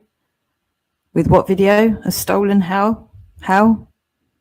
Who asked to be my manager to protect me from all the men that were trolling me? Who asked who? Jason? Justin? And look what I've still got all of these years later. All these men trying to tell me that somehow I've done this to myself because I chose to be on YouTube. Like anyone could even escape social media anyway. And I wasn't. I was on MySpace because I was in a band. Then I was on Facebook, but I got kicked off of Facebook. And just looking into some court cases I didn't even know had happened last year. So fuck a Borg and co. I'll be in contact really soon. Again, some of you lot may well be could well be. I don't know. I don't know how human half these idiots even are in the first place. I don't know. I've literally grown up in a family full of people in denial, so I know what the human psyche is capable of doing to itself in terms of denial. I'm fully aware. So I don't know what I'm dealing with at the end of the day. That's why you can only have your faith in Mother Earth and God, which I believe is the law, pretty much, isn't it? Yeah, I wasn't even reading. It's just so dumb, isn't it? These men, there's no buffer. You've had a buffer with all of these idiots, all of the idiots from your Michaelas to your, I don't know how involved half the people that are left were in the beginning. I'm not sure, but you've got no buffer. You're just here trying to, what is it that do you even have it? Like, what's the motive anymore? What can you say? Like, how did you, would you just want me to feel bad? Do you actually want me to kill myself? Are you still trying to have people believe that I shouldn't be listened to and that I warranted being killed off in effect over and over and over again? What are you trying to achieve from being here talking about my children, you weirdo? In a way to try, it's not even that you're here saying inappropriate things about them. Like, you literally trying to use my children to hurt me. You're just showing how sadistic you can't think of anything else. Like, even just not doing that is still better than doing that in terms of implicating yourself. So, like, where's your drive coming from? Like, what do you need? Do you need that pleasure of knowing that you're hurting me on a level or something? Because you're not doing that even very well, are you, at all? Obviously, every time you cunts have mentioned my children, but you'll get your karma for it. Do you know what I mean? You'll get your karma for it. All it's done is you've literally created a monster you're never, ever, ever, ever going to get rid of now. So, like, it's just like the biggest fucking backfire ever. Whoever's fucking bright idea it was to just try and bully me. I mean, like, well, I don't know. Some of you, it was way more sinister than that all along, wasn't it? But hey, it is what it is. Yeah, I don't know what you think you're going to achieve here, Wallace.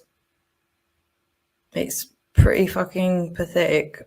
Pretty fucking pathetic and sad.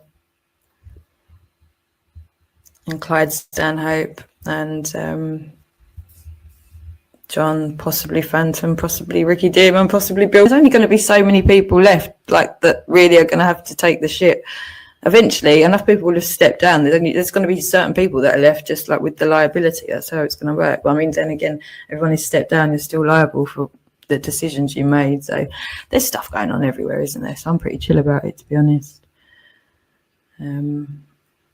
Again, just going to draw attention to the fact there's a load of men here. All they talk about is paedophilia anonymously.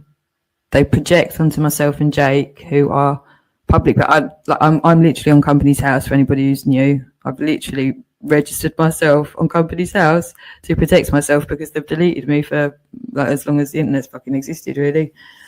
So I can't really hide myself anymore, or well, no, I couldn't expose myself anymore than actually being registered at my home address, you know, in my own name.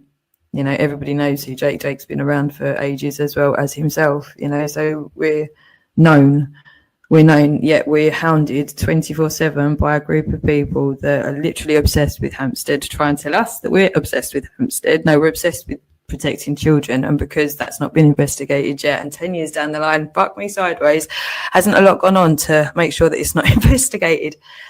I think everyone's a bit like exhausted at this point, but it's really clear, isn't it, that as anonymous people, it's far more sinister that you're lurking around us trying to tell us that we're paedophiles when we're the people that are out there with our faces and names. And you know, like, it's just, again, it's just common sense, isn't it? But it is what it is. You just crack on. You're not winning anything at all. You're just making it worse for yourselves every day. And it is coming to an end. It literally is coming to an end, and you're not making it any better for any of the idiots that have got caught up in it along the way as well. You can't make it work as anonymous people. It's as simple as that. You've got no ID. It's as simple as that. You're just there to try and influence things without being brave enough to. You don't want to own it, which means it's not good. It's as simple as that. If you were proud of your actions, you'd do it with your ID. You'd do it with your face. You'd do it with your chest. You'd do it with your voice. Same way that if Jupiter was okay with everything that she was saying, she wouldn't block people from having their right of response. Madness. Absolute fucking madness. To create a space where she thinks she can just abuse the fuck out of people in public and use false controls to stop them having their right of response for years, whilst the things that they were talking about all came to fruition and so many people are dead. I mean, it's so bad. It's just so bad. And again, these are all traits, funnily enough, that were all spoken about in the Bible. She professes to be a Christian. The biggest blasphemers in the world on YouTube. It's insane.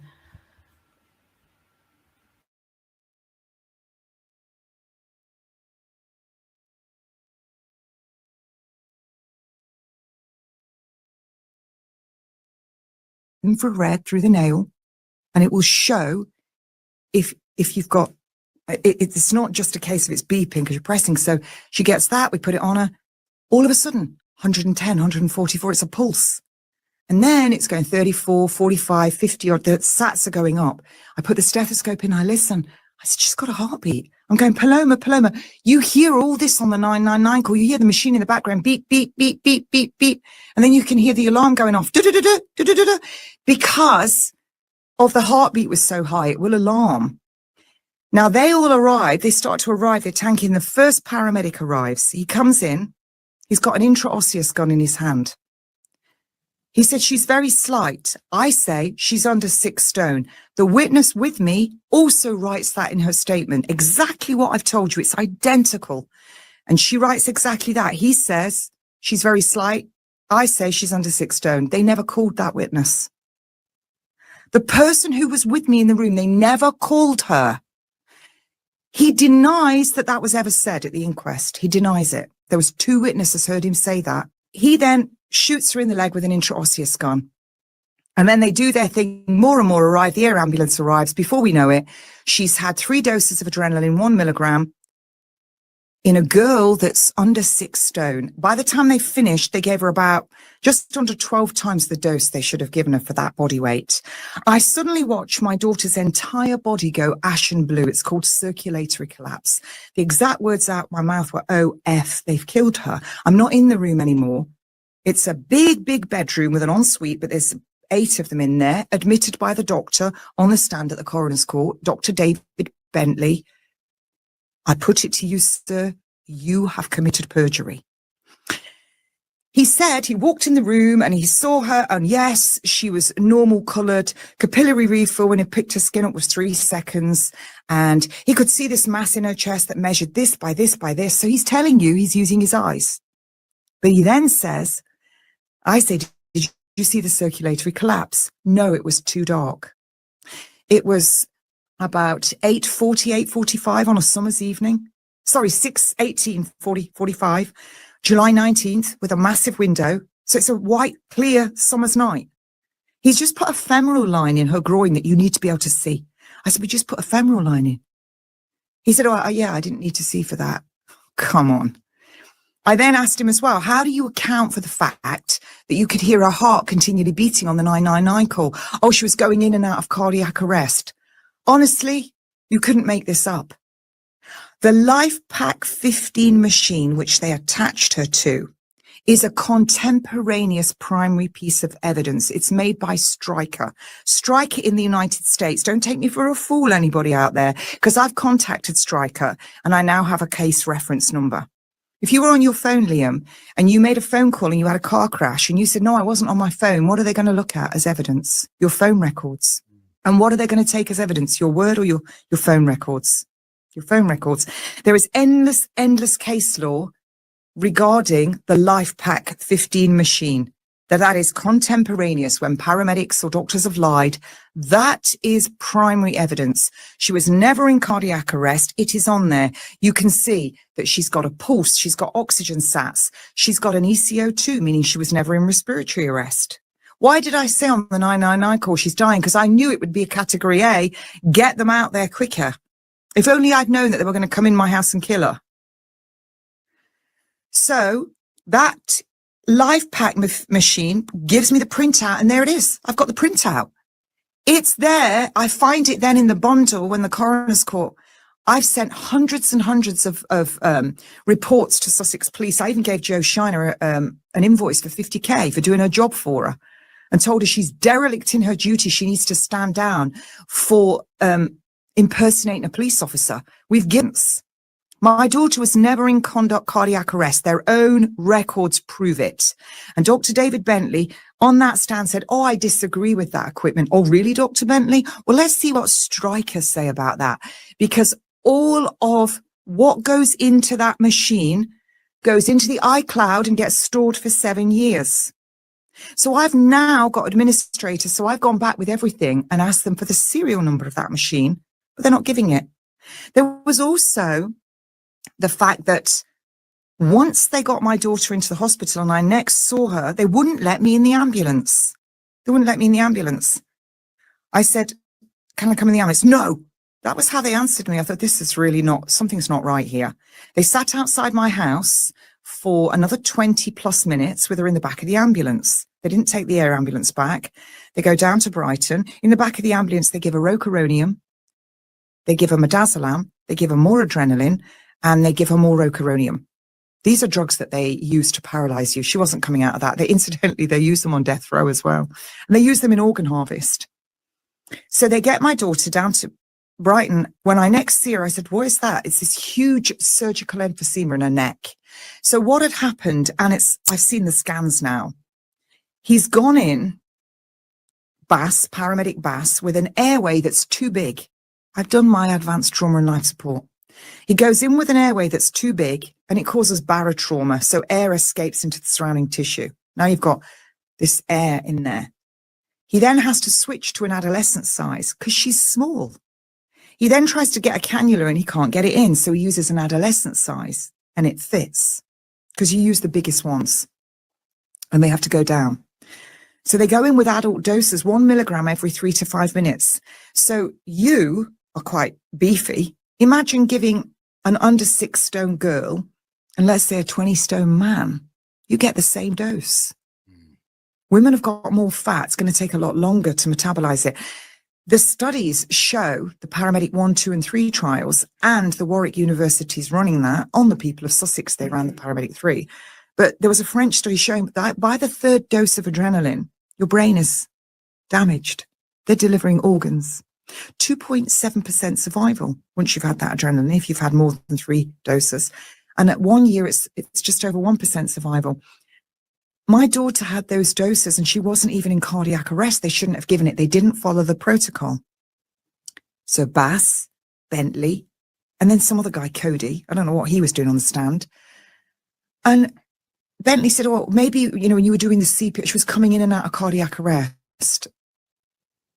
He said he didn't know the consultant from intensive care, but it turns out he worked in the intensive care for years because all of their Twitter pages have been erased shortly after my daughter's death, but their pinned tweet is a later one, so they've taken stuff off. But there he is. I went down his whole Twitter feed. I kept going back, all the people connected. There he is in the intensive care unit at Brighton. My new office. What of you? So he did, and the consultant said, oh, you might have seen Dr. Bentley on the unit. He was the one in your house. And yet, at the inquest, he said he never saw Paloma after the house. And he didn't know the consultant, but the consultant trains the air ambulance. He trains the paramedics. He's very entrenched in the university. He's a dean of the university and going to Maidstone Hospital. And this is now Brighton. Do you see the connection? They're all connected. And so my daughter's she's now in intensive care. The scan shows she's got pulmonary edema. She's got fluid collecting around her heart, which is called cardiac tamponade. The policies are that you address it immediately. Immediately. They didn't do it for 2 days. I only found this out later, but on the second day I said, she was swelling up. I said, if you don't do anything, I'm going to sue you for your house, your car, your mortgage, your pension. I'm suing you in your personal capacity, not the trust. I'm coming after you. They do the operation. She sailed through it and all the fluid went down. But in the notes, which we then read at the inquest, it had already caused right ventricular failure. They left her. They left her. They let her die. So I'm speaking to a consultant from the NHS who's now abroad, who spoke out in COVID times. He's afraid. And he's saying, get them to do this, get them to do this, get them to do this. So I said straight away, she's not for organ donor, you know. She's opted out. And they just looked at me. I said, she's opted out. We are power of attorney. And all they were interested in was seeing the documents for power of attorney. But because they weren't registered yet with the courts, they said they weren't going to honour it. But then they did honour it in the notes and said they weren't going to treat her. She didn't want chemo. So this is what happened. He calls me up the day after they do this drain from the fluid around her heart, the consultant, Peter Anderson, and he says, we want to make your daughter do not resuscitate. I went, absolutely not. You're not doing that. You do everything to save her. And he said, we've done a brainstem test this morning. I said, you're not supposed to do that without us there. Why did you do that? He didn't tell us. It's supposed to be, the policies are that you're meant to be told. And I said, you can do another one. He said, why? I went, what do you worry about? You're not paying the electric bill. And he agreed to do it.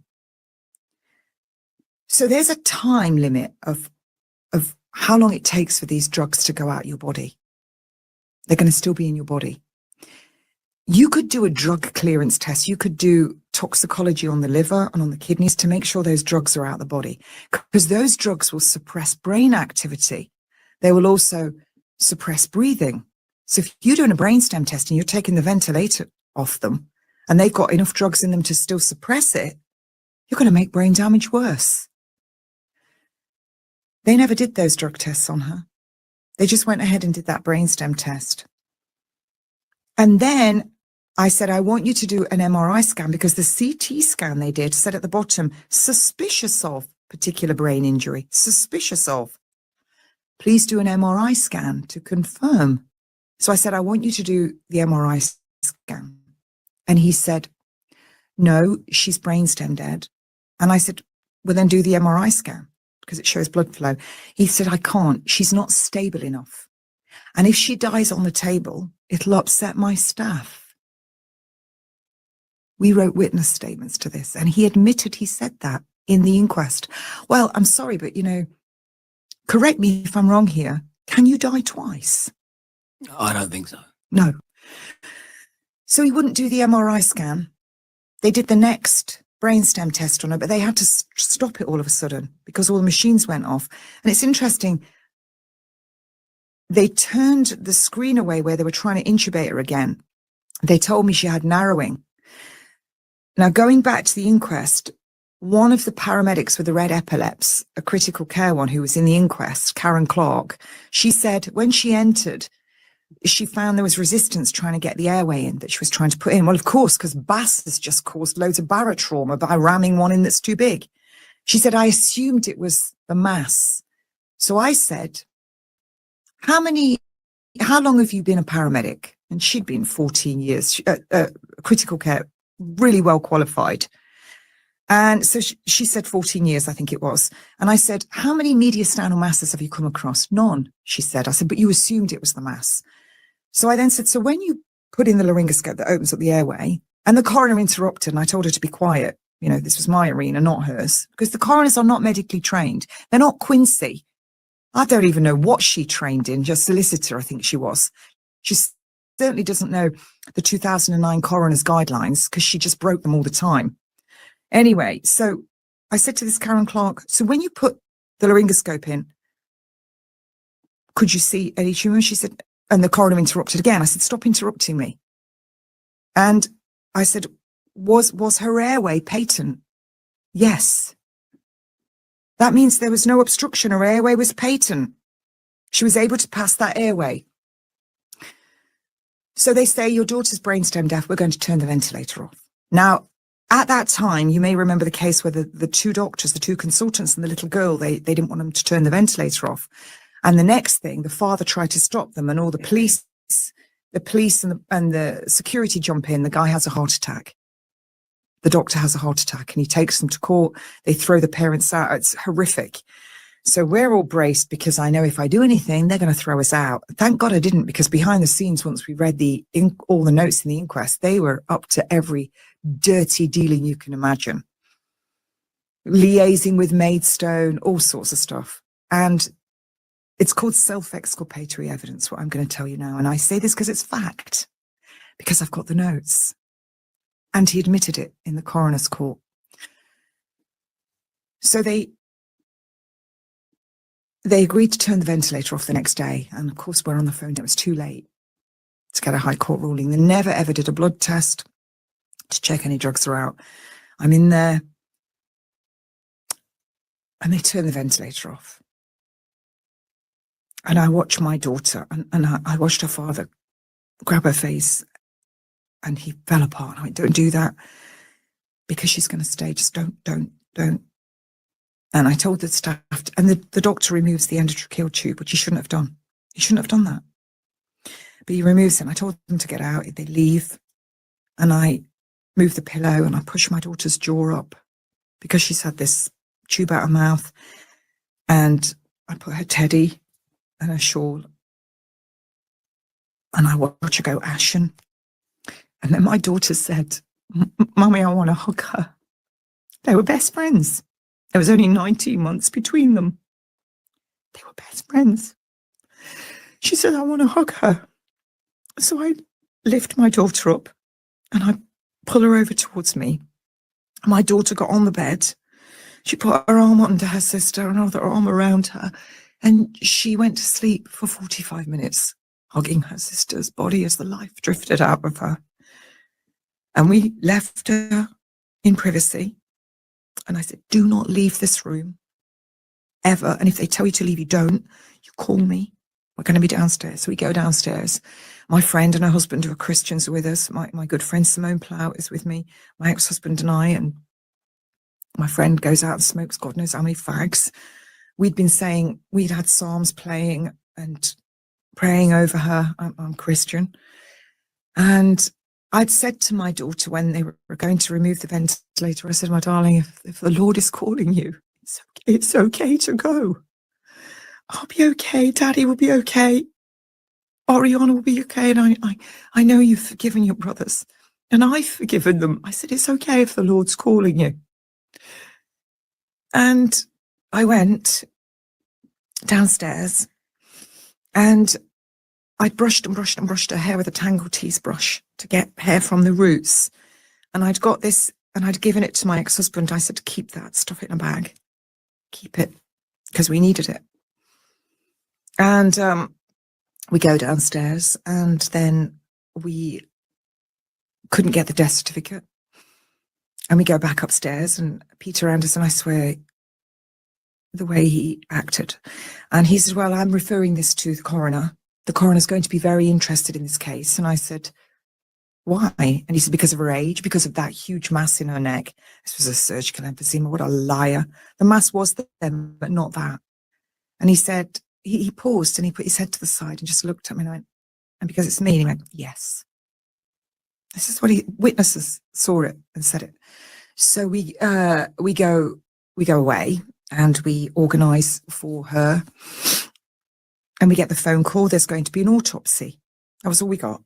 Later, we were to discover that the coroner, Karen Henderson, who doesn't work in Sussex, organises this autopsy. She's ticked no toxicology, don't take any blood, no tissue samples. So now would be a perfect time to take a tissue from the mass and prove that it was what they said it was, right? Because they only had a differential diagnosis. My daughter wouldn't have any more biopsies. She was going to wait a year. This is what she said. She would wait a year for a scan. And they didn't. It was a standard autopsy that was ordered. So they go ahead with this. They didn't tell us we could have a representative, because I would have had one there, would have had a pathologist there. They broke all the coronial service guidelines, and Dr. Peter Anderson, who is a consultant anaesthetist in this area, he removed all the medical paraphernalia from my daughter's body before she goes down for autopsy, before she goes down to the mortuary. You're not allowed to do this. Even I know this. You have to leave everything in situ. Our pathologist said on the stand that only happened once in her career, and it was a big thing. In order to remove all the medical paraphernalia when there's a coroner's inquest, you have to have a particular certificate signed by the coroner. It's in their own guidelines. Jervison guidelines, the 2009 coroner guidelines, written, co-authored by Alison Hewitt, who was brought in from the City of London as a senior barrister in KC to be in the inquest for barrister for the coroner and attack me. So this is, she's approximately on about 10k a day. Taxpayers funding this in Kent. So they don't take any tissue samples. He's removed all the medical paraphernalia. And when I questioned this on the stand, I've now reported it to the police that he's done this because my pathologist said there was no medical paraphernalia in her. When she looked at the autopsy report later, I report it to the police because it's perverting the course of justice. I report it to the GMC. I report it to the trust before the inquest. So on the stand, he said, oh, yes, I removed all of that. Please do accept my apologies on behalf of myself and the trust. No, I don't accept them, Peter Anderson, because I'm coming after you. So he said, but I don't believe any of that medical paraphernalia caused her death. She didn't have much in. What did she have in? Well, she had a central line. She had this, she had that, she had this. I said, so quite a lot of equipment then. And he said, I don't believe it caused her death. And he said he believed that she died of a brain injury that happened in the house. He believed she had a heart attack that caused the brain injury caused by the cancer. This is what he said. That's like saying, oh, I stabbed her, but I know it wasn't the knife, so I wiped it clean and tossed it in the river, but that's not the cause of death. You can't say that the hospital or the medical paraphernalia doesn't cause the death. This is why we have autopsies. This is why we have inquests, inquisitorial. Bring all the evidence in. Well, not in this case, because the coroner gets to decide, and she cherry-picked because they had a narrative. That wasn't an inquest for my daughter. It was nothing more than a propaganda slur because of what my daughter's death has uncovered. My first classes helped for a while.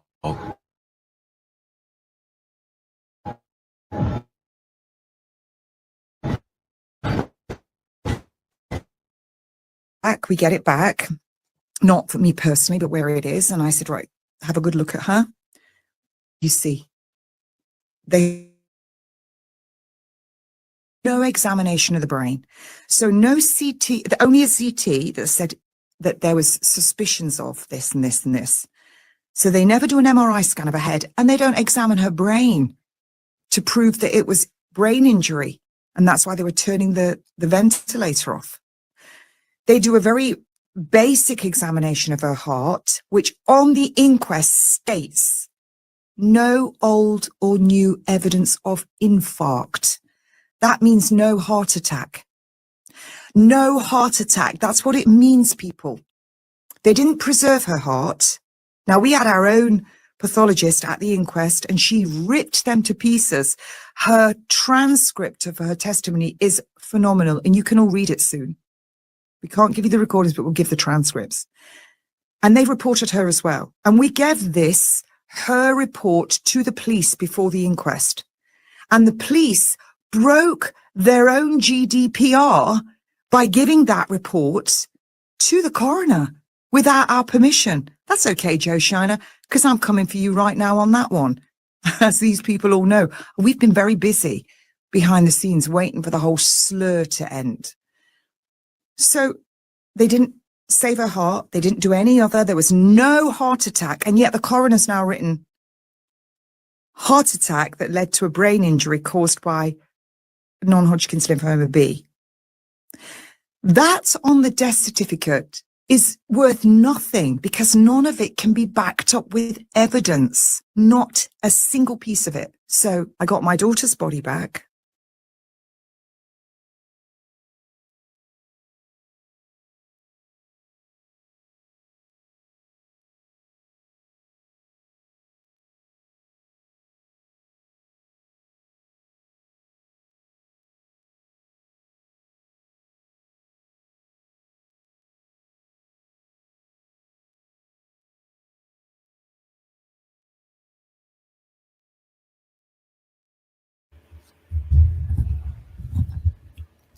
I do think you're Danny West, you know.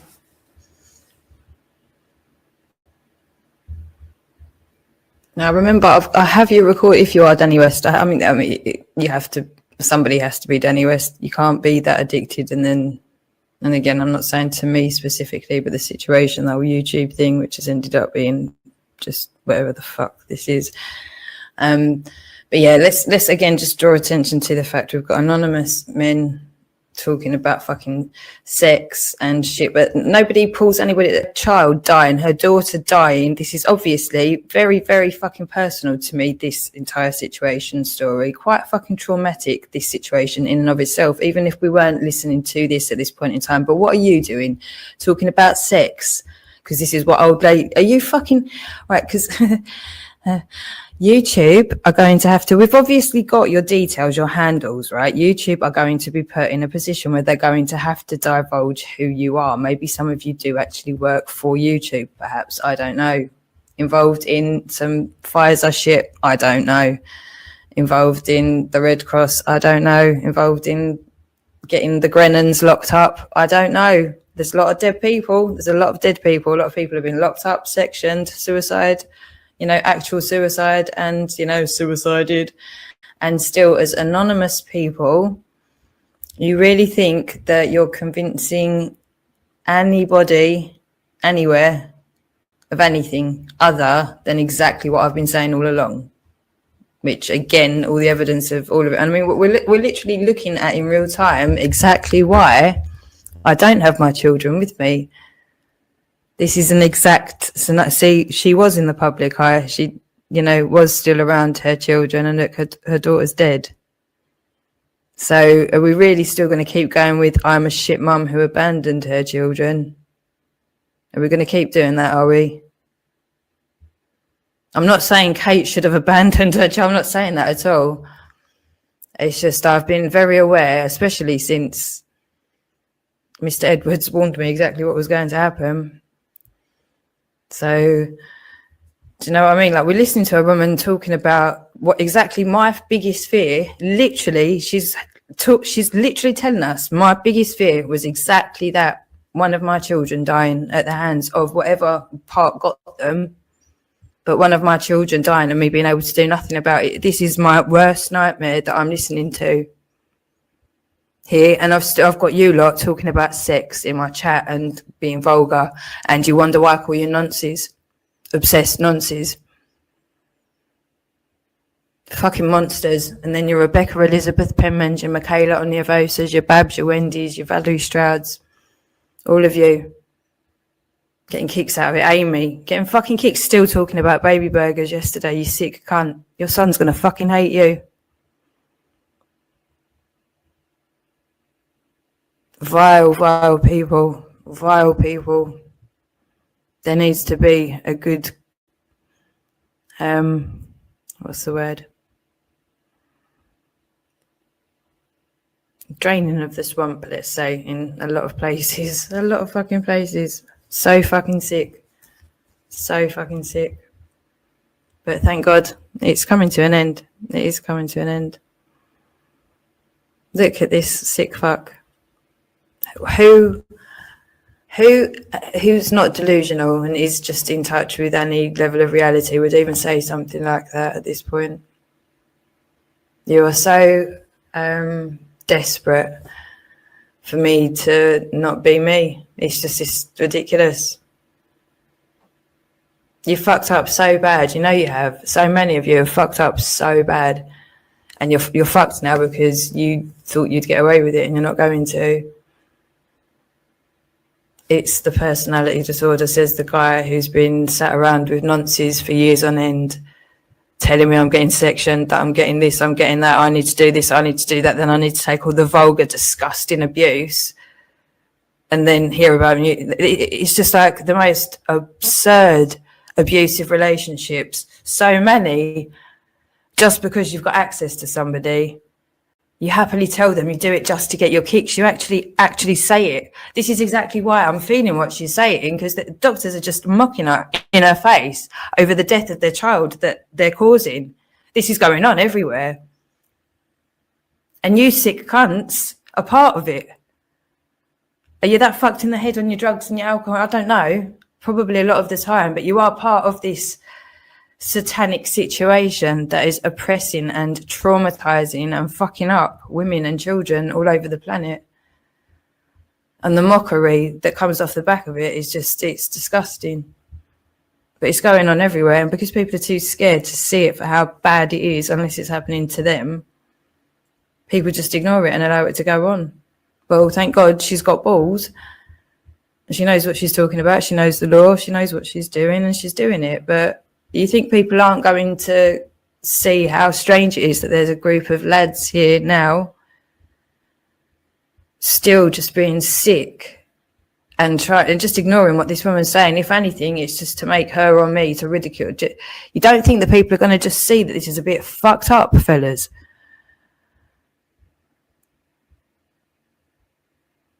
And all the fucking idiots that have jumped in on this gig, what is your fucking purpose? What are you doing? Why are you here on YouTube? We know a lot of money. Are you one of the people that got paid a lot of money?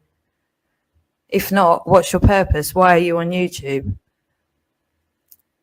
Do you have your own ID? Because it's especially bad if you get paid and you don't have your own ID, or you're taking perks, or you're covering up paedophilia or genocide, and you don't even use your own ID. Because that would mean generally you're getting perks somewhere that will then need to be explored by the relevant authorities in due course. That's what's going to happen. Like I've said a million times, I can't make anybody do anything, but we can hold people to account. Okay, so if the right people aren't in the positions at the moment, then the wrong people need to step down and let the right people step in.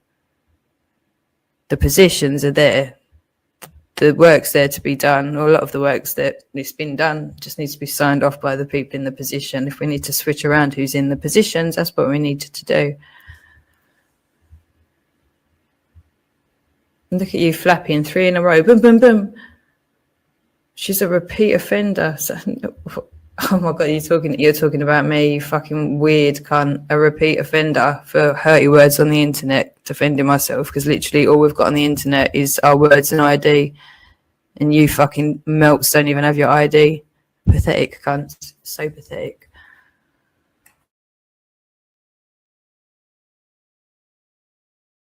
Recordings, but we'll give the transcripts. And they've reported her as well. And we gave her report to the police before the inquest.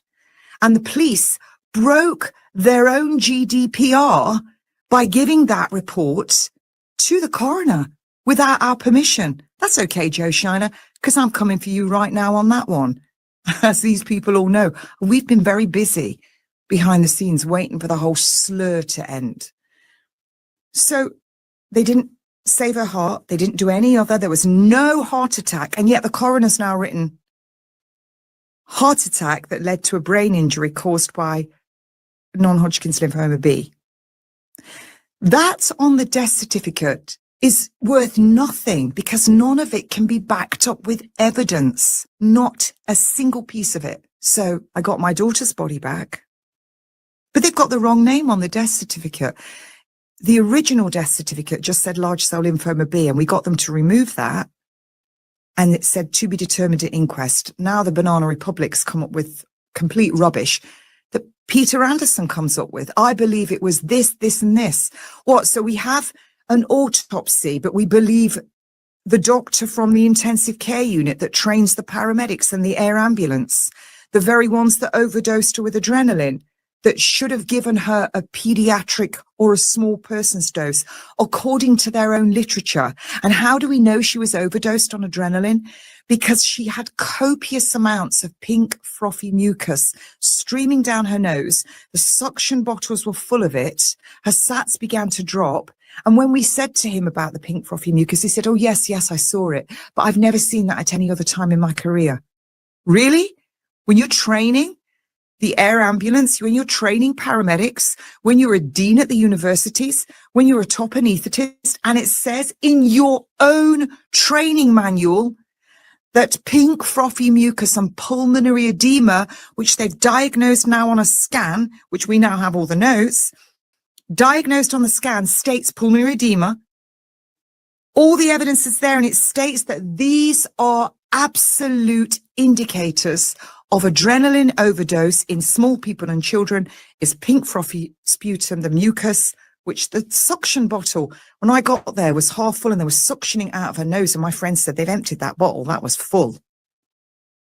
And he said he's never seen it before. There are so many publications on PubMed and everywhere about that very thing. So I find it very hard to believe that someone of that position, who's a dean, who trains, doesn't know that. Really? Well, I'm coming for all of you. You just have to get all of the evidence, and it's all there. So they put the wrong name on the death certificate. So now I can't go and apply for administrator, because if I do, what am I doing? I'm committing fraud. It took us nearly 6 months to get that corrected.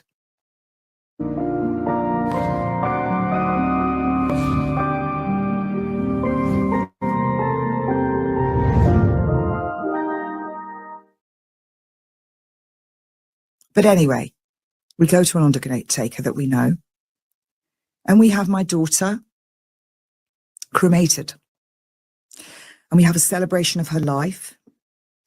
And there was only 25 of us there. The 7 friends, she named 6 of them, my daughter, and I'll tell you about that at the end. And we have a wonderful ceremony. But before we leave to go to the place where we were having the meal with everything she loved, the flowers and her pictures and all her friends talking about who she is, I go into the back, and there's her white coffin. The flowers are taken off, and there's the undertaker and the guy that owns the crematorium. And the oven is fired up because we paid extra for that. They don't cremate you all in the same day normally because it's too costly. I brought her into the world. And the undertaker, who's a good friend, he was with us at the funeral. He said, when you're ready, Kate.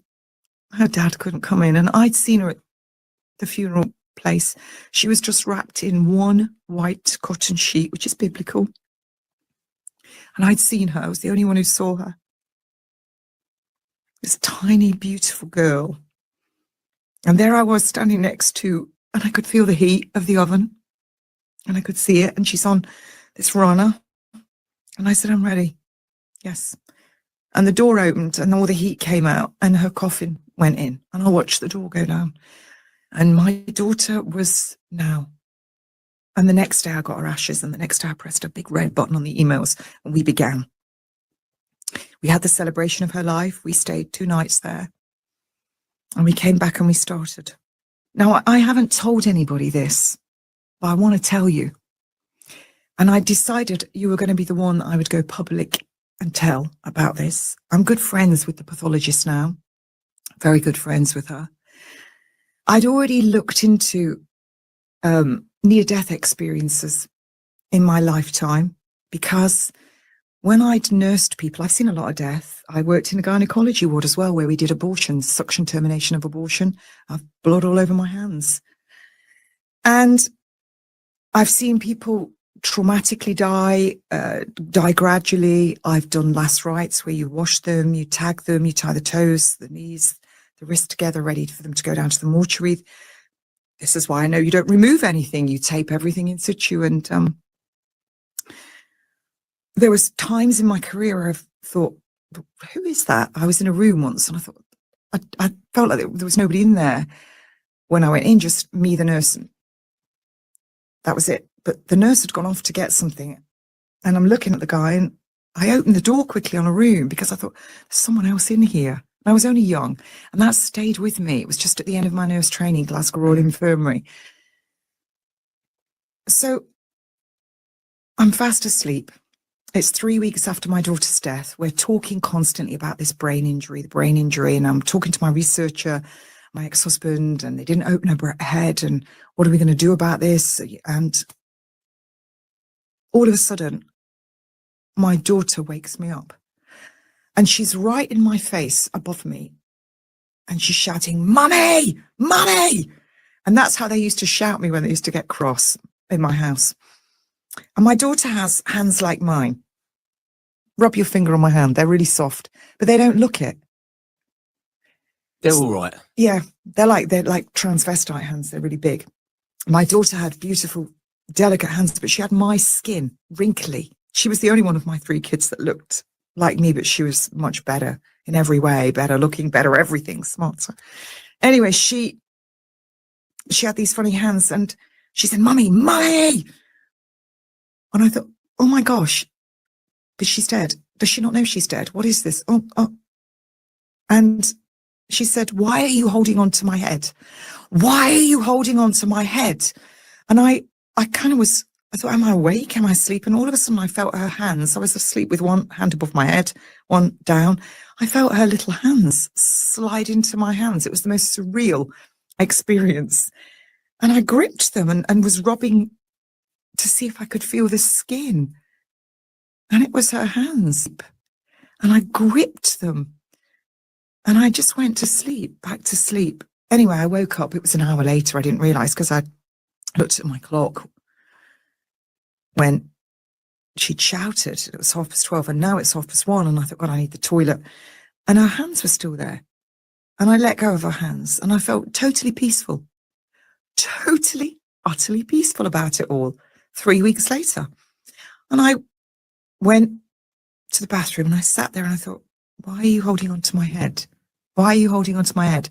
So when I go back to bed, the next day I get up and I have this ritual. I go into the room that was her sitting room. We call it the Coimbra Suite because she lived in Portugal for a year as part of her 4-year Cambridge course. She was at Cambridge Uni. And there's a great picture of her and all her beloved books and her these little ruby red slippers that she had.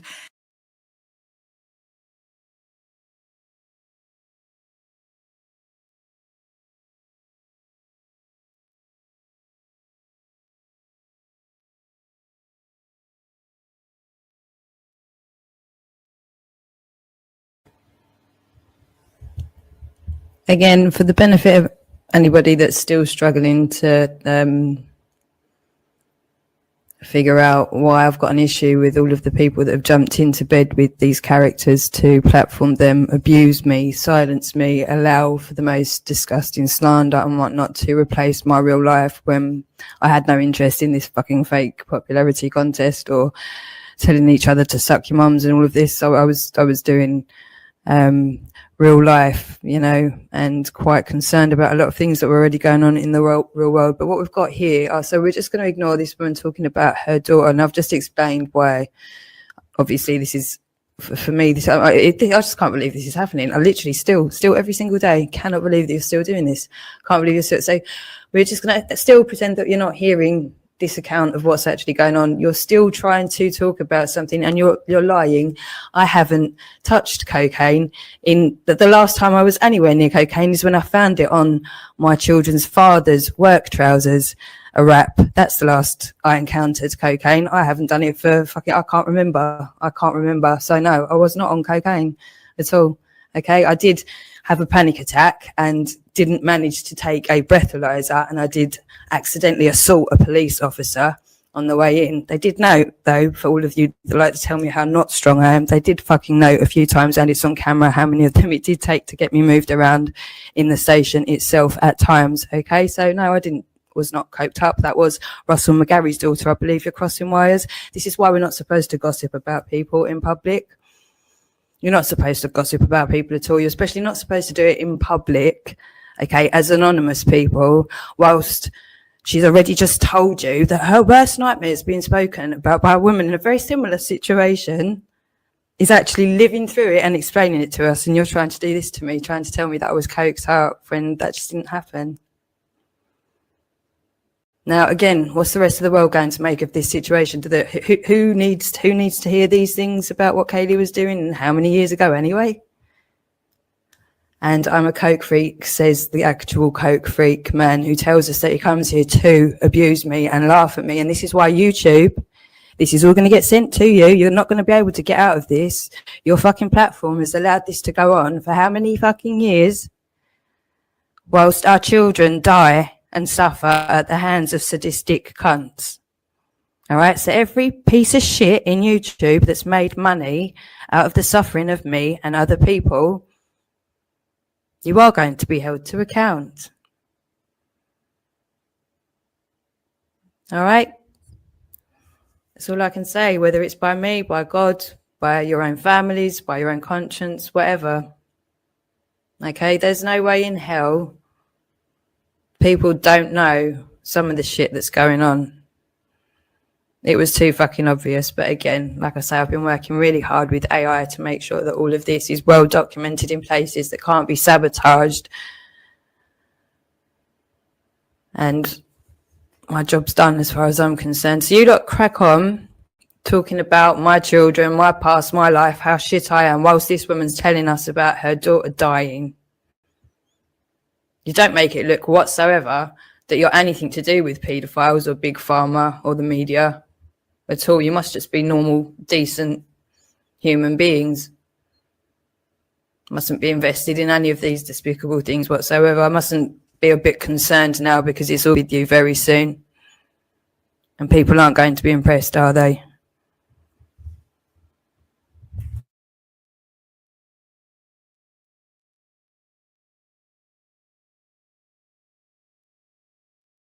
Went to the bathroom and I sat there and I thought, why are you holding on to my head?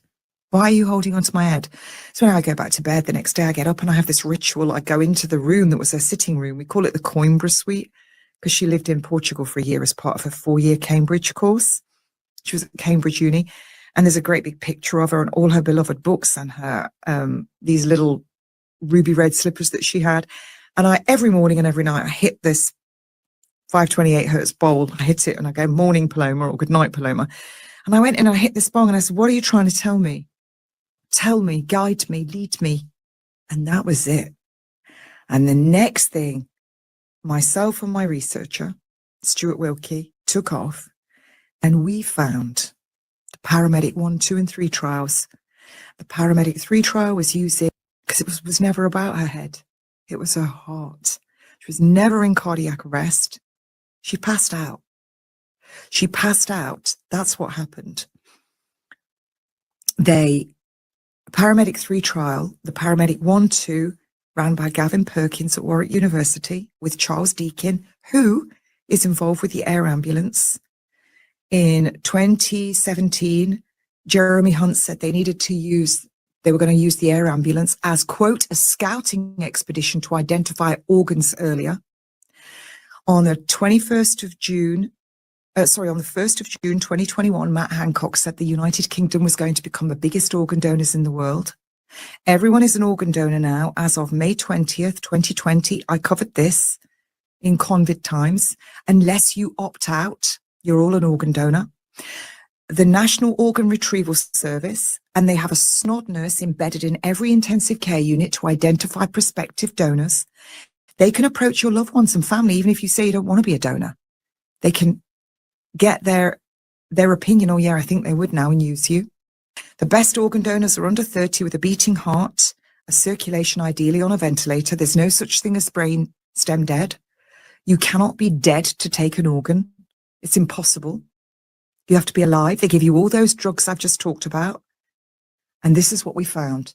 The paramedic 1 and 2 trial using 1 milligram of adrenaline every 3 to 5 minutes. The French study showed by the 3rd bout, your brain is wrecked. They're using up to 10 doses. The World Health Organization now says they're adopting the paramedic trials from the United Kingdom across the world. The Paramedic 3 study was done in East Sussex. When my daughter was alive, when this incident happened, we've gone backwards and forwards to Warwick University. They're pulling all kinds of laws. We don't need to tell you this, this, and this. And the Paramedic 3 was a cost analysis. It was a cost analysis. Was it cheaper to give you intravenous, or was it cheaper to give you with the intraosseous into your leg, which they just drill you straight away? The gun comes from Israel. I'm just telling you, it's not because I'm picking this or this. I'm just telling you the drug comes, Teva Pharmaceuticals, which has got firms now in this country, is the biggest supplier of adrenaline to the UK. Merck Pharmaceuticals, their market at the moment there is 3.6 billion in adrenaline, and by 2032 it's going to be 7.11 billion for adrenaline, because they're expecting more people to need adrenaline, be it cardiac arrest or anaphylaxis.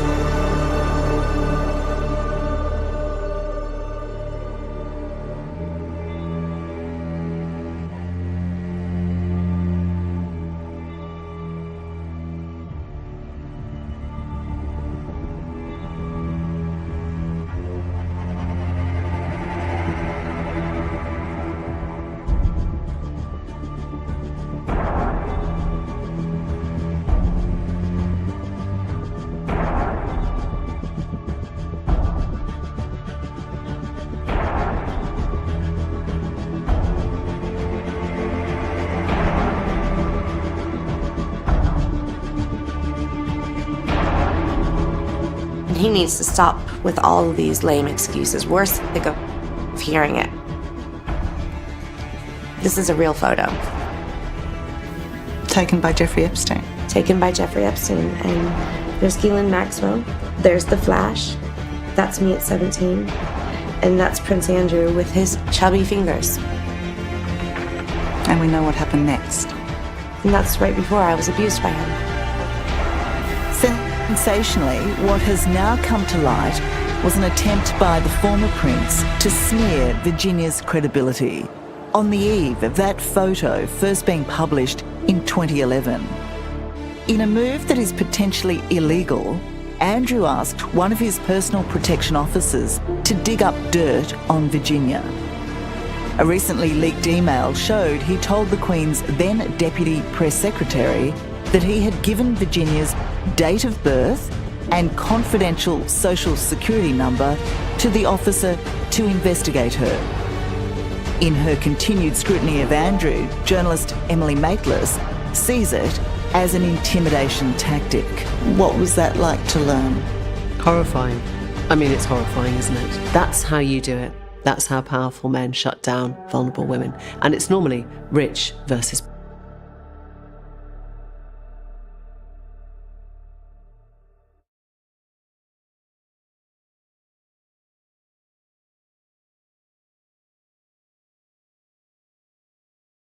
bode well for you or for the rest of us, really. It just turns into a shouting match. All she has, because she has not looked into who I am or what's gone on with. I don't need to look into. Well, look. Yesterday, where was it? It was yesterday. She turned around and said to me, "I need to research my enemy." Yeah. So I researched my enemy, and the first thing that came up was her dead dad. So, like, what do you want me to do? And I figured out why you're so obsessed with Danny, isn't it? Because your dad's name was Danny, isn't it? Voldemort. That's why you're obsessed with Danny. You've got this weird obsession, like it's weird. But anyway, I didn't know that. Yeah. Oh, right, okay. Yeah. But let me keep the smoke for later. With my children. She's jumped on a bandwagon with paedophiles. Knows she's fucked up. And now all she does is go to my dead dad and kids. Coming to the Where did MK Ultra go? Where did MK Ultra go? Where did MK Ultra go?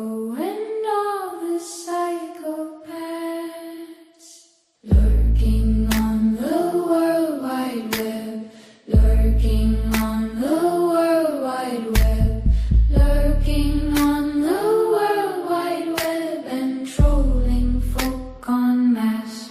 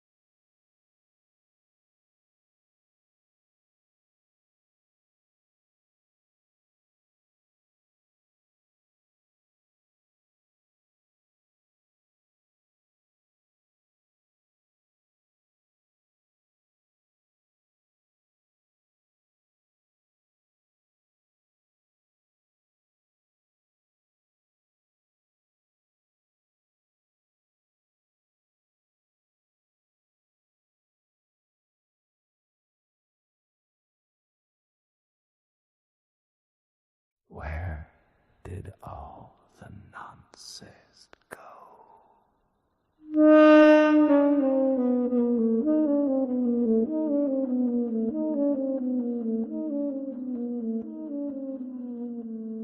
Where did all the nonsense go?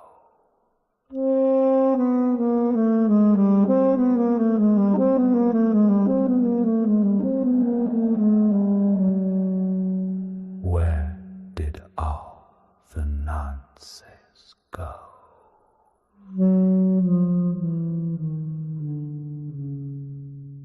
In 1984.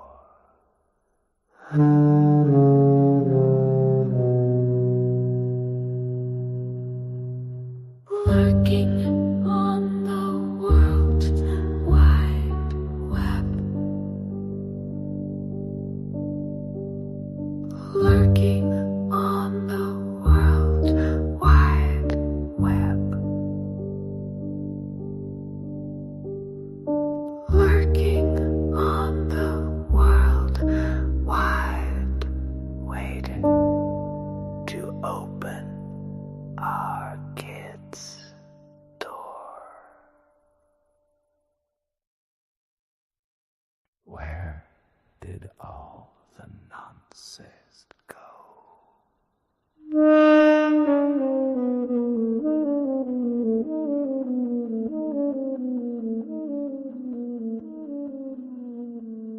Where did all the nonsense go?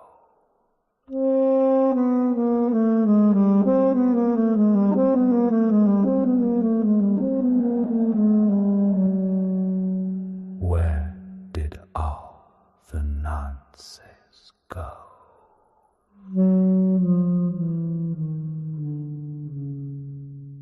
In 1984.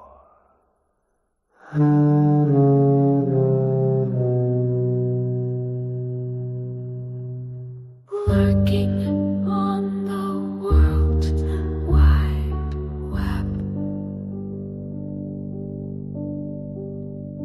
lurking on the World Wide Web, lurking on the World Wide, waiting to open our kids' door. Where did all the nonsense go?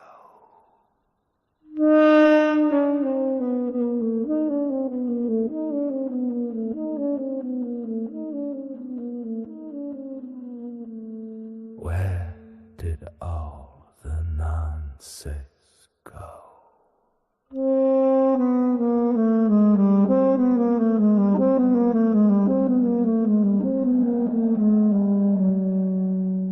Where did all nonsense. Well, so they also make shoes of the skin, of the baby's skin. They got a special tool and they put it in the skin and like in the baby's skin, and then they take it off, and then they put it in, they stick it because the blood is kind of sticky, and they make the shoe, the sole, and flip flops. They stick it on the flip flops. They got flip flops and like those shoes like. The one that I like, the ones that I showed my mum in the shoe shop in Grand Cross. Those ones with this big, it got a big star and it's baby skin, but it's not like, you can do it coloured, but it's not like, it's a bit see-through though. It's called the skin? Yes, it's skin. Okay, well, sorry to... A big black star, it was... Wait, pause. I have to go and draw the star picture on the shoe. The paper's downstairs.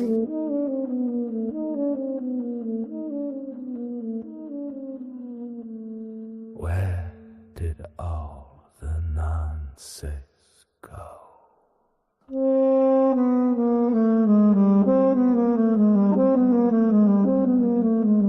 Afternoon, folks. I'll wait till about 2 minutes and then I was in Jake's earlier. He's there now playing some stupid bloody video talking about how bad trolls are and blah blah blah. You know, him and Kaylee are the worst of the two, and Pat Dan, the three of them have got the internet sewn up for fucking trolls. Yeah, it's disgusting. It's literally disgusting. But hey, it is what it is. One day they will get everything they deserve. They will get everything they deserve coming to them. Because yeah, it's wrong. It's wrong what they're doing. It's wrong. So one person's in. Anyway, Merry Christmas, everybody. Oh, to one person, run. Oh, run, rabbit, run. Yeah, you know, this I'm going to start anyway, because I'll stick it on public. You know, this situation with Hampstead, you know, are these people ever going to actually realise that none of it is, I don't know, none of it's actually real? I just don't get why these two are so obsessed, hello to people, with making Hampstead be real. I mean, Jake wants me to believe that in a public toilet, in a public disabled toilet, there'll be 20 people, and they'll be checking a child in a public toilet. I mean, he says, honestly, if he actually believes that, then I do actually think that they both need to have a bit of a John Patterson thing done on them. They need to be put away, and they need to be locked away forever. I don't know. I just don't know where it all comes from. But like I said, I'm not going into 2026 without getting this sorted. But it is. Hey, Helen. I've been over in Jake's. I went on the panel and he didn't like. He wanted me to talk about the children, and because I said no, I refused to address it. He basically kicked me off.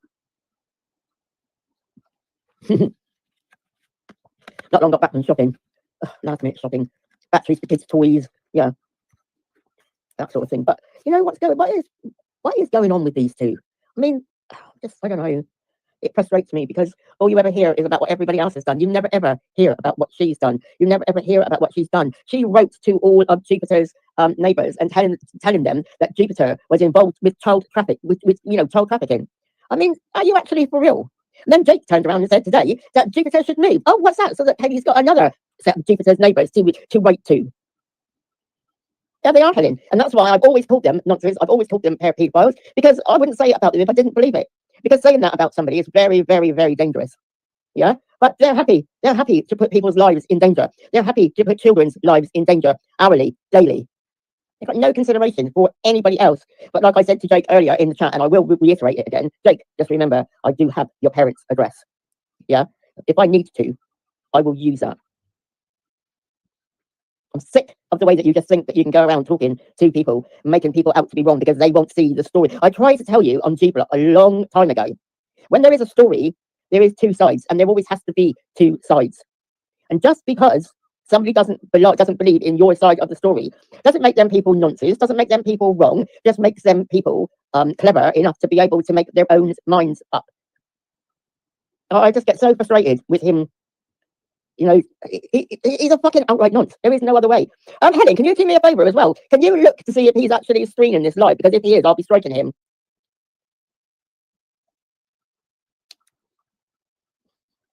So where's all your little A1000s and your other little weirdos today? Probably listening. I couldn't give a fuck. He most probably is streaming this live, because he's got no content of his own. He has to play ridiculous. I mean, some of the stuff he's been playing, it's all stuff that pertains to them. You know, guidelines on when you've done something, when you rung the police and you told the police that somebody's killed his girlfriend. That's wasting police time. That's what will happen to you, Voldemort, because that's what you did to AJ. I shouldn't let her get under my skin, but I can't fucking stand that fucking woman. She just, and people, I don't believe her. I don't even think for a second that she's me. I think it's bollocks. If she has, Elmswell will be having a big street party. They will be, because they will realise that they've escaped something. Taking Haley are utter nonsense.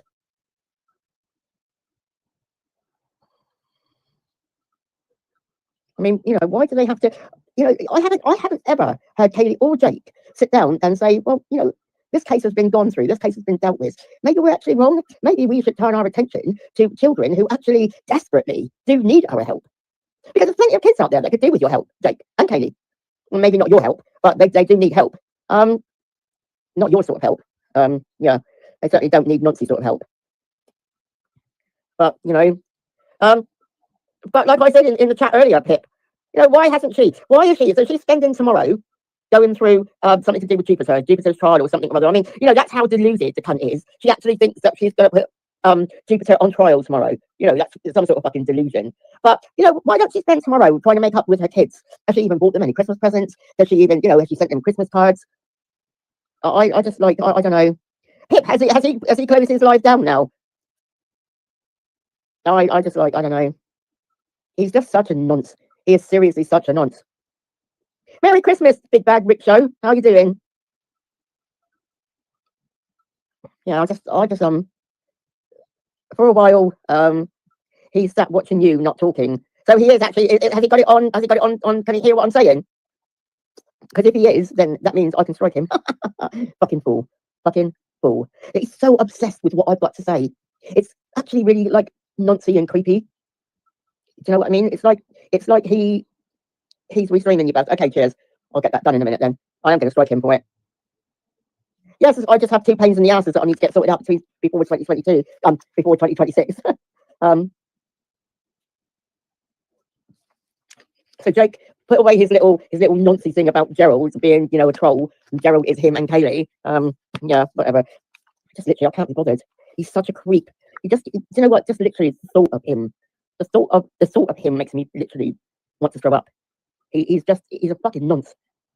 And how she can have anything to do with him in the way that she is beyond me. Yeah, ugh, he's a fucking nonce. I bet any money she's not bought her kids Christmas presents, and they'll both be sat tomorrow all on their own, making up lies. Someone make sure you tape tomorrow. I know people are listening. Someone please tape tomorrow because it's doing a Jupiter thing or something. You know, she's so delusional. But one lie, and we need to go to town on this fucking bitch. One fucking lie. Because she's a cunt. 9 people, and there's 3 talking, so there's 6 watching. So that's Voldemort and Jane. Maybe even Bysel and Gash. Matt Taylor, A1000. There you go. 6 wrongins. Fucking 6 wrongins. Just fucking horrible cunts. Oh, it's gone down now. Oh, you're gone now. You're gone now, Voldemort. I don't know about the rest of you, but I don't believe for a second, 2 days before she's supposed to be putting lies out about dupes, yeah, that she reckons she's moved. No, too convenient, too fucking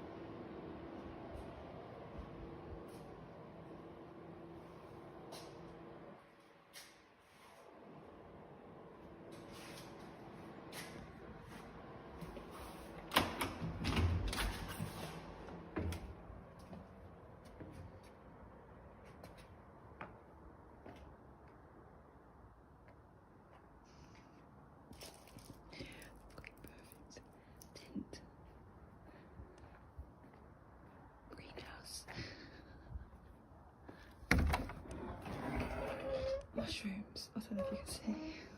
I've got a cupboard out here.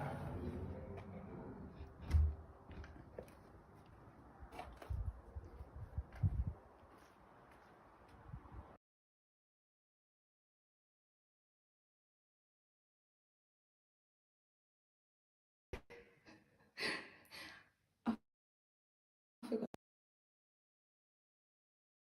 to tell you about my chairs.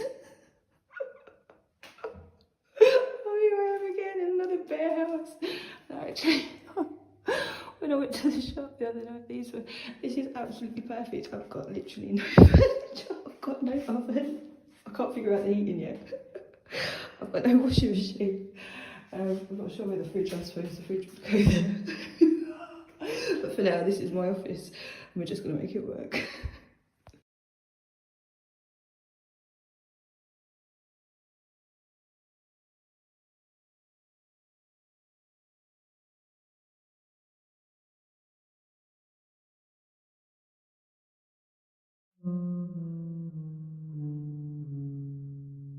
In 1984.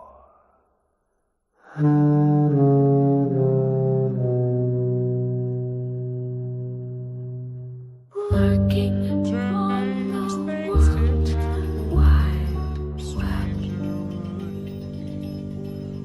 web. Lurking on the world wide web.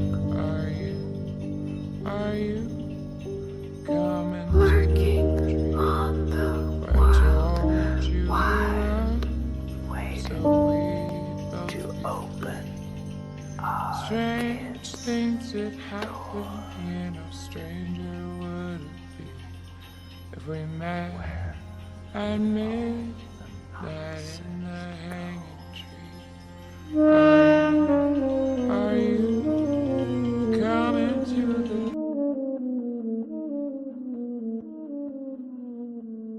Where did all the nonsense go?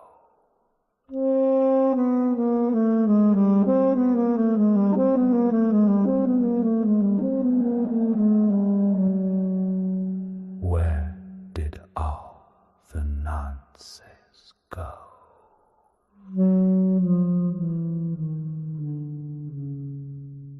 In 1984.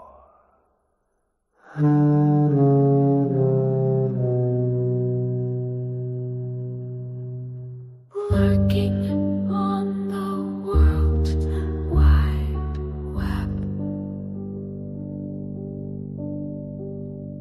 Lurking on the world wide web. Lurking So people should probably get started at the moment, which is why I haven't been doing live streams. I'm away for Christmas in a beautiful country with glorious sunshine. Look at that. Look at that. Yeah? Enjoying myself. Me and Hector having a beautiful holiday. So, we wish you all happy Christmas and a happy new year.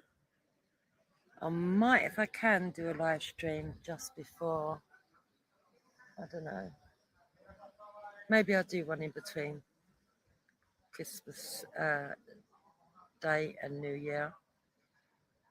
But I might not. It'll probably be back in the new year because I am enjoying myself and so is Hector. Take care.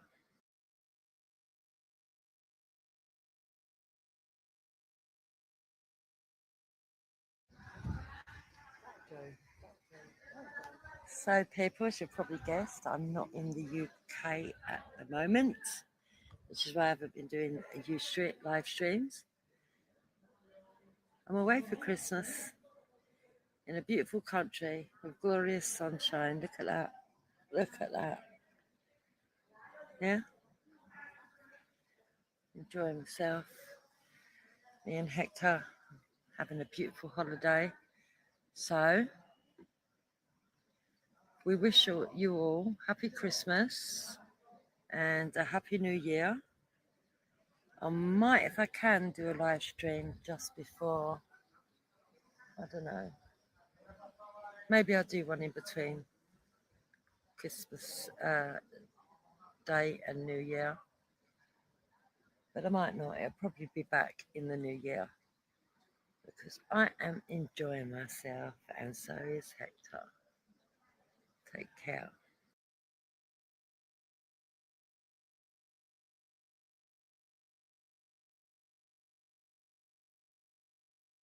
In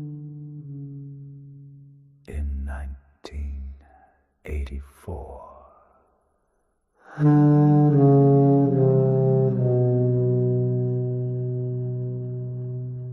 Lurking on the World Wide Web. Lurking on the World Wide Web.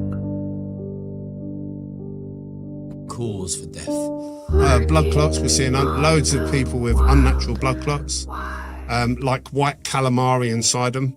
The coroners won't talk about it. They just don't seem to want to talk about it. Heart attacks, strokes, cancers.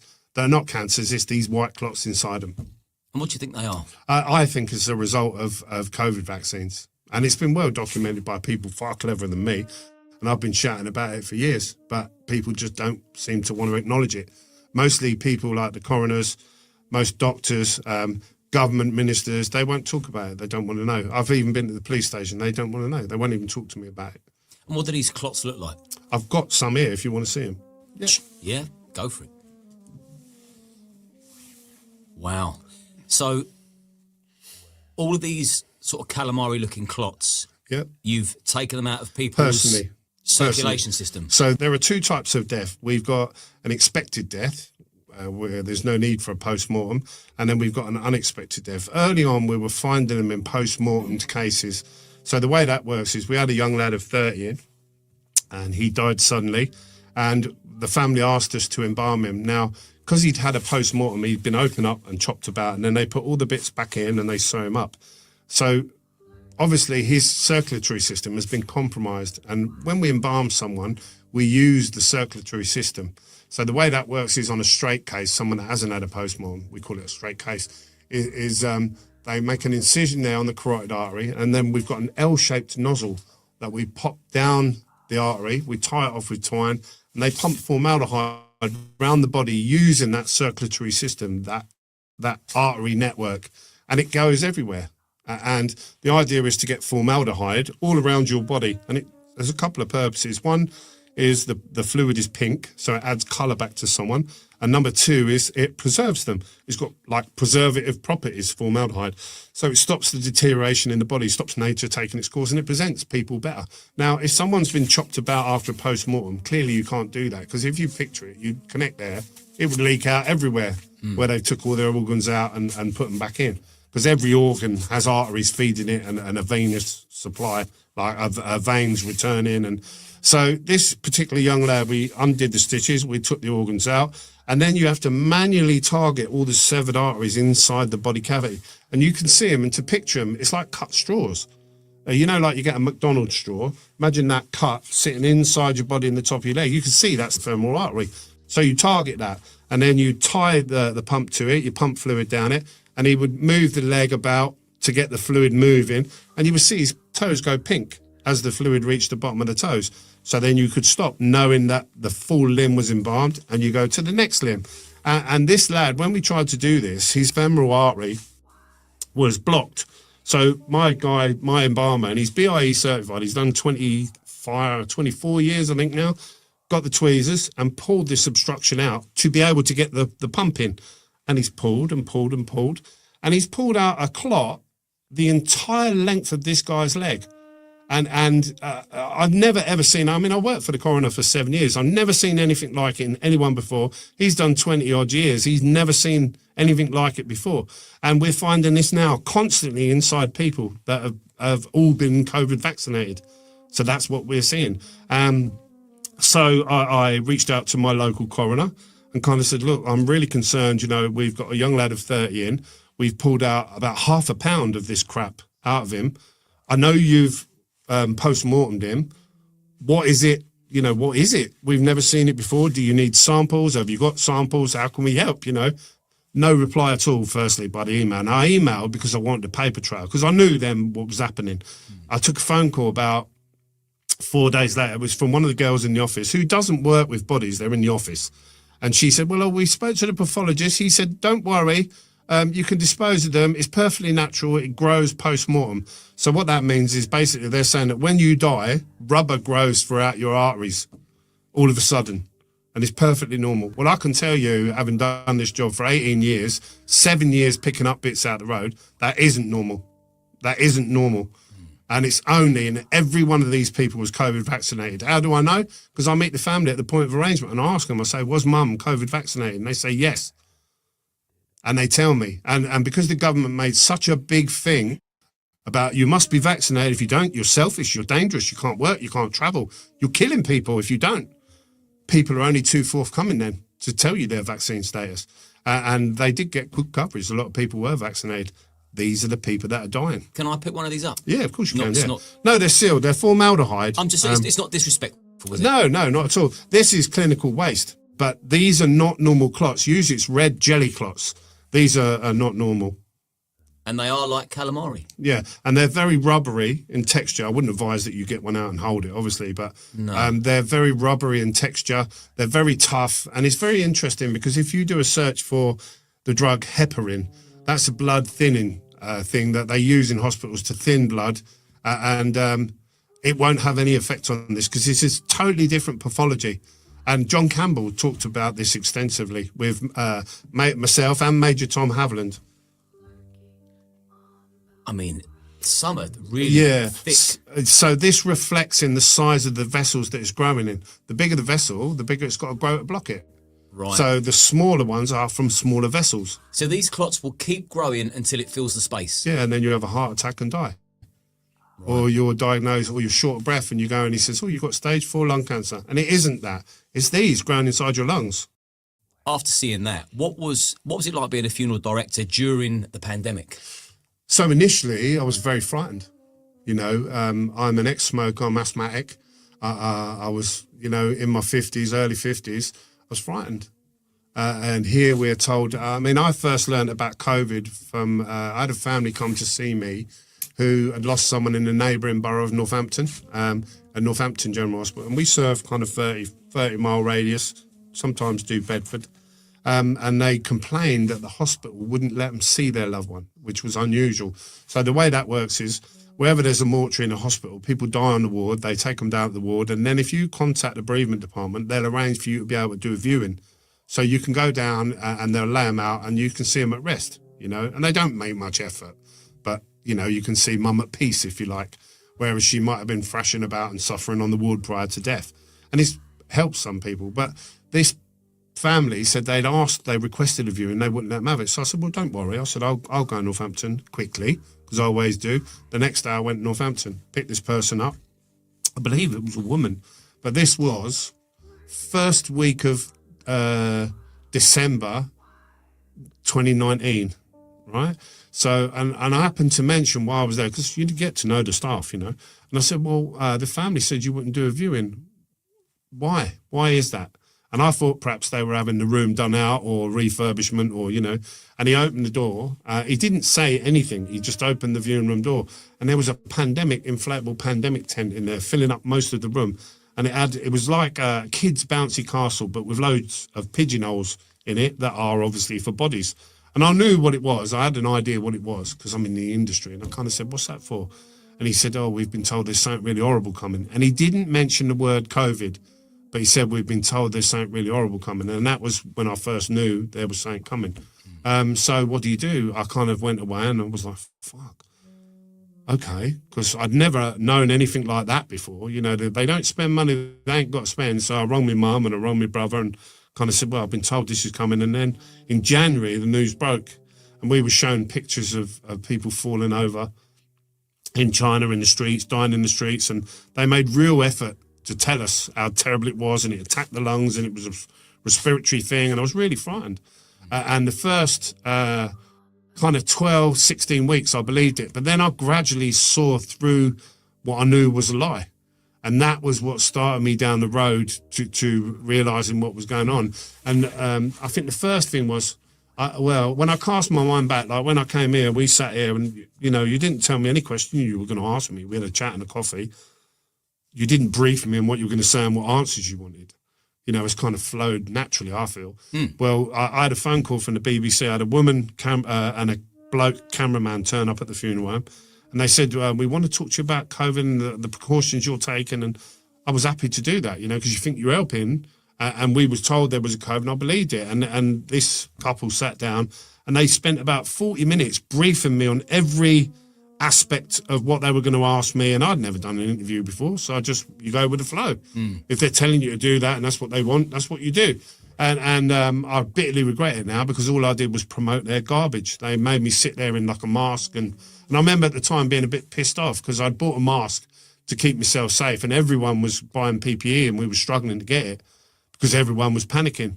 And so we were most at risk. And here I am fucking wasting a glove and an apron for a photo shoot thing, you know, but that was what they wanted. And, you know, I was trying to tell people, you know, make sure you're careful. Yeah, there is a COVID. And that's what we was told.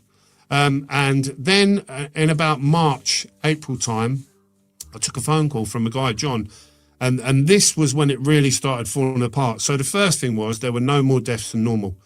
It was a regular death rate, but we were picking up people they'd labelled as COVID, but no more of them than normal. So the numbers weren't any different. And then I took a phone call from this guy called John, and he said to me, "Hi, my name's John." He said, "I'm working for a government-sponsored company." So one of the government ministers had this company that he'd set up, like they did with the PPE and everything else, and it was called Pandemic Resilience. And his job was to ring round, he explained himself, he said, "My job is to ring round all of the funeral directors as part of the pandemic response." And I was like, okay, what do you need to know? You know, and he said, "I need to know what your capacity is, first of all, how many you can hold." And I told him, and he said, "I need to know who you've picked up, where from, and how many are COVID. Every week, I'm going to ring on a Monday," he said. "Every Monday, I'm going to ring you." And I was like, fine. And I would give him that info, and he'd ring up every Monday. And almost straight away, he started steering me. And by that, I mean, I would say, because I knew that he would ring, I was trying to find out the information to give it to him. So normally I would liaise with the family. I wouldn't ask any questions about COVID or anything like that, because that was pre-COVID. But I was finding out who was COVID, who weren't. Was there a doctor present? Was there a test done? You know, and the circumstances, because I knew this guy would ring on a Monday, and then I could reel off to him. Well, I've picked up Jimmy and Tom and the things about it. So this was at a time when the doctors had stopped attending deaths. And we was told that was to protect the NHS, weren't we? And all the doctors were sitting at home with an headset on, working down the phone for a COVID payment on double money. So they were quite happy to do that, you know. And this guy started steering me straight away, and I would say to him, right, I picked up a guy from Kent's Hill Care Home, right, and I think it's got 90 beds in this particular care home. And I said he'd been there 5 years. I've liaised with the staff at the point of collection. They told me he was an onset dementia patient. He'd been there 5 years. I then met the family on the Monday, and they confirmed he was there 5 years. He had onset dementia. There was no doctor in attendance. There was no COVID test done. He wasn't COVID. And straight away, he would insist he had to put him down as a COVID death. And I was like, what do you mean, John? I've just told you. And I remember it got my back up a little bit, because here we are trying to make a pandemic response, and he's fucking the figures. He's lying. And I'm telling him, and I've made the effort, and I'm frightened, and I'm telling him the truth, and he's not listening. And he's openly admitting he's going to put it down as a COVID death. And I said, well, why? And he said to me, they've been told that in this 90-bed care home, there was one positive test for COVID. And that person then went on to die. Didn't die from COVID, just gave a positive test. So they were under instruction that everyone from that day onwards was to be put as a COVID death, regardless of what they died from. And I remember sitting there and thinking, You're having a fucking laugh. What's the point in that? And this went on throughout 2020, everyone they possibly could. And they were paying out big money for every time COVID went on a death certificate. They were getting thousands of pounds, the hospital. So what do you think went on every death certificate? COVID. I had families that were told they would get money towards the funeral if they could put COVID on the death certificate. Unbelievable. Fucking mental. Why would you do that if it wasn't just a push to convince people of COVID? And this went on throughout 2020. And by October, this guy openly admitted to me on the phone, he said, I don't know why I'm doing this job. Everyone is saying the same thing. There are no COVID deaths. That's what the guy openly admitted to me. And then he said, I'm not going to be calling no more. There's no need. Well, this was back in October of 2020, before they'd even rolled the jabs out. So Rainer Fulmick put it perfectly on Reflection, where the jabs were never about COVID. COVID was about the jabs and convincing the people of the need for these jabs. So there was no more funerals in 2020 than any other year, but there was loads of COVID deaths. So of course, come January 2021, everyone's lining up to be saved by a fucking non-existent illness. And I was washing and dressing them the whole way through. The whole way through, every one of them. I had funeral directors sending families to me because they was going to these funeral directors and saying, well, I lost my mum over a Zoom call. I really would like to spend some time with her. And they were all like, no washing, no dressing. I was calling Catholic priests who wouldn't even come and bless a closed fucking coffin. And in the end, I'd ring, they'd say, please ring them, please. It means everything. They'd hang up on me. As soon as my phone, they'd pick up the phone, they'd hear it was me, and they would hang up because they knew I'd be asking them to come and bless a closed fucking coffin. That's men of God, and they were Catholic priests. So, and I washed and dressed them all throughout 2020, I never wore a mask because I couldn't fucking breathe in a mask. So do you not believe in COVID at all? I believe there was something that was hospitalising people, being that perhaps, and don't get me wrong, I've had the insight to be very privileged position to sit at some very influential meetings with some very clever people, politicians included. Now, I believe there was something that was hospitalising people, and the rest was then done with malfeasance in the hospitals. Now, what I would like your listeners to do is cast their mind back to 2020, 2021. What was the only antiviral treatment they would offer a COVID patient? Was a drug called remdesivir, right? So I want people to Google common side effects or side effects of remdesivir and just have a look at the results. There will be loads of results come up. One of them is a website called drugs.com, and it's kind of layman terms. It breaks it down. Difficulty breathing, wheeziness, tight chest. Why would you give that to a respiratory patient unless you were trying to generate COVID deaths? That's what they were doing. They were doing it because that was government policy, was the only drugs they were allowed to administer was remdesivir. Have a look at the common side effects of remdesivir. Have a look for yourself. You can Google it on your phone. Tell me if you think it's conducive to the recovery in a respiratory patient. You then put them on ventilation, right? People that didn't even need ventilating were put on a ventilator because they were paid to do that. And then what the ventilator does is it overfills the lungs, tears the lungs, and makes that condition worse. And now, as a funeral director, when I was picking up these COVID patients, they all had the same story, right? Mum never went into hospital with COVID. She went in with a water infection, and then they spam tested her in there until they got a positive result and moved her on the COVID ward. She was asymptomatic, and then they gave her the drugs to make her better, even though she weren't fucking ill. They gave her remdesivir, and they ventilated her, and she went and died COVID. That's what they were doing. And I was picking these people up that they labelled as COVID deaths, and their body bags were kind of half filled with edema, with fluid. And I'd never, ever seen that before. And I remember, before I fully cottoned on, thinking, fucking hell, what is this COVID doing that's doing that? And I've since found out. So I was taking them out of the bag, draining the fluid off, taking these people out and washing them and dressing them, because that's what people should have been doing at the hospital. And they never, they let these people down massively. And they had people standing on doorsteps, clapping for them. It's fucking insane. I'm never going to stand on a doorstep and clap for the NHS ever. I know what they were doing. And I've been in a COVID ward and watched it happen, right? So these people, they were so bloated, they were filled up with fluid, and I couldn't understand why. And they, to the point where they'd be crying yellow tears out of every orifice, out of their ears and nose and mouth, and all bloated.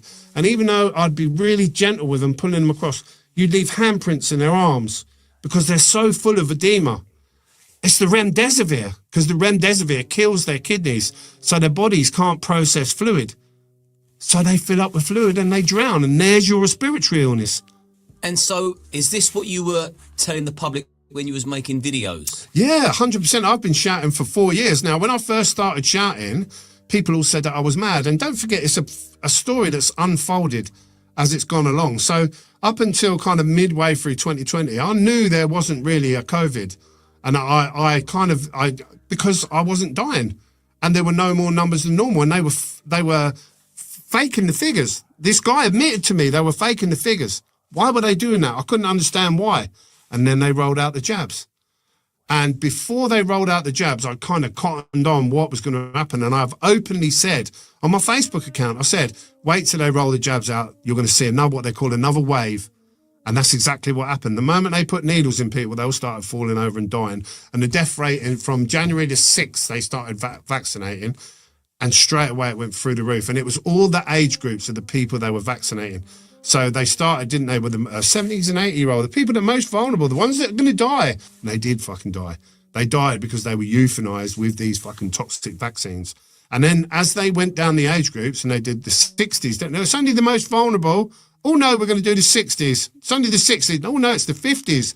No, the 40s. Well, if you're over 30, you should have it. And they kept moving the goalposts, didn't they? Well, as they did, and as they injected these people, it was that age group that was dying. It was undeniable. And don't forget, I've been doing this job for 18 years now. I know who should fucking die and in what number. I know it was these vaccines that have been killing people. And then roll on halfway through 2021, I'm finding all these unnatural blood clots inside them. So I know. And so in September of 2021, I took a phone call, and it was from a guy called Mark Sexton. He's a retired police constable. And I'd been very vocal by then. I was warning people. I was pleading with people, please don't take them, because I'm seeing people that are dying. And they were all saying I was fucking mad and I was dangerous. And all my friends dropped me like a shitty stick. None of them believed me, because there was so much effort made, wasn't there? Boris Johnson was on the telly. And I've got people that work in sheet metal telling me I don't know who's dying, when I'm putting people in coffins for a living. You know, when you're like, why would I do that? Why would I jeopardize my own fucking business, my successful business, to say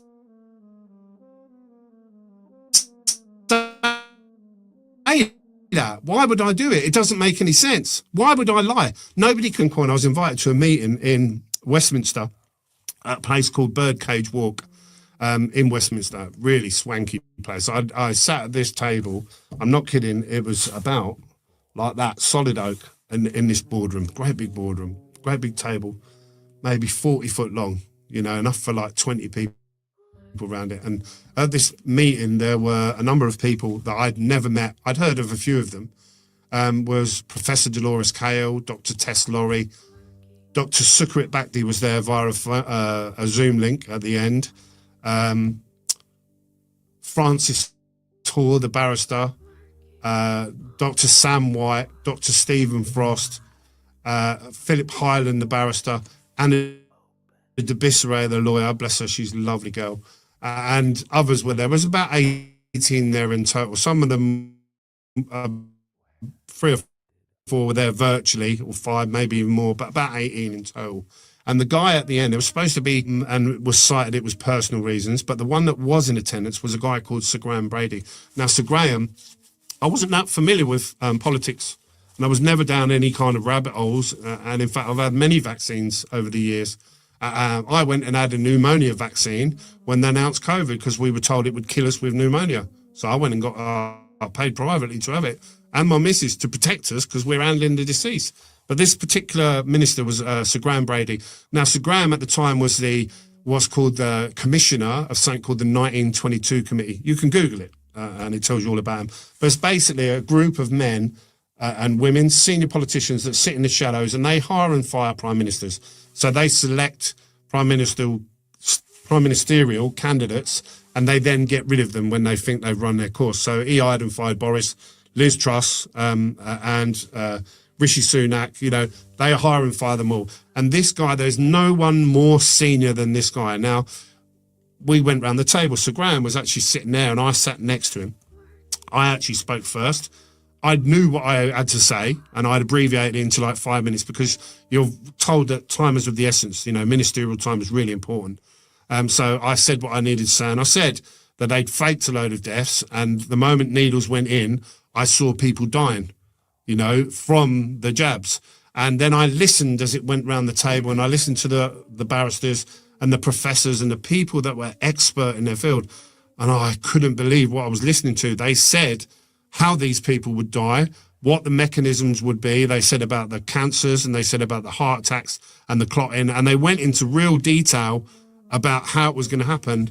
And I kept looking at this Sir Graham Brady, because I can multitask, and I'm a people person. You know, I worked on the door 7 years.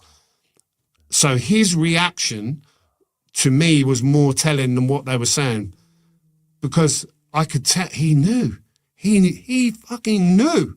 He was sat there ashen-faced, mortified, and we all went to this meeting thinking, oh, at last someone's listening, you know?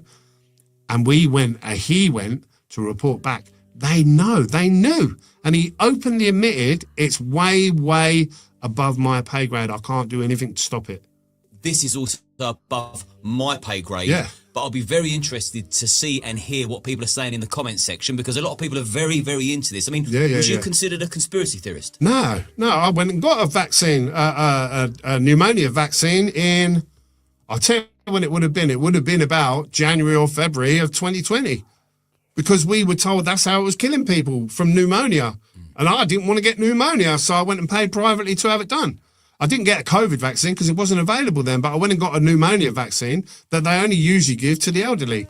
You know, and I did that to protect myself. I've had every jab there is. And if people try to silence your voice? Yeah, so there's a number of ways. One was they tried to buy me first.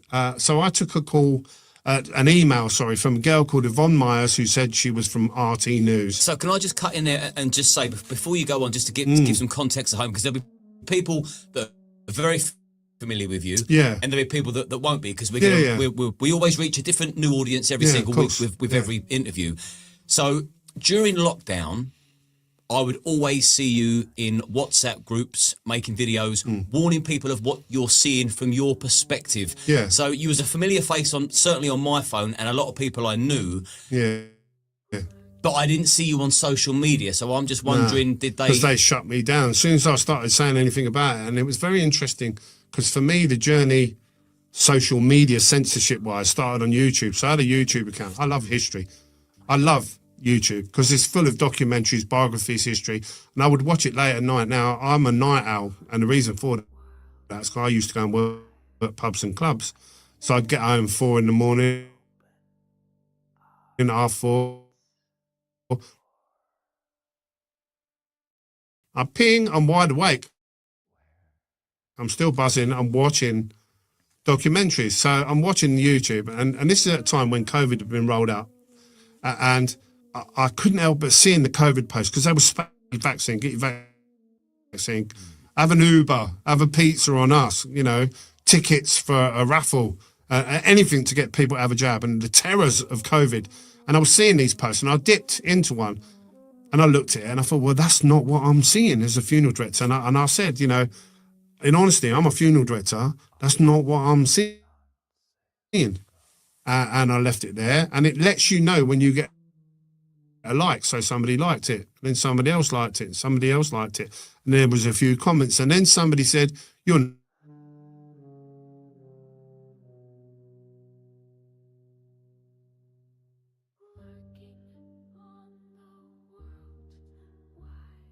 not a funeral director, you're a keyboard. You reach a crossroads, don't you? You got 2 ways that you can go. You can think this could be damn one, step back, don't you? And say, no, fuck it, I'll leave it there. Well, I said, well, actually, I am a funeral director. www.mkff after that comment. Literally, yeah. For me, identifying myself, just saying that's not what I'm seeing. I am a funeral director, and this is me. So then all of that level, telling the truth, I know who's fucking dying. I know who's dying. I haven't picked up 10 packets of calamari. These are people that have died full of this crap that I've never seen in 18 years I've been doing this job. What kind of guy would I be if I saw this and ignored it and thought, well, I'll wait for someone else to say something? What about platforms like Facebook and Twitter? No, Facebook banned me straight away. Yeah, oofed me straight out. And I remember being gutted at the time. So I've always been a PC gamer in my spare time. Love playing PC games. Many guys will resonate, Call of Duty and first-person shooters. I had a VR headset, Oculus, and that was tied into the Facebook account. I had about 500 quid's worth of games on there. And because they'd banned my Facebook account, it deactivates and deletes all the software on the... Yeah, so they closed my account and knocked off all the software on me just because I'd spoken out and said they're not dying from COVID. I know what they're dying. I know what they're dying from. I know what they're... But it rather than it put me off or silence me, it spurred me on because I can tell you now, you sit there and put fucking murder victims in coffins. And I don't know what's worse. Some of the families know, and that's heartbreaking because not only have they lost their mum, but they know their mum's been betrayed by the state and murdered by the state. But then for the ones that don't know and they genuinely feel, oh, mum's just had a heart attack at 32, you know, and if you've got a 3-year-old kid putting handprints on the coffin, it's fucking heartbreaking when you know what they've died from. And I'm pulling this crap out and then I'm reaching out to the coroner and they don't want to know. And then I've been to the police station. I went to the police station, Thames Valley Police, right? And I've said to the desk sergeant, I said, I'm a local funeral director. I run a funeral home in Emerson Valley. I've been doing it for a long time. I've got real concerns about a number of deaths of people in my care. Can I speak to an officer, please? That's as much as I said. So he went upstairs, he spoke to his gaff, and he's come back downstairs totally disinterested. Won't even sit and listen to what I've got to say. And he said, sit down there and wait. 3 hours, me and Mark Sexton waited in Thames Valley Police in Milton Keynes. And then he said, no, there's no one to see you, and sent us home. What does an undertaker have to do to raise concerns about people that are in his care that clearly have died from not natural causes? That's so as a funeral director, I have a responsibility. Any concerns I have over a death, I have to raise those concerns. So let me explain. If I went down the hospital and I picked someone up and I got them home and I rolled them during the course of dressing them and there's a knife hanging out their back or a big puncture wound, I have to raise those concerns. I have to do it for 2 reasons. One, I have a legal obligation to do it. I have to do it by law. If I don't, I'm breaking the law, not reporting that. Number 2, I have a moral obligation as a decent fucking human being. Why would you not raise those concerns? Here are people I'm pulling unnatural clots out of, and they're not interested. They're actively hiding it, which tells me they are complicit. Are there any other undertakers that are loads? I've got loads. The same as what you're I can saying? give you the email addresses of them. Most of them are American side and Canada side, but I've spoken to loads personally. I had one woman ring me up very early on, and they run 7 funeral homes down south. She wouldn't come out openly and say it, though, publicly, because they're frightened about the effects it'll have on their business. And don't get me wrong, when I first started speaking out, of course, they slagged me to fuck. They discredited me and the thing. Of course, people are going, oh, that's the conspiracy theorist undertaker. It would have cost me money. But that was a thing I was prepared to do. I was prepared to do it because the alternative is for me to be complicit and not say fuck all. And I'm not willing to do that when there's people who are dying. Women, children, babies are fucking dying. I've had midwives ring me up who see the clots in the placentas. And the babies are born early and they're born sick. And look at the birth rate. Look at the birth rate. It's fucking biblically plummeted because they vaccinated all these mothers who have lost their kids. There's a guy called Dr. Luke McClendon, right?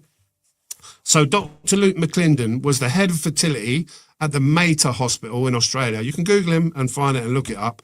And he keeps the figures and the numbers, right?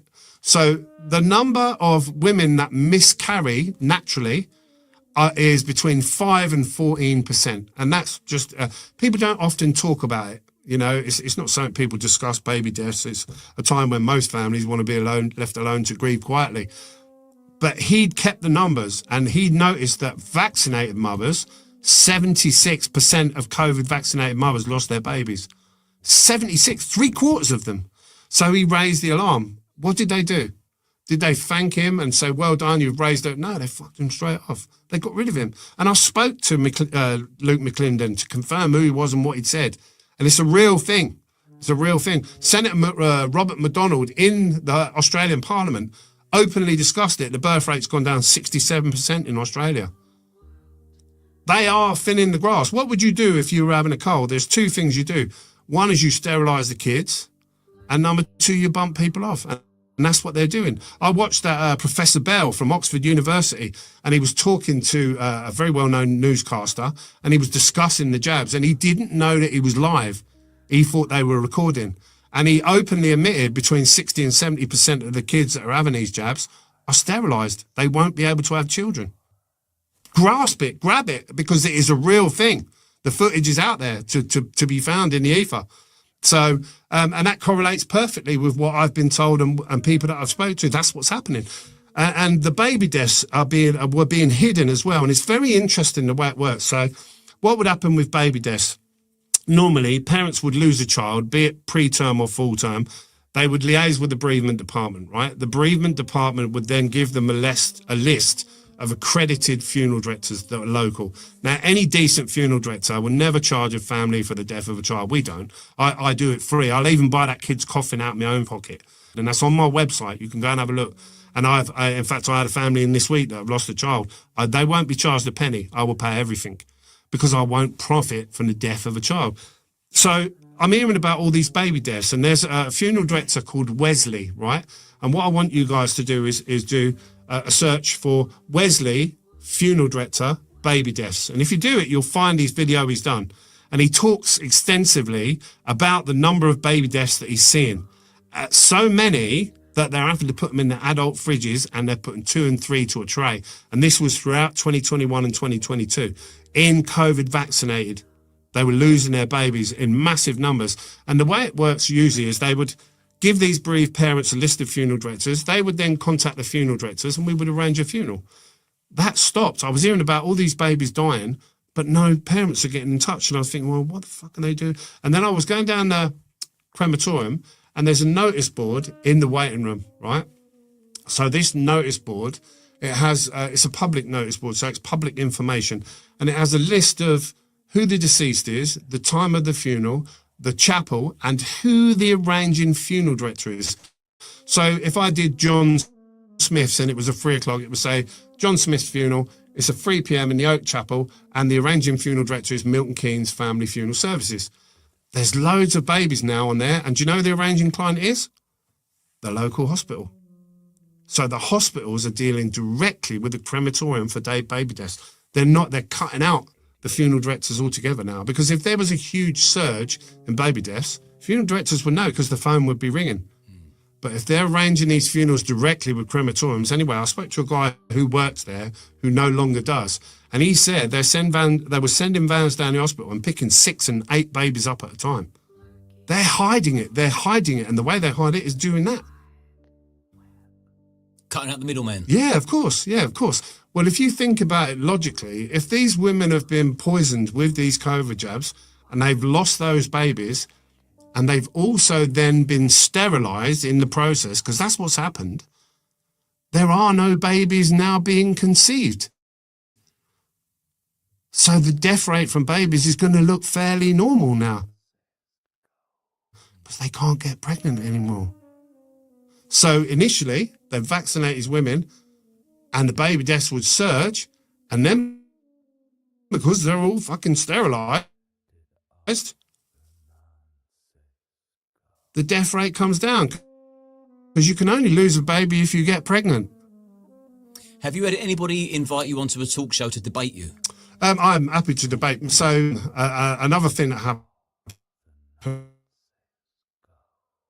right, in December of 2021, I took a phone call, right, and I've had loads of people call me of all different, all of the big ones, and I would speak to anyone. I don't look at anyone as more important than, this is an attack on humanity. So I would talk to someone who's working from their bedroom and who's got an audience of 10. There's still 10 people I might save.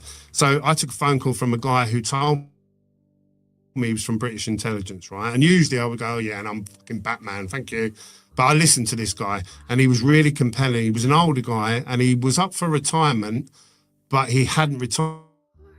They'd asked him to stay on, obviously, because there is a need for it, isn't there, in this times that we're going through. And he said, everything you've said is true, is right. He said, and also you are a person of interest. You'll be targeted. And you know, I was going in every day. I was opening the door with my elbow and emptying the cat. What do you do? And those are the messages, and he's seen me and he's told me. So anyway, 3-4 weeks later, I fell ill. And I got really, really breathless to the point where I had to call an ambulance. My SATs went down to 78%. And I've been in touch with a lot of doctors because lots of doctors know me and lots of doctors have reached out and they've admitted it to me, what's going on. Anyway, I got took to hospital. I went into triage and this was end of December 2021. And it was empty. There was no one else in that triage, none. No one there. I've never seen it empty. And this was at a time when they were reporting saying how overrun they are with COVID. There was no one in there. I got sore straight away. That's how overrun they were, right? So anyway, the girl said, I want to do a PCR test. I said, I ain't doing a PCR test because by then I knew the damage they were doing with them. And she said, well, lateral flow and you can spit on it. And all right then. So I spat on, did 3 lateral flow tests in the machine they have there. She said, no, you're negative, COVID negative on all of them. You haven't got COVID. I said, I think I've been burnt or poisoned. She said, well, we're going to put you on a COVID ward anyway. And then I knew, because I'd had this conversation with this British intelligence guy. I knew what was going to happen. And I even knew what treatment they would offer me. So the following morning, a guy sat on the bed. I don't know who that consultant was. He was a white guy, about 55, good-looking guy, tanned, you know, typical consultant. And he said to me, I'm here to save your life from COVID, you know. And I was like, okay. I said, and I was on oxygen. I weren't on ventilation because I didn't need it. They'd offered me ventilation and tried to coerce me into agreeing to have it. And I was like, no, I don't need it. I've got a bit of oxygen. I feel all right. I don't need it. And he said, I'm here to save your life. And I said, well, how are you going to do that? I said, because I ain't got COVID. I've had 3 of your tests. These are the tests that you're putting people on palliative care and locking them in fucking side rooms, starving them to death and filling them full of midazolam and morphine. And he said, well, we just want to be sure, And I said, okay. I said, and tell me how you're going to do that then. I said, and while you do that, tell me the clinical benefits to me as a respiratory patient. I'll have a look at what remdesivir does to me, the side effects. Oh, look, difficulty breathing, wheeziness, tight chest, kidney function, liver function. Well, and he just got up and he fucking shot off like a rat. Because he knew that I knew what I was on about.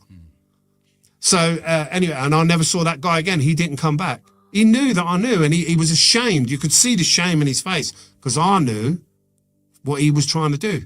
So anyway, about 3-4 hours later, I had a really gaunt, skinny woman appear.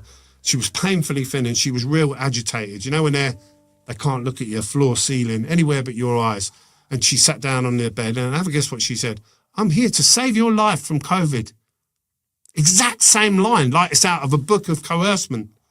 Do you know that they've got to follow that a template? Do you think they're aware? They fucking know. They know. You don't think they're just following orders? No, they fucking know. They're chased the money and follow government policy, and they've seen the outcomes in these people, and they're fucking in up to there now. They're in up to there, and they've got the commitment of a Japanese soldier. They're in up to there because they're complicit now. It's too late for them. So I kind of said to her, I said, well, have you had a look at my notes? I said, I ain't got COVID. I said, I've had 3 of your tests. These are the tests you're putting people on palliative care on the back of. We just want to be sure. Same bullshit. So I said, well, what are you going to do? I said, well, how are you going to save me from COVID I haven't got? I said, and she said, I want to offer you 2 drugs, right? Now, I want your people listening to write down the drugs. One of them is called baricitinib. Baricitinib. Baricitinib. And the other one, it was called tocilizumab. So tocilizumab, and Google will auto-spell it. But if you do side effects for both, have a guess what the common side effects of both of these drugs are. Wheeziness, tight chest, difficulty breathing. Why would you give someone who's clearly a respiratory patient drugs that will make it harder to breathe? And why would you then pay out vast amounts for everyone that went down as a COVID death? What do you think that's going to do? It's going to generate COVID deaths. They're only doing what they're told. If you Google remdesivir to treat COVID, they'll still be throwing it out now. It's under a different brand name in America, and I can't remember what the brand name is, but it's there. They'll put remdesivir in, whoever they can put it in. And if you know the history of remdesivir, the history under Anthony Fauci is this. So he went into Africa, right, Anthony Fauci, and he sourced and PCR tested African babies, asymptomatic. Sound familiar? African babies. They weren't showing any symptoms, but they were PCR testing for Ebola this time. And then he was treating them with remdesivir. 53% of these babies died from multiple organ failure after being given the medicine. Asymptomatic babies. So that was the test run with remdesivir, was in Africa, where life is cheap. And they don't give a fuck about them. You know, they've exploited them for decades, centuries, haven't they? And that was where they did the test runs. So what do you think the ultimate goal is? To cutting the grass. It's all about cutting the grass and getting us to accept draconian tyranny and legislation that limit where we can go and what we can do. When you say trim the grass, what do you mean? That's how they refer to us. So for them to say that they're having a cull is too distasteful. And I've been told this by very eminent people. Reducing the population? Yes, reducing the population. It's called cutting the grass. So when the grass gets too long, you cut the grass. Because it's a more pleasant way of discussing it. And it's dehumanizing it, isn't it? You know, that's what they refer to it too. Look at Agenda 2030. Look at the Kalergi plan. These are real things. And I never believed it. I would have never believed it until I'd sat there in Westminster and listened to this guy when we all said what we said, and he said it's way above my pay grade and I can't stop it. If I was Graham Brady, who is now King's Privy Council, so clearly crime does pay, he's been promoted. He's now King's Privy Council. How can they not have picked out his phone straight away and said, I'm sitting here with 18 people who know, stop these jabs, we need to talk to them and find out. Why didn't he do that? Because it was way, way above his pay grade. That's the guy that hire and fire prime ministers. So if you're sitting there thinking Starmer's in charge, he's not in charge. There is no democracy. It doesn't matter who it is. It's two cheeks of the same arse. They do what they're told to do. Every decision Starmer makes. Let me tell you, Keir Starmer is widely regarded as a village idiot. He's a village idiot. He has no fucking brain whatsoever. Actually, he's somewhere on the spectrum of mildly autistic. He does what he's told to do. He's a communist. He's really easily influenced. He does what he's told to do. That's the reality of who our prime minister is. They don't run the country. They do what they're told to do. And that's what he's going to do. He's going to come out with more and more outrageous shit. And the reason is they're desperate for civil unrest. They need civil unrest to step up their plan and start rounding more and more people up. Why do you think they're locking up white British people for shouting at police dogs and police horses? Because that's the plan. That's the plan. We are being replaced. And I would have never, ever believed it until I stumbled across. I took one phone call, right, from a guy from the Black Watch Regiment. And he told me that they're training these young lads in Antalya, in Turkey, and the east of Ukraine. And this would have been back, probably 2022, some point. I've took so many phone calls, it's overload. But he said they're down to sergeant ranks and they ship them to France. They sign the Official Secrets Act before they're let on the boat. These people are paid soldiers. They're paid UN soldiers and they're ferried here and they plonk them all around the country, don't they?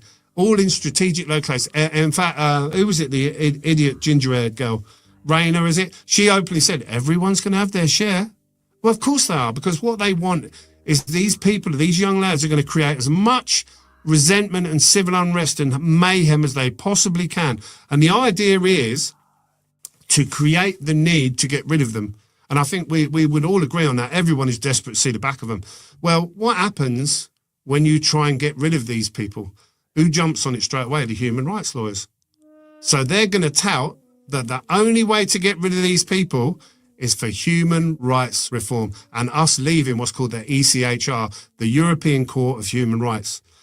And life is going to become so unpleasant and so distasteful and so violent and unsafe in this country with these young lads they're bringing in, people are going to beg for human rights law reform to get rid of them. Not actually realising that when they do so, they don't only remove these young lads' human rights, but ours as well. And then under this 5G network, they're going to announce bird flu or disease X. And Bill Gates sat there, didn't he? Stifling laughter as he said, you'll take notice of the next one.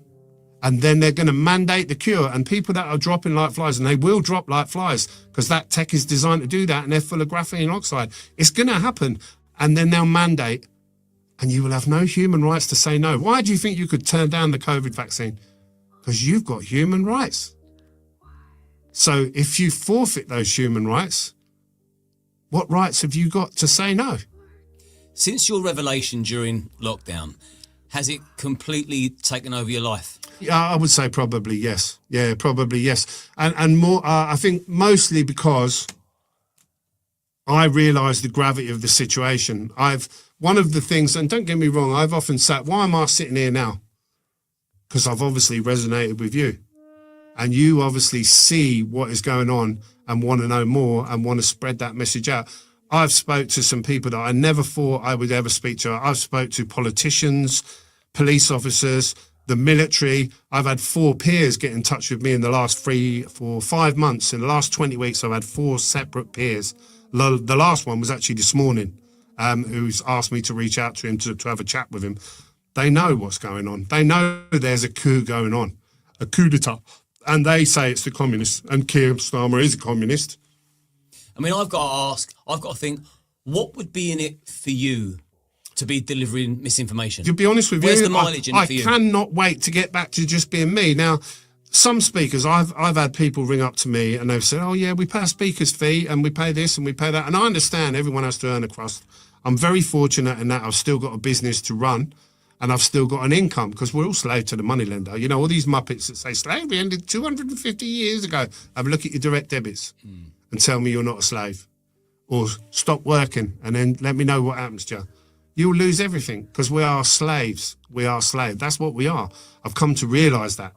Now, I don't understand why people would think that I would jeopardise a really good business. Why would I jeopardise a business? Why would I alienate all my friends? If COVID was a real thing and I'm a funeral director putting these people in coffins, why would I not get vaccinated?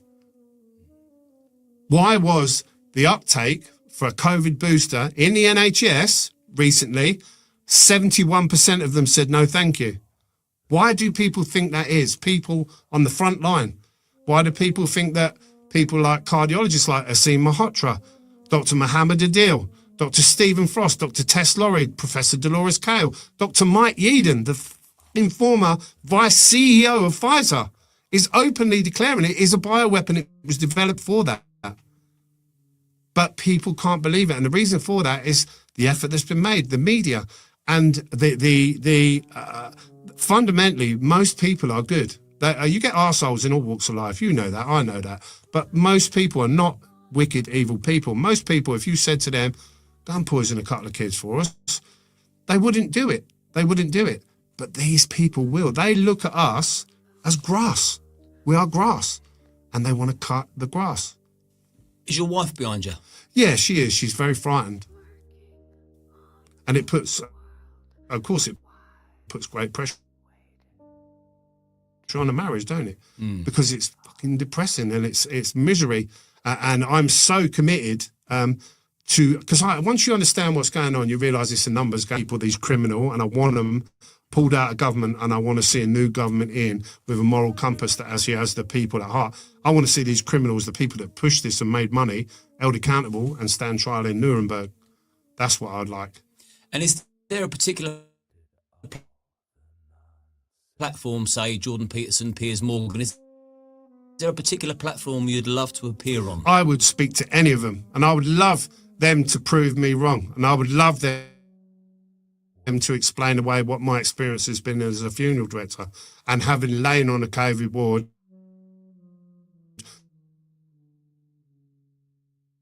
watching them. I mean, one guy, I was laying on a bed on the COVID ward, right? There was only 3 of us in that 4-bedroom, and the guy over here, they were both on CPAP because they believed the bullshit they were fed because they didn't know what I knew. So they took the remdesivir, and I listened to these two.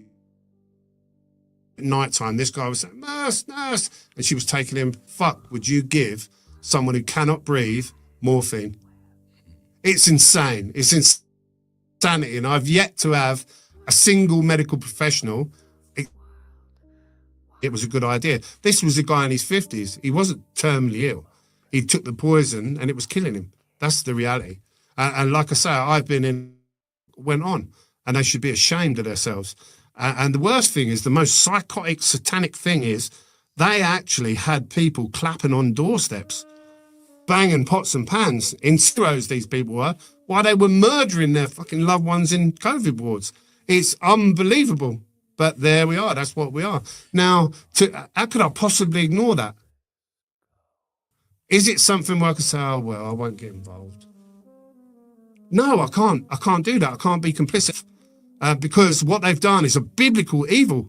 Have a rest in peace. And, do you know, when I pass, I'll walk back into the light and I'll be back down here as soon as I can in another body to get back at them again. Because what they've done is unforgivable. But do you think that a lot of people within the NHS were all psyoped into believing it? Oh, of course they were. Of course they were. We've got lots of people good people doing really bad things. Why did doctors do it? For money. They were getting £10 a jab. That's free. Giving out COVID jabs, following government policy. Who wouldn't do that? But my argument is this, is when you see the outcome in your patients. I mean, if you're in general practice, right, and you have a allotted amount of these record numbers of cancers appearing in patients, and there are record numbers of myocardia appearing in the patients, especially youngsters.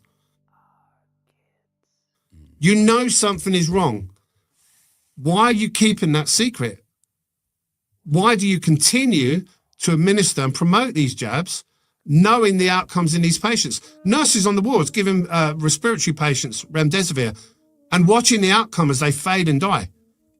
Why would you do that and continue to do it? And if you had a secret, right, and you knew what was going on and you kept that secret, how long would you keep that secret for before you're complicit in the crime? Is it a week?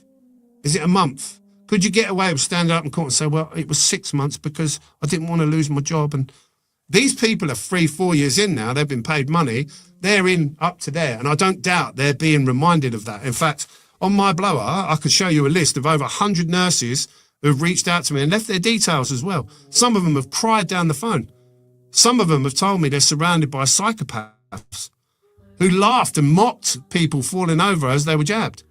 And if these girls with a conscience have left the NHS, and most of them have, who does that leave in there? The fucking sociopaths, the nutcases who want to play God and who will administer things like remdesivir and midazolam. And it's care homes. I go to care homes. Loads of them have told me what's been going on. The district nurse comes, they vaccinate them. They take bets on who's going to die. Have you had any prominent figures online challenge you? No, none. I would love to speak to them. I'd love to have Graham Brady sitting here to call me a liar. You can check with Dolores Cahill, Tess Laurie, Dr. Stephen Frost, Dr. Sam White, all of them. They were all there at the meeting. Every one of them heard what I heard. Has anybody challenged you? No, none of them will. In fact, when I came out of hospital, because I discharged myself, despite being told I'd die without their medicine, yeah, here I am. It's a miracle. So no one's challenged you, but yet you've been silenced on platforms. Well, I had they've tried 3 or 4 different things. So I've had a number of young women over the last 2 years contact me and just DM me, want to get to know me. You know, I followed you, and I want a cup of coffee and this, that, and I'm not fucking stupid. I'm not stupid. I had one girl, Yvonne Myers from RT News. Right, this was in 2021. She contacted me and said, I've listened to your story. It's really compelling. Here at RT News, we've got a global audience and we would like to get your story as an exclusive. And we want to do 3 or 4 episodes. And for that, we'll tie you in contractually and we'll pay you $85,000, right? So she offered me $85,000 for my story. They'll then tout that to networks. And for that, they'll get 85 grand, basically. But an exclusive, so I can't talk to anyone else. So what are they going to do? They take my story, what I've just told you, they tout that out. Nobody was going to ever show it. The BBC are not going to show it. The ITV are not going to show it. It's not going to go on Channel 4, is it? So then it goes in the bottom drawer, and I can't talk to anyone else. So I got that email. I could show you the email. I'll forward you the email. I kind of said to her, listen, I'm, really flattered and thank you for the offer of the money. It's not about money. It's not about money. And then trust me, no one could do with 85 grand more than me. I've just been robbed. But I'll talk to you for nothing. How much have I asked you for today? I'm going to do a 200-mile round trip. I don't even want petrol money. Because it's not about money. And I said, I will talk to you. I don't want your money and I'm not signing the contract. Do you know what happened? I never heard from them again. So if they can't silence you and they can't bump you off in hospital, and that's what they wanted when I was in hospital. I knew what was going to happen. They wanted the death of a prominent anti-vaxxer that they could call COVID. Where can people find you to find out more about you and what you're fighting against? It's Milton Keynes Family Funeral Services. If you do a search for MKFFS, then you'll find me. And I would say, especially if you're from abroad and you will have an international audience, please call me in British working hours, because otherwise I'll get woken up all night. I haven't got a magic wand. There is no force for good that I can tell you all about other than the moral compass.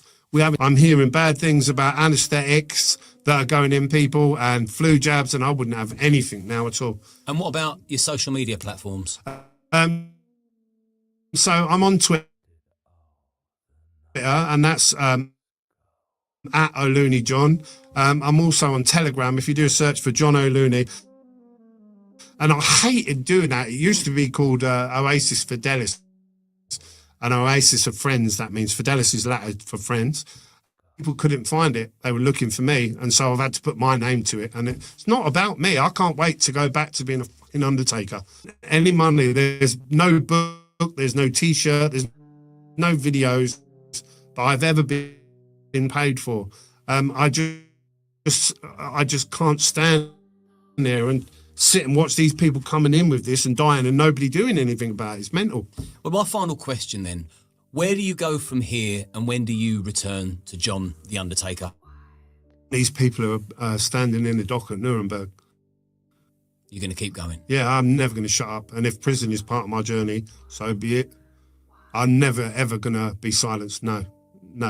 I can't. There's too many murder victims. We're going to face justice otherwise. We need justice for these people. They need to be brought to account because we're more than grass.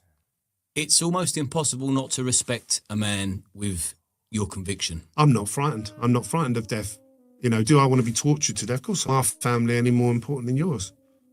And what kind of guy would I be if I didn't say anything? We've got undertakers who know what's going on. They all know. I've spoken to them. I've even had them tap me on the shoulder at the local crematorium saying, oh, well done, thanks for speaking out, needed to be said.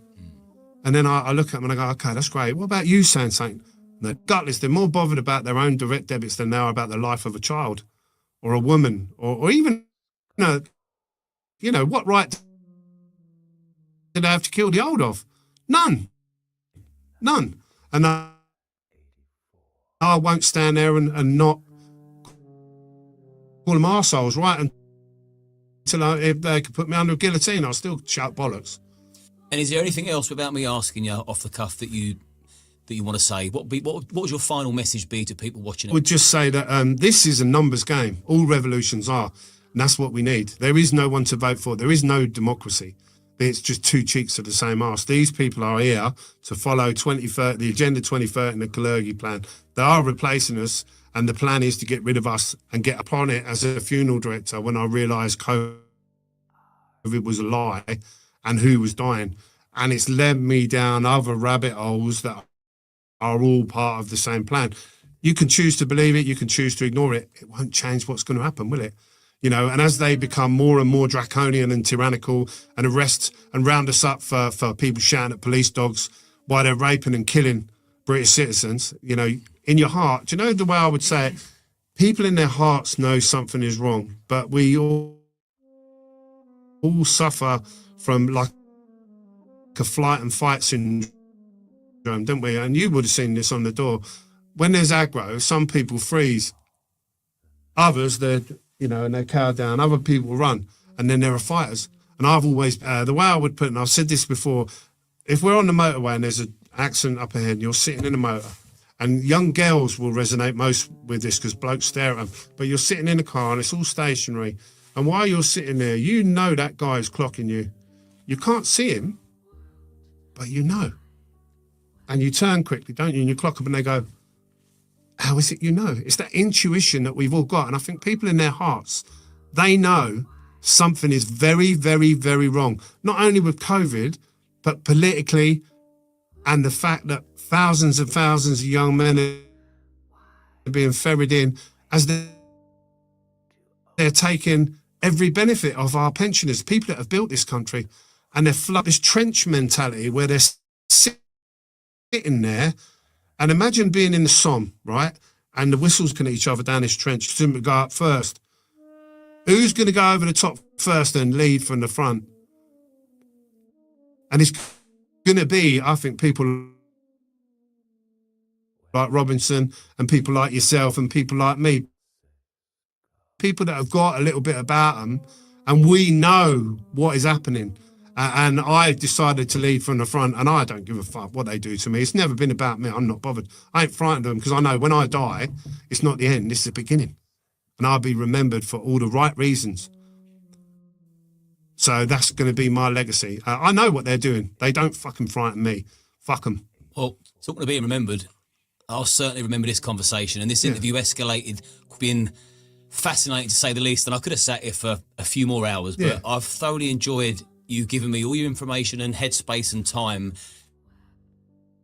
And I look forward to see what happens to you and your cause in the future. Oh, bless you. Well, I can tell you now, there's more good in the world than bad. It depends what is going to happen.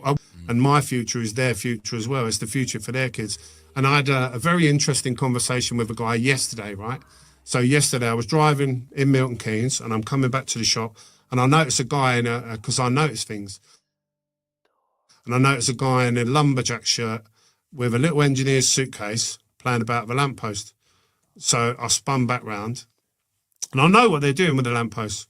And I sat by the side of the road and I waited for this guy to come out and I pulled him and I said, what are you doing with the lamppost, mate? He works for the council, right? He's an engineer, lamppost engineer. The little bit at the top is the repeater. Have a look at a guy called Mark Steele. Everything he said is total truth. And if you think about it logically, the 5G, right? When did they put that up? When we was on. Is your phone any better since all these masks are up? No. Do you know why? Because it's not there for the internet. What's it there for? Graphene oxide and crap that's inside people. The frequencies are going to be pumped out. See it for what it is and listen to what people like Mark Steele have got to say. It's very, very real. It's very true. And it is going to happen. It's just a matter.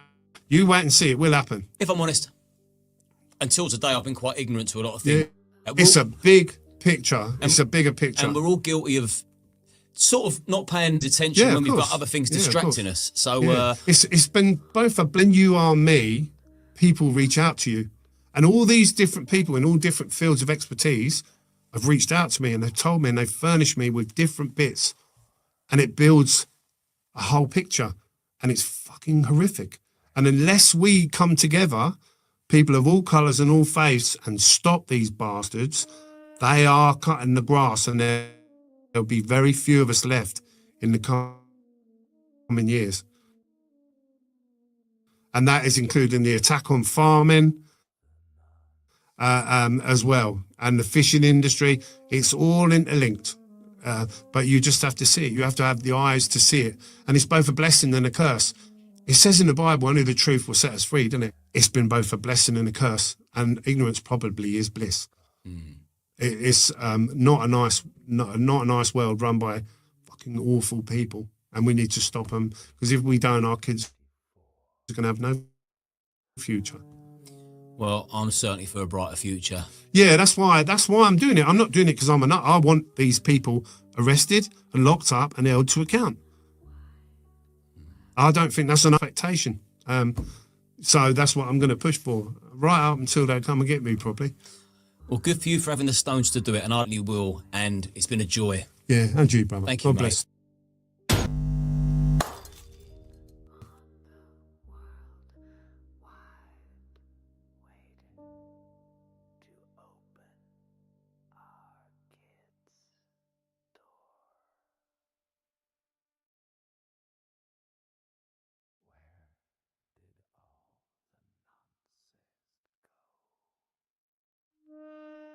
online if it's about talking and words and opinions? Then just keep it online.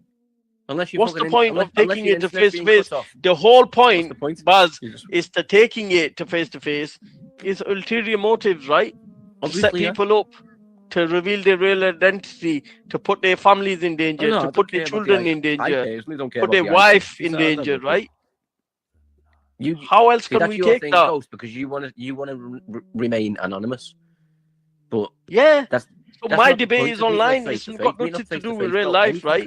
If you want me to meet up real life, that means you're trying to put my children in danger. No, it doesn't. Right? It is. What's the whole point?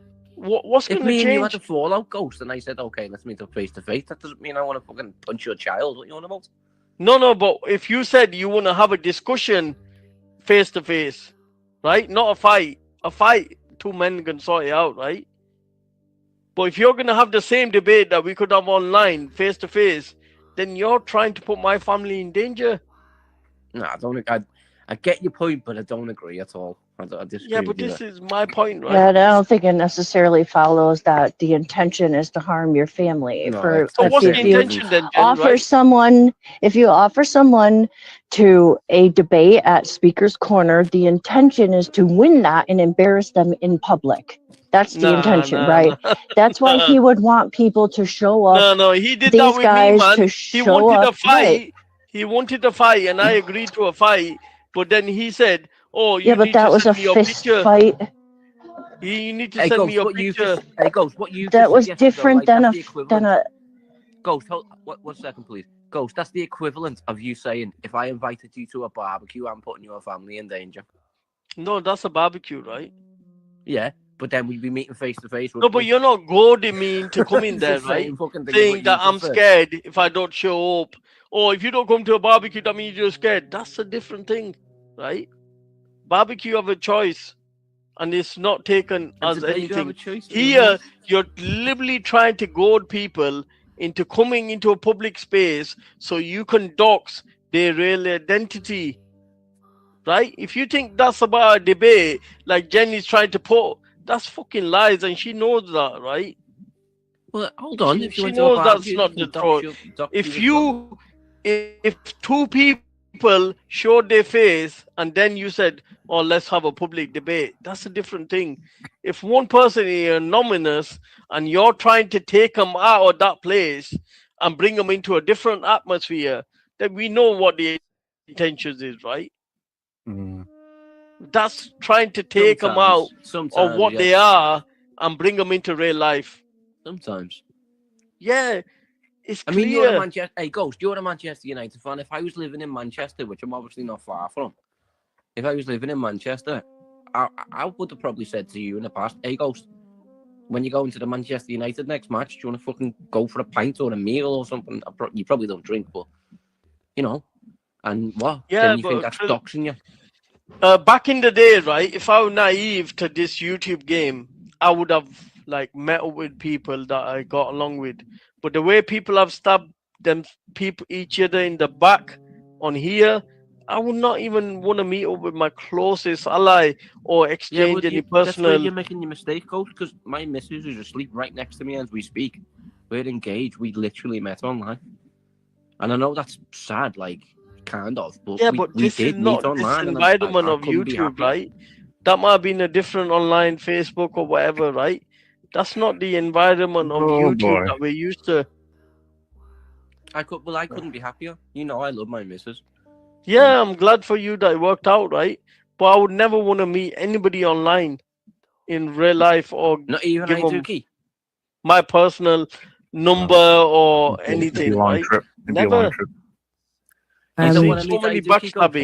Can you not see the issue then, Ghost, when you platform things that literally do affect other people's real lives, but you're not willing to give over your own right? You can't see the issue.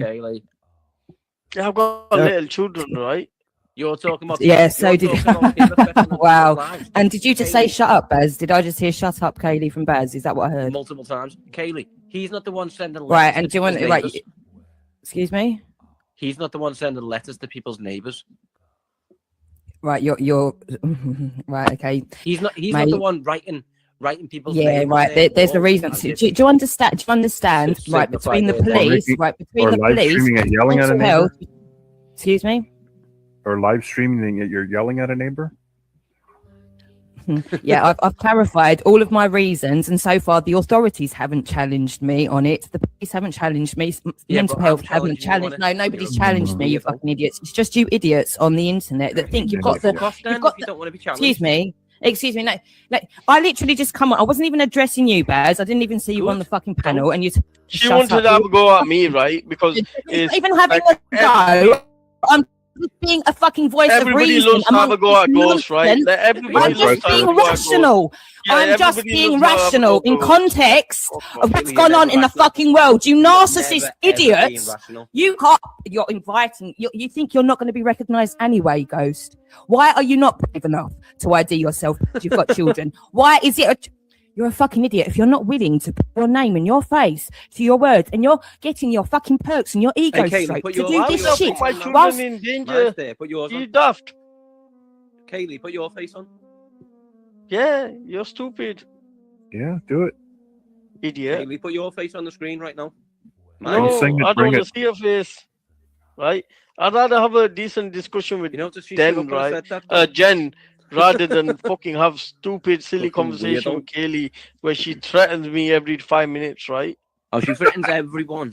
Get over yourself, Ghost. She threatens everyone. Yeah, I don't even know why you bring this chick up, man. It's kind of like every time. I do keep And you stupid cunt. You think you're not going to get fucking? Yeah, you're all fucked. You're all fucked. Really? Let me guess. We're all going to This jail. is literally what we're talking about. Slow Like, and what are you painful. talking about, bro? Don't go nowhere. Don't I don't leave. even know you. The You power of Christ psychotic compels you. weirdo. The power of Christ compels you. Dead The nonsense. power of Christ compels you. Fuck you to hell. The power Fuck you of to hell. Christ You compels you. nonsense. There you go. Psycho.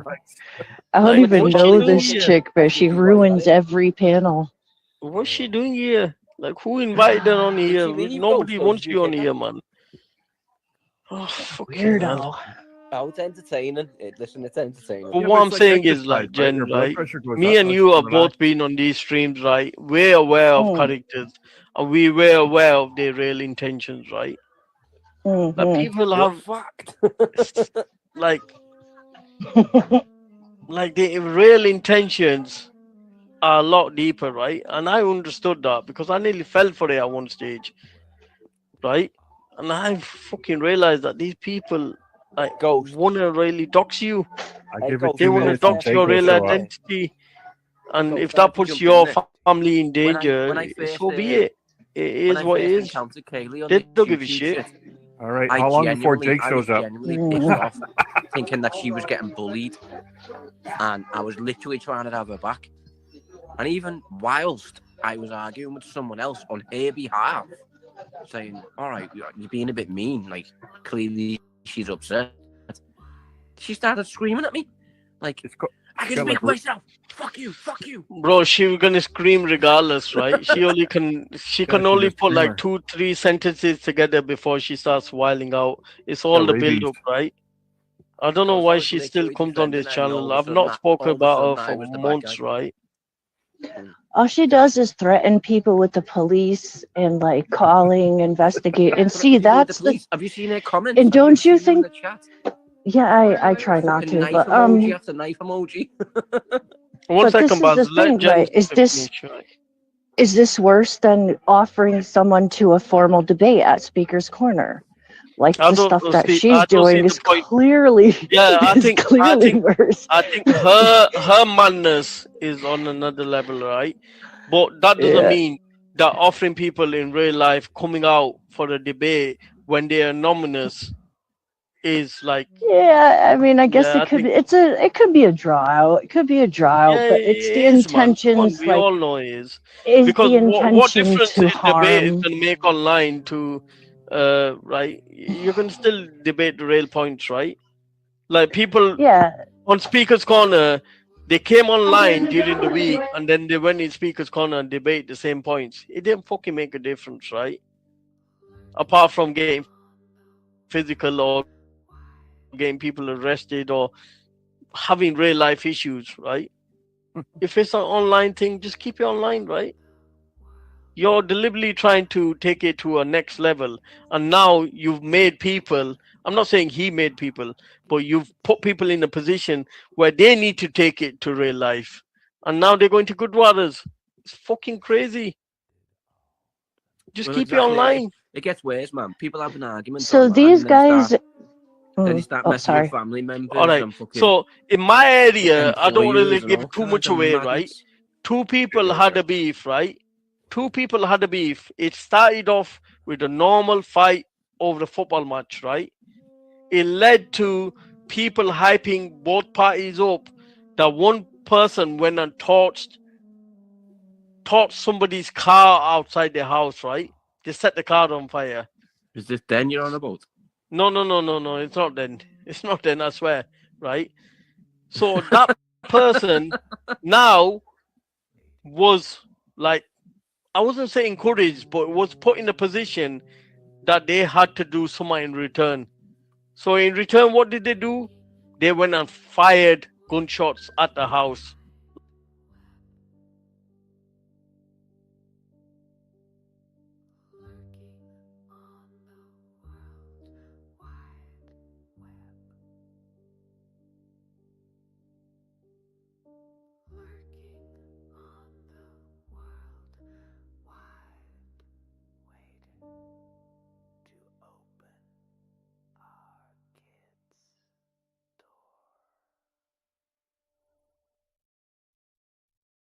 Where did all the nonsense go?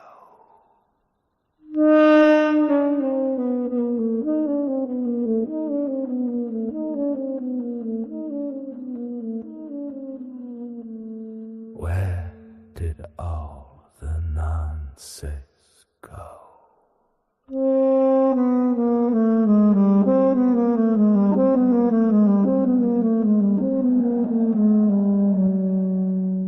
Where did all the nonsense go?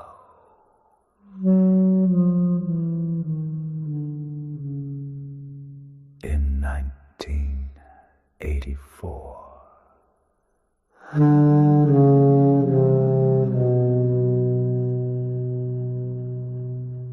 Lurking on the World Wide Web.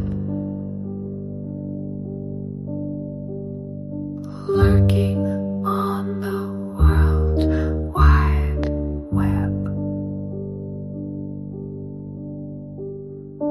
Lurking on the World Wide, waiting to open our kids' door. Where did all the nonsense go?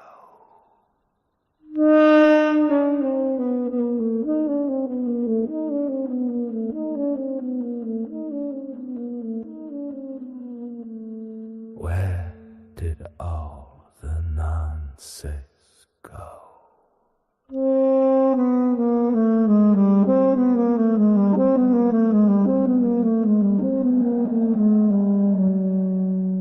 Where did all the nonsense go?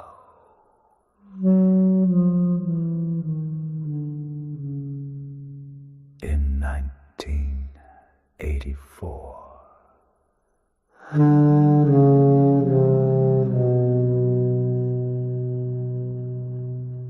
Lurking on the World Wide Web. Lurking on the World Wide Web. Lurking on the World Wide, waiting to open our kids' door. Where did all the nonsense go?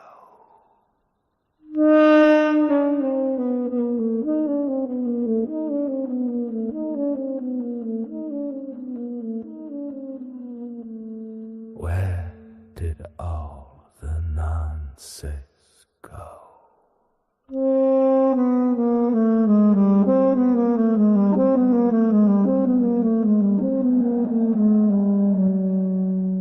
Where did all the nonsense go?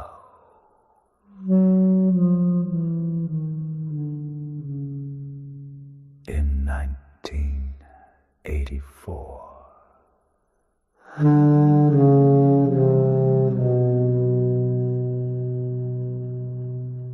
Lurking on the World Wide Web.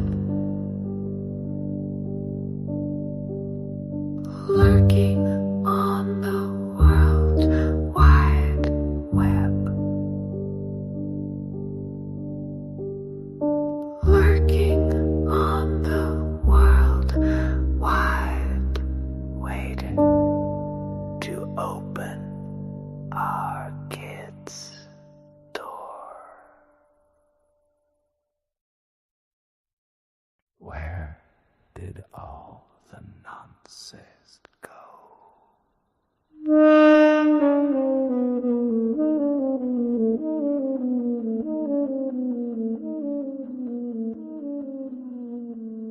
Where did all the nonsense go?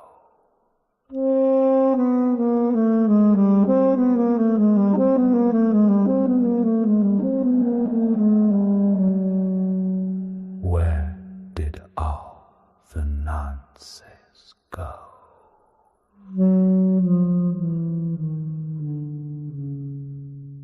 In 1984.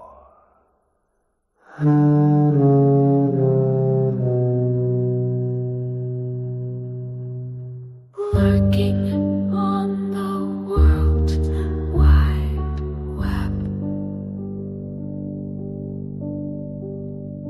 Lurking on the World Wide Web.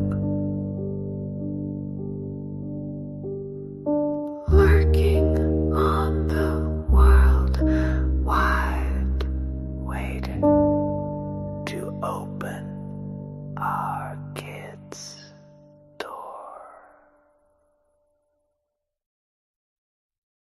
Where did all the nonsense go?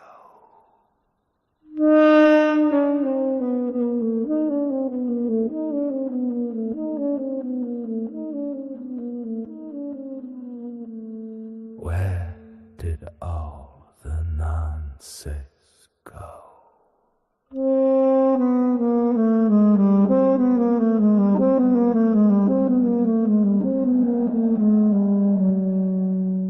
Where did all the nonsense go?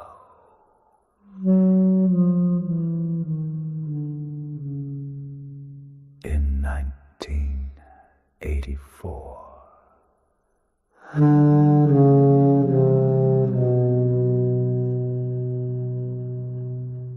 Lurking on the World Wide Web. Lurking on the World Wide Web. Lurking on the World Wide, waiting to open our kids' door. Where did all the nonsense go?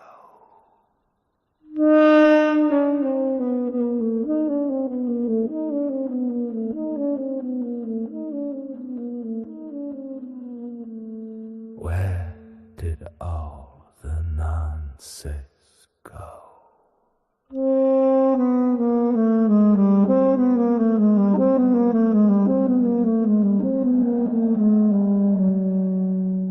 Where did all the nonsense go?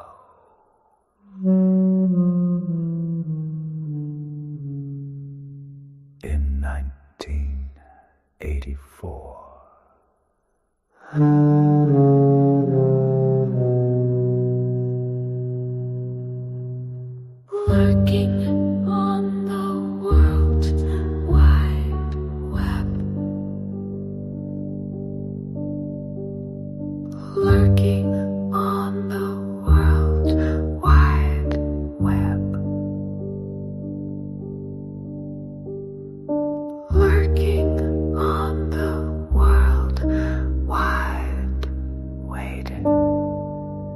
open our kids' door. Where did all the nonsense go?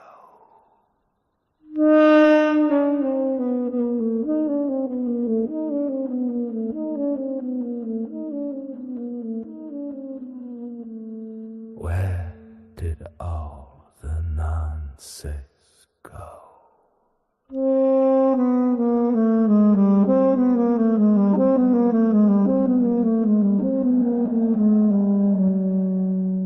Where did all the nonsense go?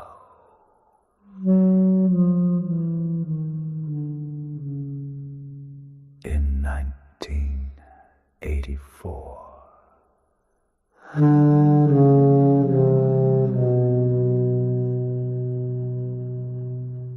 Lurking on the World Wide Web. Lurking on the World Wide Web. Lurking on the World Wide, waiting to open our kids' door.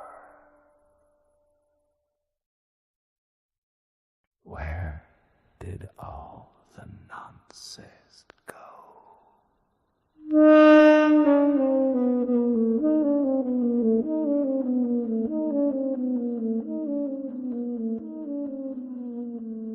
Where did all the nonsense go?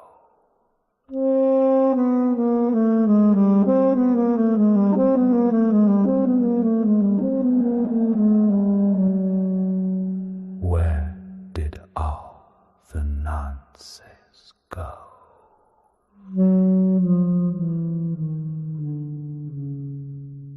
In 1984.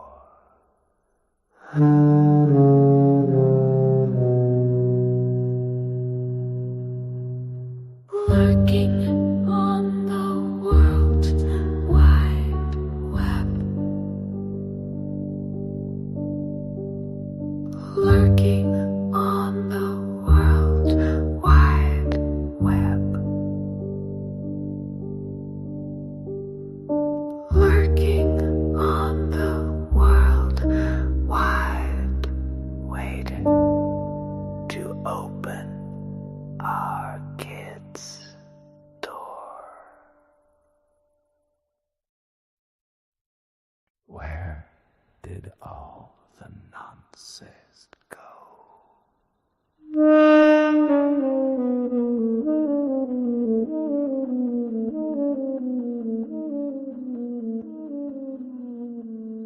Where did all the nonsense go?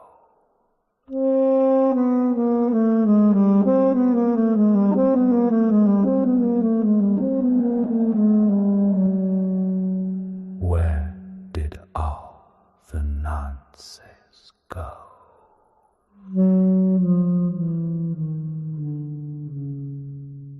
In 1984.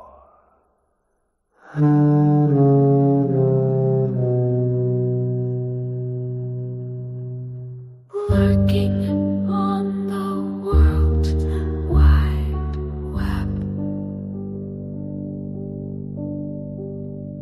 Lurking on the World Wide Web. Lurking on the World Wide, waiting to open our kids' door. Where did all the nonsense go?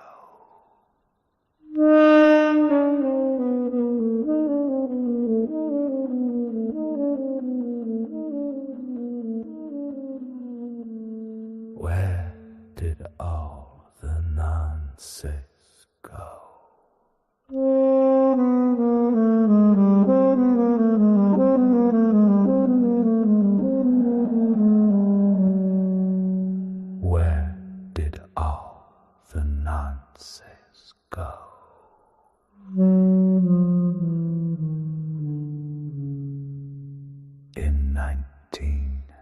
1984.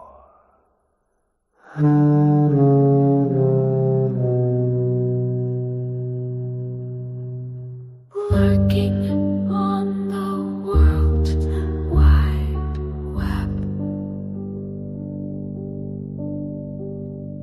Lurking on the World Wide Web. Lurking on the World Wide, waiting to open our kids' door. Where did all the nonsense go?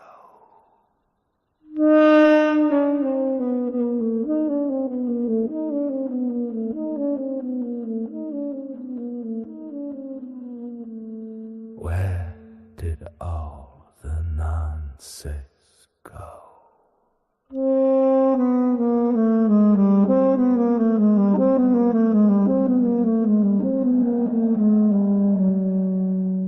Where did all the nonsense go?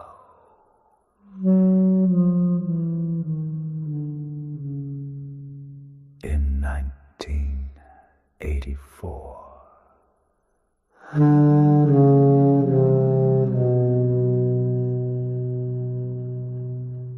Lurking on the World Wide Web.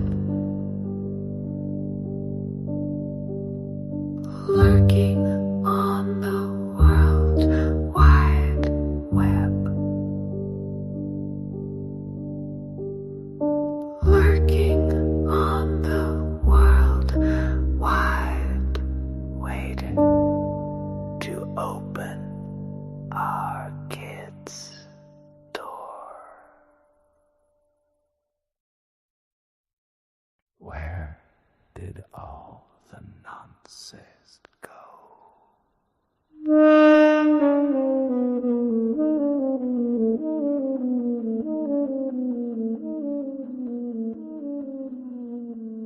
Where did all the nonsense go?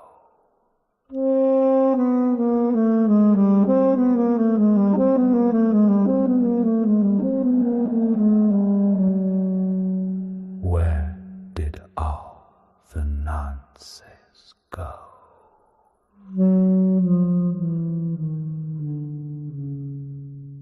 In 1984.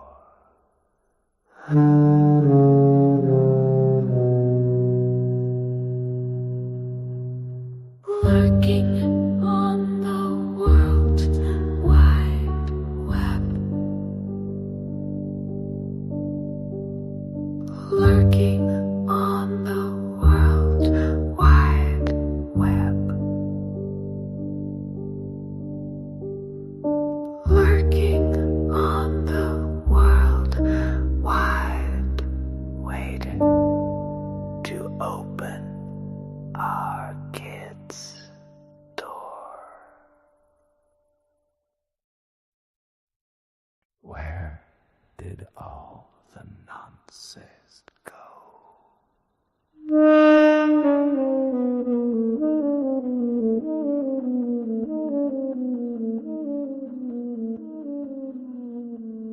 Where did all the nonsense go?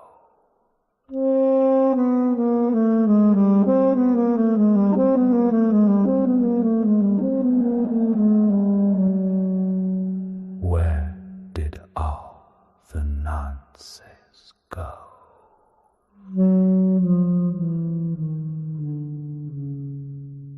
In 1984.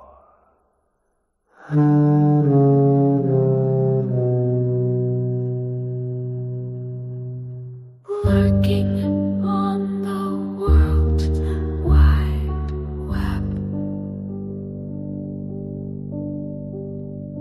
Lurking on the World Wide Web. Lurking on the World Wide,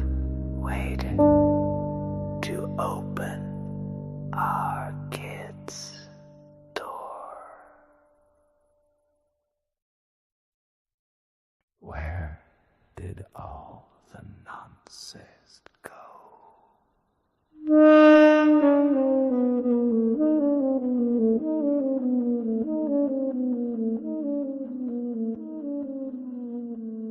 Where did all the nonsense go?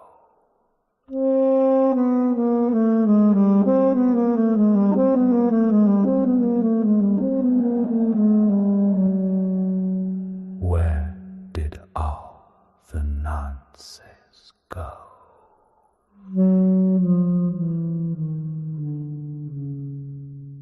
In 1984.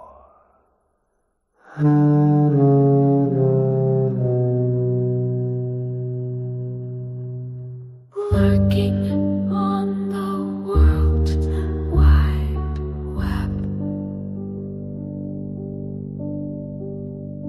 Lurking on the World Wide Web. Lurking on the World Wide, waiting to open our kids' door. Where did all the nonsense go?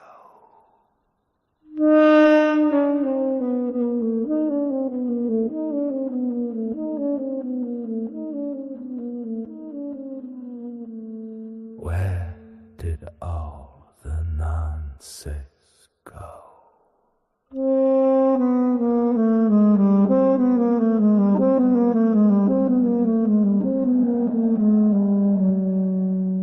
Where did all the nonsense go?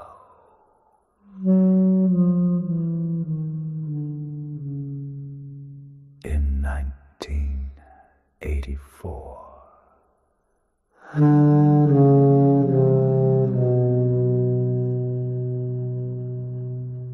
Lurking on the World Wide Web. Lurking on the World Wide Web. Lurking on the World Wide, waiting to open our kids' door. Where did all the nonsense go?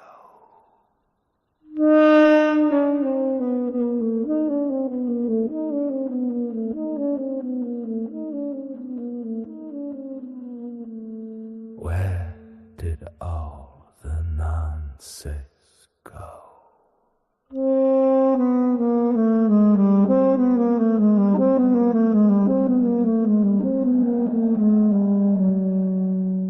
Where did all the nonsense go?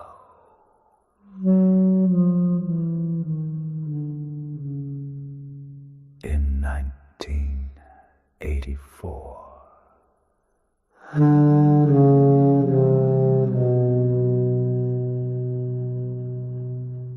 Lurking on the World Wide Web. Lurking on the World Wide Web. Lurking on the World Wide, waiting to open our kids' door. Where did all the nonsense go?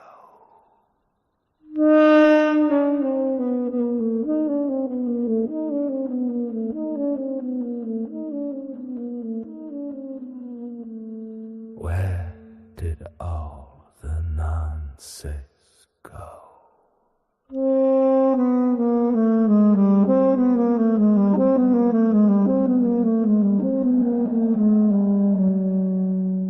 Where did all the nonsense go?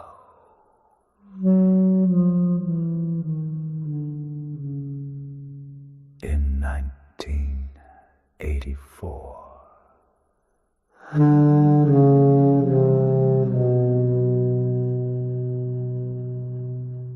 Lurking on the World Wide Web.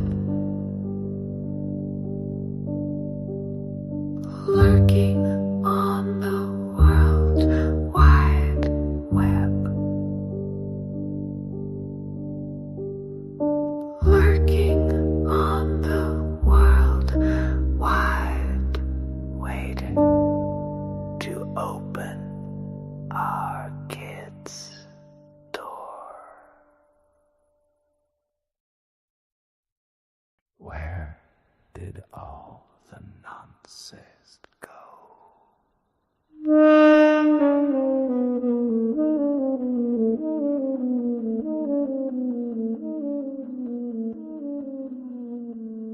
Where did all the nonsense go?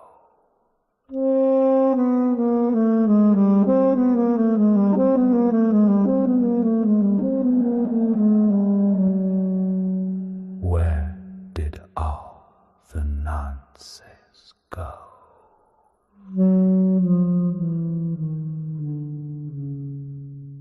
In 1984.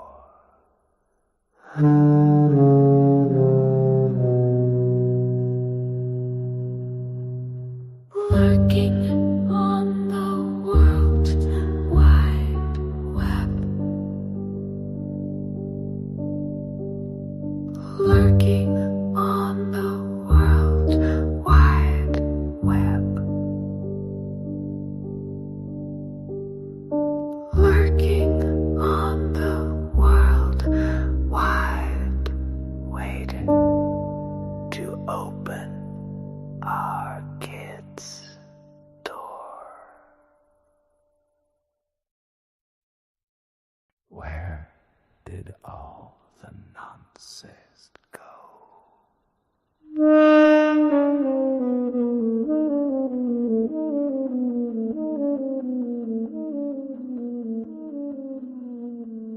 Where did all the nonsense go?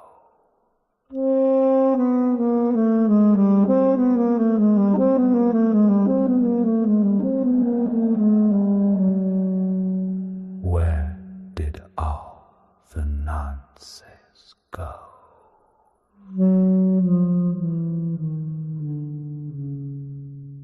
In 1984.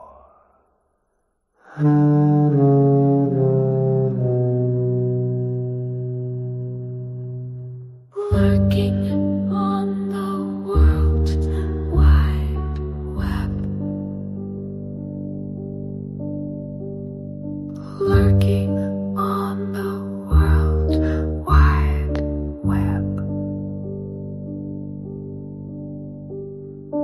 Lurking on the World Wide, waiting to open our kids' door. Where did all the nonsense go?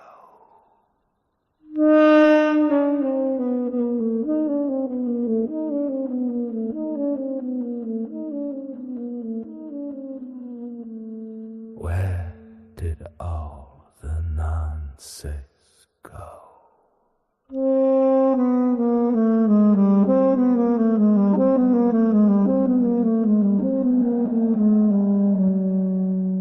Where did all the nonsense go?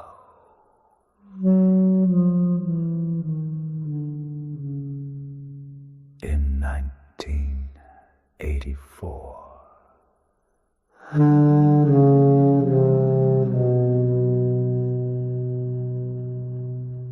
Lurking on the World Wide Web. Lurking on the World Wide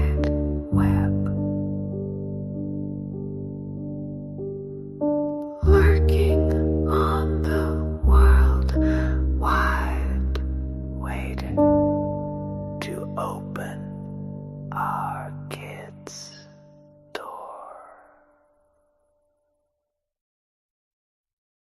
Where did all the nonsense go?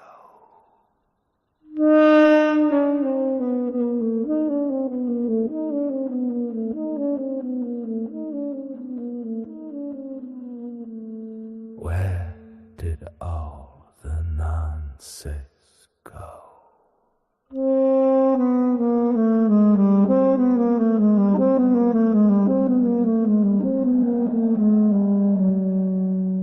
Where did all the nonsense go?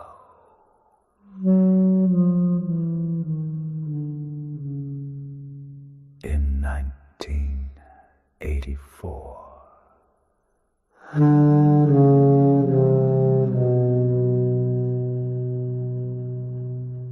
Lurking on the World Wide Web. Lurking on the World Wide Web. Lurking on the World Wide, waiting to open our kids' door. Where did all the nonsense go?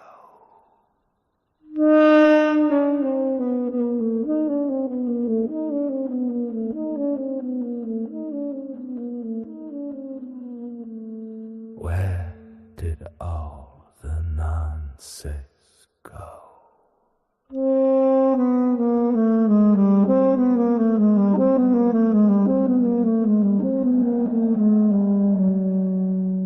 Where did all the nonsense go?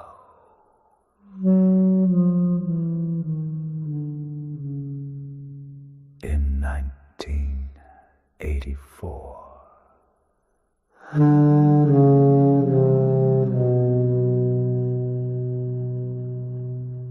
Lurking on the World Wide Web.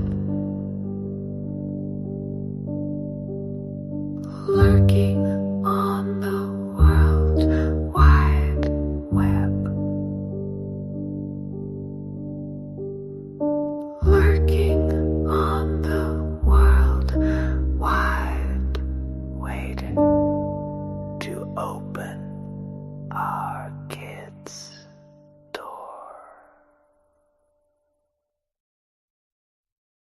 Where did all the nonsense go?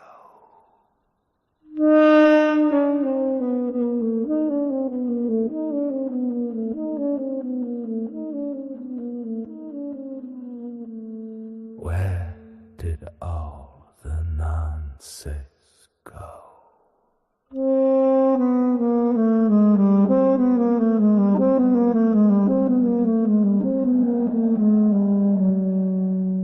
Where did all the nonsense go?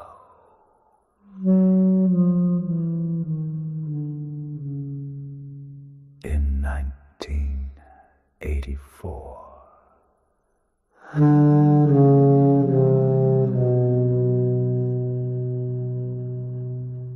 Lurking on the World Wide Web. Lurking on the World Wide Web. Lurking on the World Wide, waiting to open our kids' door. Where did all the nonsense go?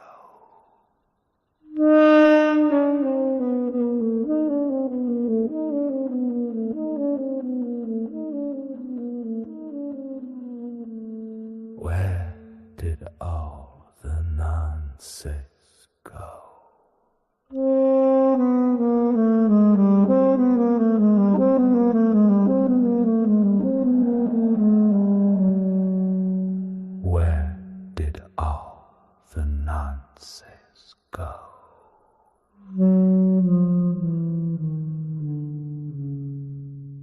In 1984.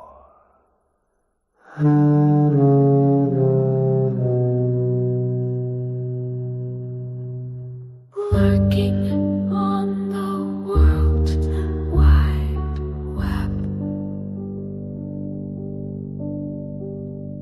Lurking on the World Wide Web. Lurking on the World Wide, waiting to open our kids' door. Where did all the nonsense go?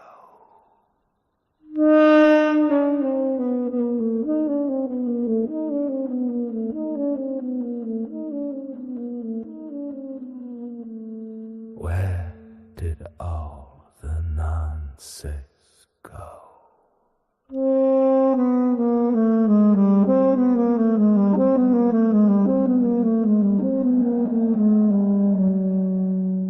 Where did all the nonsense go?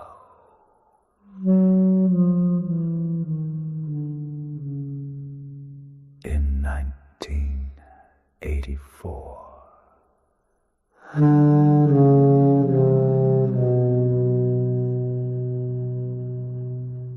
Lurking on the World Wide Web. Lurking on the World Wide Web. Lurking on the World Wide, waiting to open our kids' door. Where did all the nonsense go?